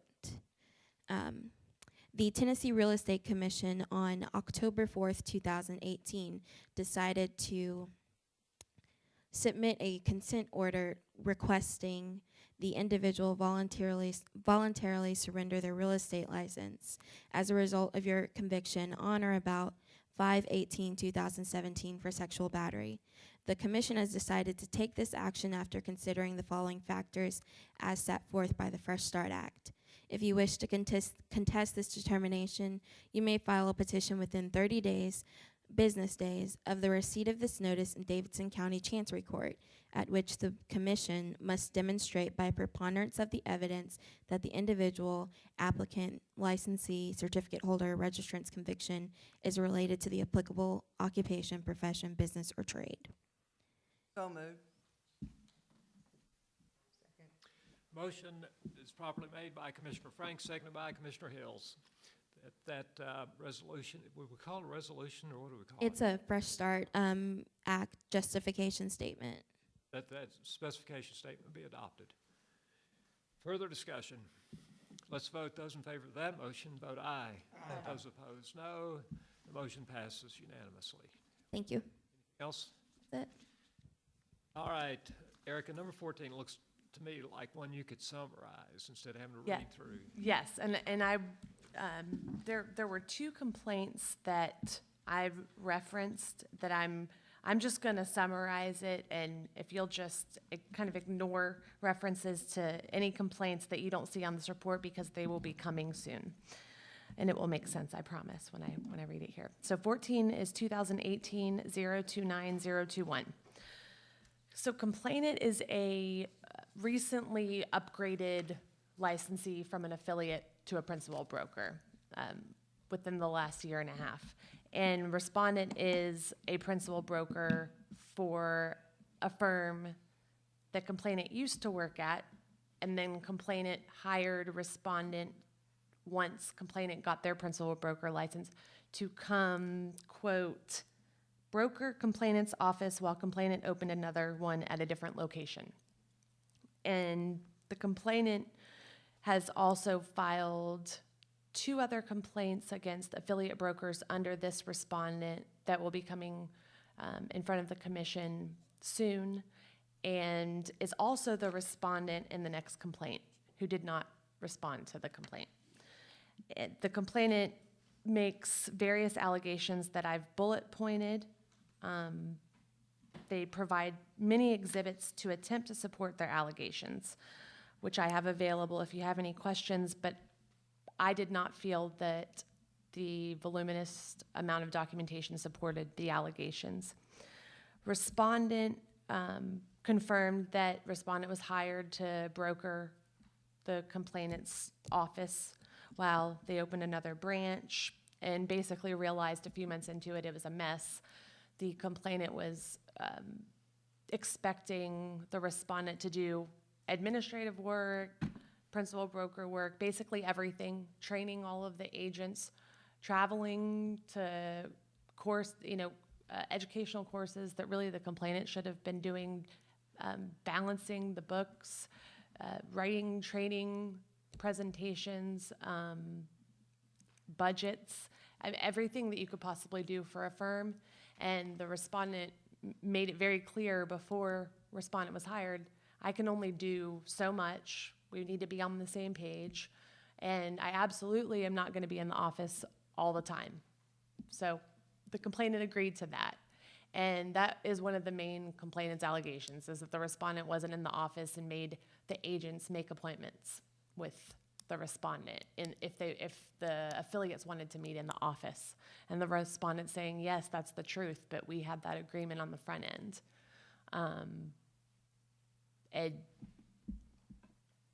The complainant seemed to have wired the entire office with cameras and microphones, and in my opinion, based on everything I read, really tried to stir the pot and pit one agent against another, taking them out for drinks, single, one at a time, and truly gossiping. And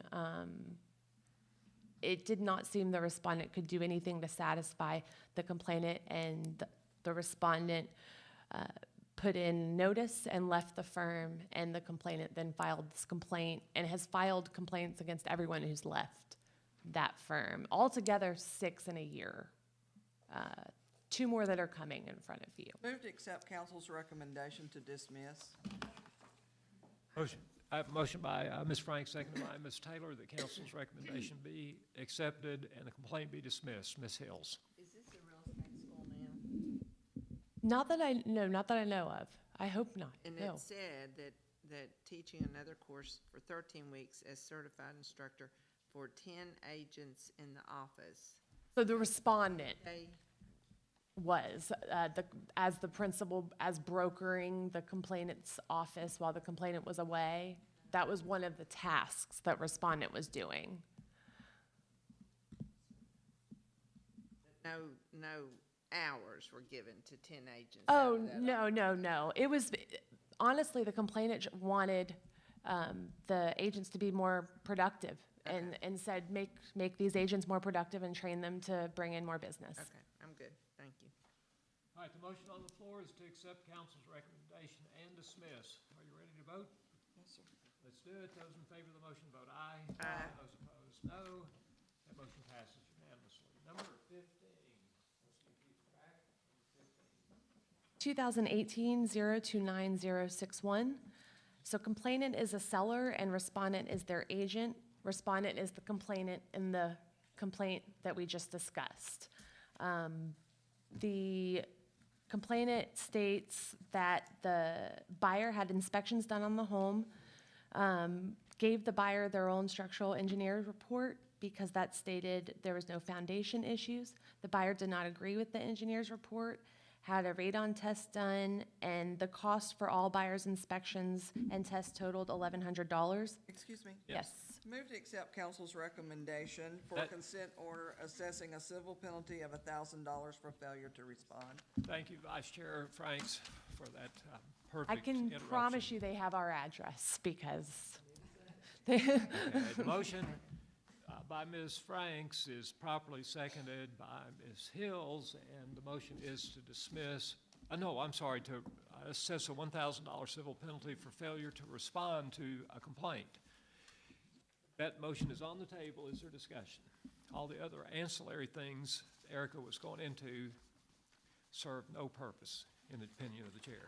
Agreed, Chairman. Only That kidding. was so well put. Only kidding. All right, here we go now. Let's vote on the motion. Those in favor of the motion vote aye. Those opposed, no. Mr. Wood recuses himself.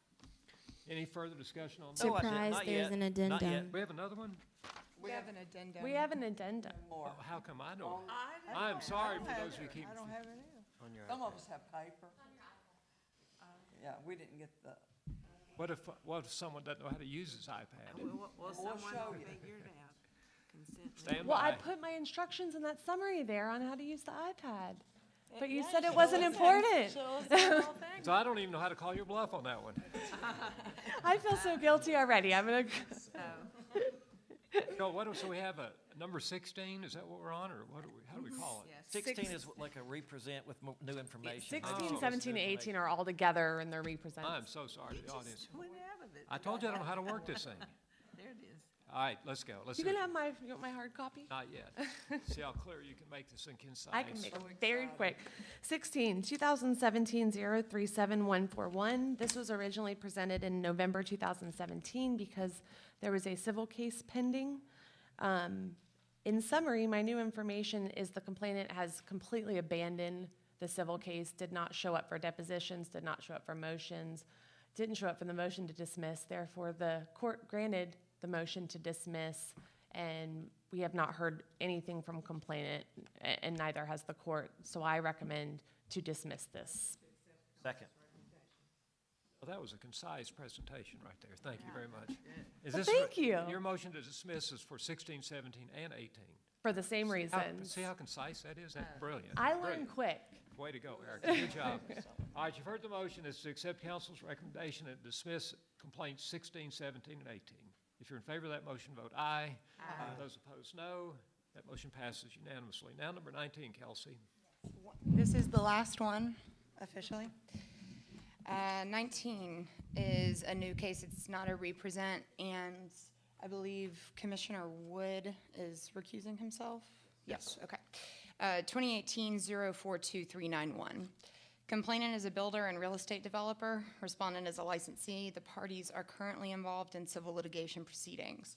Complainant alleges that in 2012, respondent was convicted of financial crimes and failed to report the conviction to the commission. Complainant further alleges that in July of this year, respondent pleaded guilty to a federal felony charge of making a material false statement on a loan application. Complainant provided copies of court filings made in the federal action, which include an order accepting respondent's guilty plea, setting a sentencing hearing for October 12, 2018. The pending civil action stems from a transaction in which complainant alleges they were to be a third-party beneficiary. According to complainant, respondent's firm and its assigns purchased a piece of commercial property, which was then to be transacted to a new business entity formed by complainant and a third party, who also is a licensee. Note, the third party for some time was the principal broker of respondent's firm, and respondent also alleges that they and the third party were involved in a long-term romantic relationship that has since ended. Complainant alleges that after the purchase and sale agreement was executed, respondent forged the third party's signature on a TREC Form 1 to have them removed as the principal broker and respondent designated as the new principal broker at respondent's firm, and that the property was never conveyed to the new business venture between complainant and the third party.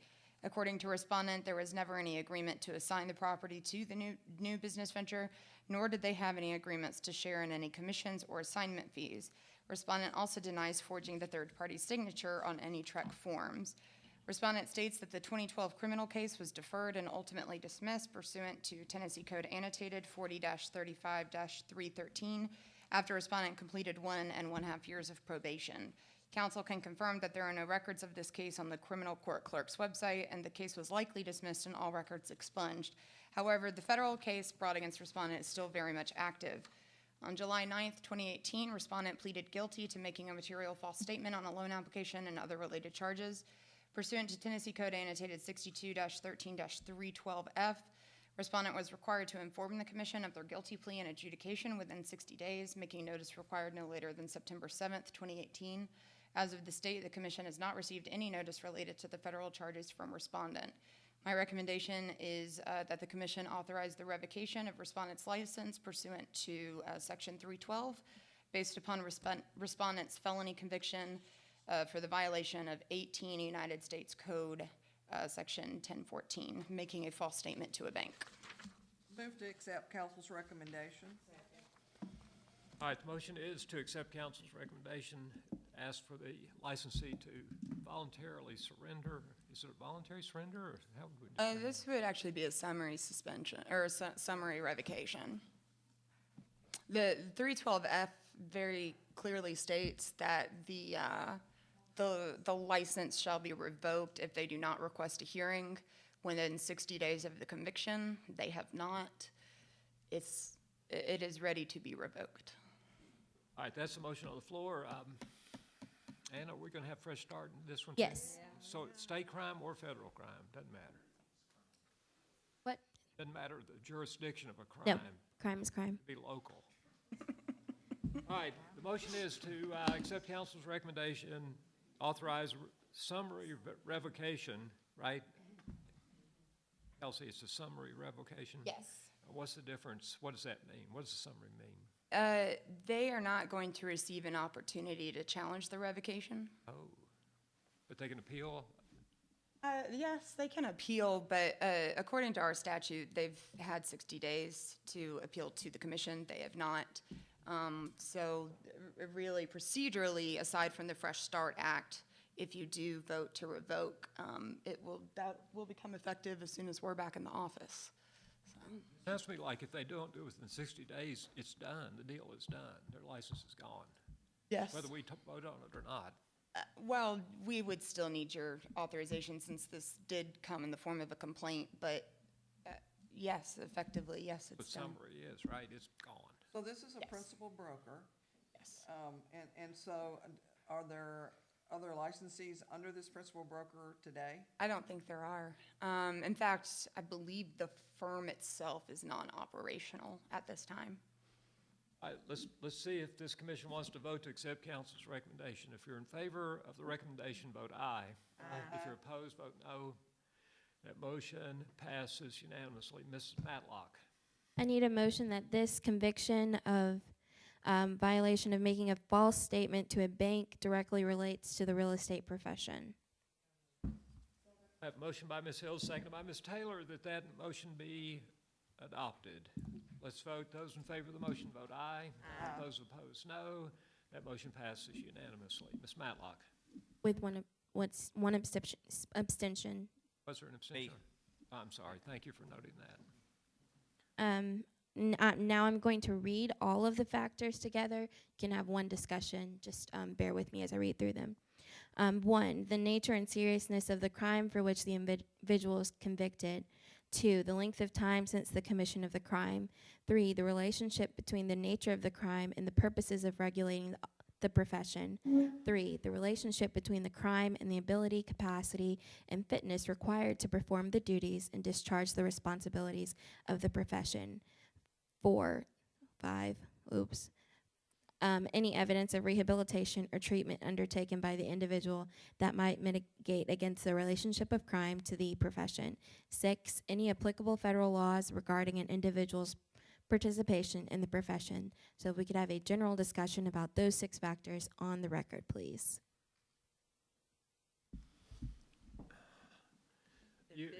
You've heard those factors. Do you see a reason why we shouldn't proceed based on those factors, or do you think they're appropriate for the action the commission took? They're all appropriate. How much discussion do you want, Ms. Matlock? Well, it was the nature and the seriousness. It was the length of time. If you could just generally, I guess, describe like the connection between, we've already voted that this directly relates to the real estate profession, but if you could just talk about this specific crime and how it would protect, I guess, the community from this, Licensee. Sorry, this licensee.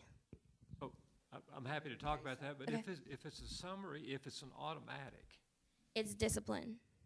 I know it's discipline, but if it's automatic, even if we found some wiggle room in those factors that you listed, we couldn't do anything about it, I don't think. It's worth noting that the Fresh Start Act did not consult the provisions of our act, so they may not always work in conjunction with each other, but the Fresh Act being the newer legislation, the fresher legislation, it might not make complete sense, but we still have to follow. I got it. So here we have a licensee who at some point in his real estate career was making fraudulent statements on a bank document. And financing is a critical part of the real estate process. And so in this particular case, I would suggest that even though the Fresh Start program is there, it's not applicable because the connection between banking and real estate is so tight. All right, and I will read this statement, and afterwards, if you agree with the statement, please vote to adopt the justification statement. The Tennessee Real Estate Commission on October 4th, 2018, decided to summarily revoke, as a result of your guilty plea on or about July 9th, 2018, for making a false statement to a bank.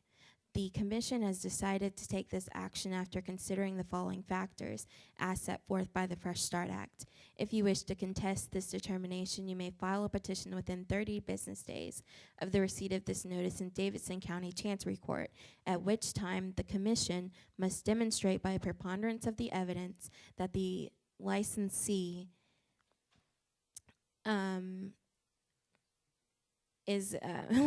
conviction is related to the applicable profession.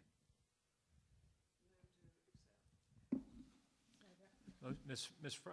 Franks makes a motion to adopt or to accept that motion, and Ms. Taylor seconds the motion. Is there discussion? All right, let's vote. Those in favor of that motion vote aye. Aye. Those opposed, no. That motion passes unanimously. All for me. All right, legal, anything else? Stand by for a minute. All right, Ms. Maxwell, anything else for us? You're comfortable telling us we have a 2-day meeting next month, right? I am comfortable at this time. That's a hedge. That's a violation of some act right there. All right, let's see if we have any final words from commissioners. I'm going to start the far west. Ms. Taylor, pull that microphone up there so we can hear your wisdom. Well, the far west enjoys coming to the far east, and you have been very welcoming, and it's been a great pleasure to be here, and you always treat us very kindly and feed us well, and we always appreciate it. Thanks.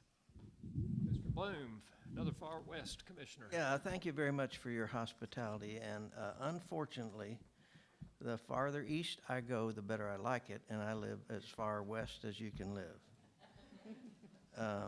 But I do enjoy the beauty of your country, and I hope you enjoy it as well. Thank you very much. Then we'll go to Middle Tennessee. Bobby Wood.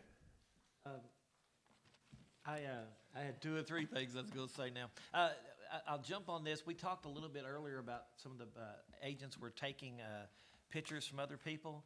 And there's a company, NAR had a big lawsuit over several years ago. They're called Getty Images. And they just put images out there and hope you take them, and just take them and you put them on your website.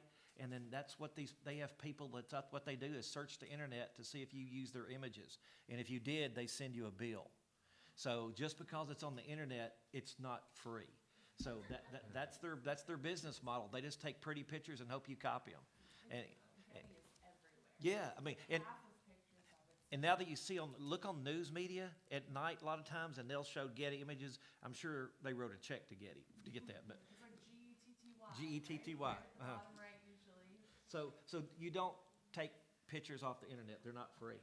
And I do just want to say this, and I usually don't comment on this. I had to recuse myself, but normally we have no idea who the complainant or the respondents are. But I got a phone call and I knew who that was, and I feel that led to say anything because it started reading. It said this person's a builder and real estate developer, and then those that you know me might go, "Boy, that smells familiar to Bobby." So I was afraid when it starts talking about that there is a long-term romantic relationship, y'all might have texted my wife. That's why you recused yourself? I felt a need to say something, so I knew who that was. So, and that's the thing. Everybody thinks that we know who these people are, and we have no idea. And when you get the newsletter and you go to the end of the newsletter, you see their names and stuff. That's when I find out the names too, and because it's been awkward sometimes. There were people I call friends that were on that list. So, and then I want to go back and see how I voted, but it didn't. And then the other thing is too. I mean, I don't think normally today we have probably done more meaner things, I mean, as far as taking license and stuff than we normally do. Mm-hmm. So we were just apparently in a bad mood today. Or we just ran across some bad things today. And that's not normal the case. But again, I appreciate the opportunity to come out this way. And Diane always, and her group out here, take care of us, and Edith Ann and stuff. And so I appreciate the opportunity to be here. Thank you, Bobby. Marcia? One of the great things about what we do as commissioners is we took an oath to protect the public. Many of us have been heavily involved in our state association, but we didn't take an oath to protect our association, so this is totally different. But to protect the public is a really big charge that everybody up here takes very seriously. And some of these very serious charges that we've had today to deal with, we get this in advance and we look at it and we have to think about things that are as important as this. And we're just always trying to make a difference for the better for the real estate industry as a whole. And what we're all doing here as realtors, staff people, we're here trying to make a difference. And that significance is what's important in all of our lives. So if we're looking at, this is such an important thing, we're finding homes for families, we're protecting the public. What we're all doing here today is a very important thing. And then lastly, I would like to thank this commission for honoring me with their trust as vice chair today. Thank you, Marcia. You may be the most legitimate elected official on commission at this point. All right, Ms. Hills, do you want to say a few words, or would you like to be the last to speak? I'll be the last. All right, I'll be the last to speak. She'll be the one to dismiss you. And remember, when you leave, you need to initial by your name. So along a couple of things. Denard, sometimes your staff possibly could think I'm picking on them or being, trying to embarrass them, or I don't hope they don't get that impression, but I do want you to know collectively and individually, these are a great group of people, and we're very comfortable with them making their presentations, and we like challenging them. I think it's good for them to be challenged. It's good for us when they challenge us back, and I hope they'll continue to do that. So thank you, ladies. Thanks, Denard. Now, Caitlin, I haven't said this publicly. I've told you privately that the commission runs so much better than maybe, say, a year and a half ago and previous to that. And you kind of sit back there and be quiet and have to make you move up to a microphone to talk and that kind of stuff, but you're doing a great job and your staff is as well. So I want to acknowledge both groups. And Ross, you heard the compliments I got on you, so I'm not going to say them again. All right? All right. In any case, finally, thank you, Diane. It's the lady would have parked our cars this morning for us if we wanted her to. She's gone out of her way to make us feel comfortable, make sure we didn't get lost, make sure we were at the right place at the right time. And so on my behalf personally, but collectively, you know, you've really set a high standard for any time we travel. And by the way, state law requires we come to East Tennessee once a year and go to West Tennessee once a year. And so far, you've got the trophy, okay? Thank you, Diane. Oh, thank you, and I'm glad everybody's has a sample of who I work with every month. They're just a great group of people. Like John said earlier, we may not agree every time, but we listen to each other. And it's good coming from different parts of the state and having different thoughts, and it's a learning process. I think with the ones coming from the west, they had a very long ride, but the ones coming from Middle Tennessee have an idea of how fun it is every month. I feel for you. Yes. I want to bring you something every month now, just for your but it's good. I think they think now that's why I get a little impatient and speed. But anyway. What'd you say, speeding? Not speeding. Getting tickets. But I didn't do all this. I'd like to thank NETAR. I'd like to thank our association. And Edith Ann, she had a big event yesterday. NETAR had a big event with education and directors meeting and membership meeting, and then still able to orchestrate everything today that she did, and I appreciate she's always on. I thank NETAR for hosting us. And my what? And your president standing Yeah, back. and Aaron is our president, that's who I'm referring to as NETAR. But I really appreciate it, because it makes me look good when y'all are really the ones that did the great job, so thank you very much. Someone said that, did we ask if we ever took a question? No, we never do.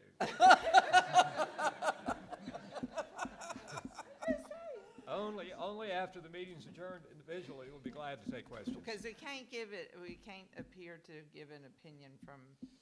We can only give our own opinion. Individually. Anything else, Diane, before we wrap this up? Thank you, and I hope you come again next year. Well, see, we have to meet in East Tennessee once a year, and there are several cities that lobby for it, but when you have a commissioner on the commission, she seems to have more influence than, say, somebody from Gatlinburg or Pigeon Forge, as far as I can tell. Oh, good. We are adjourned. Thanks for coming. Thank you.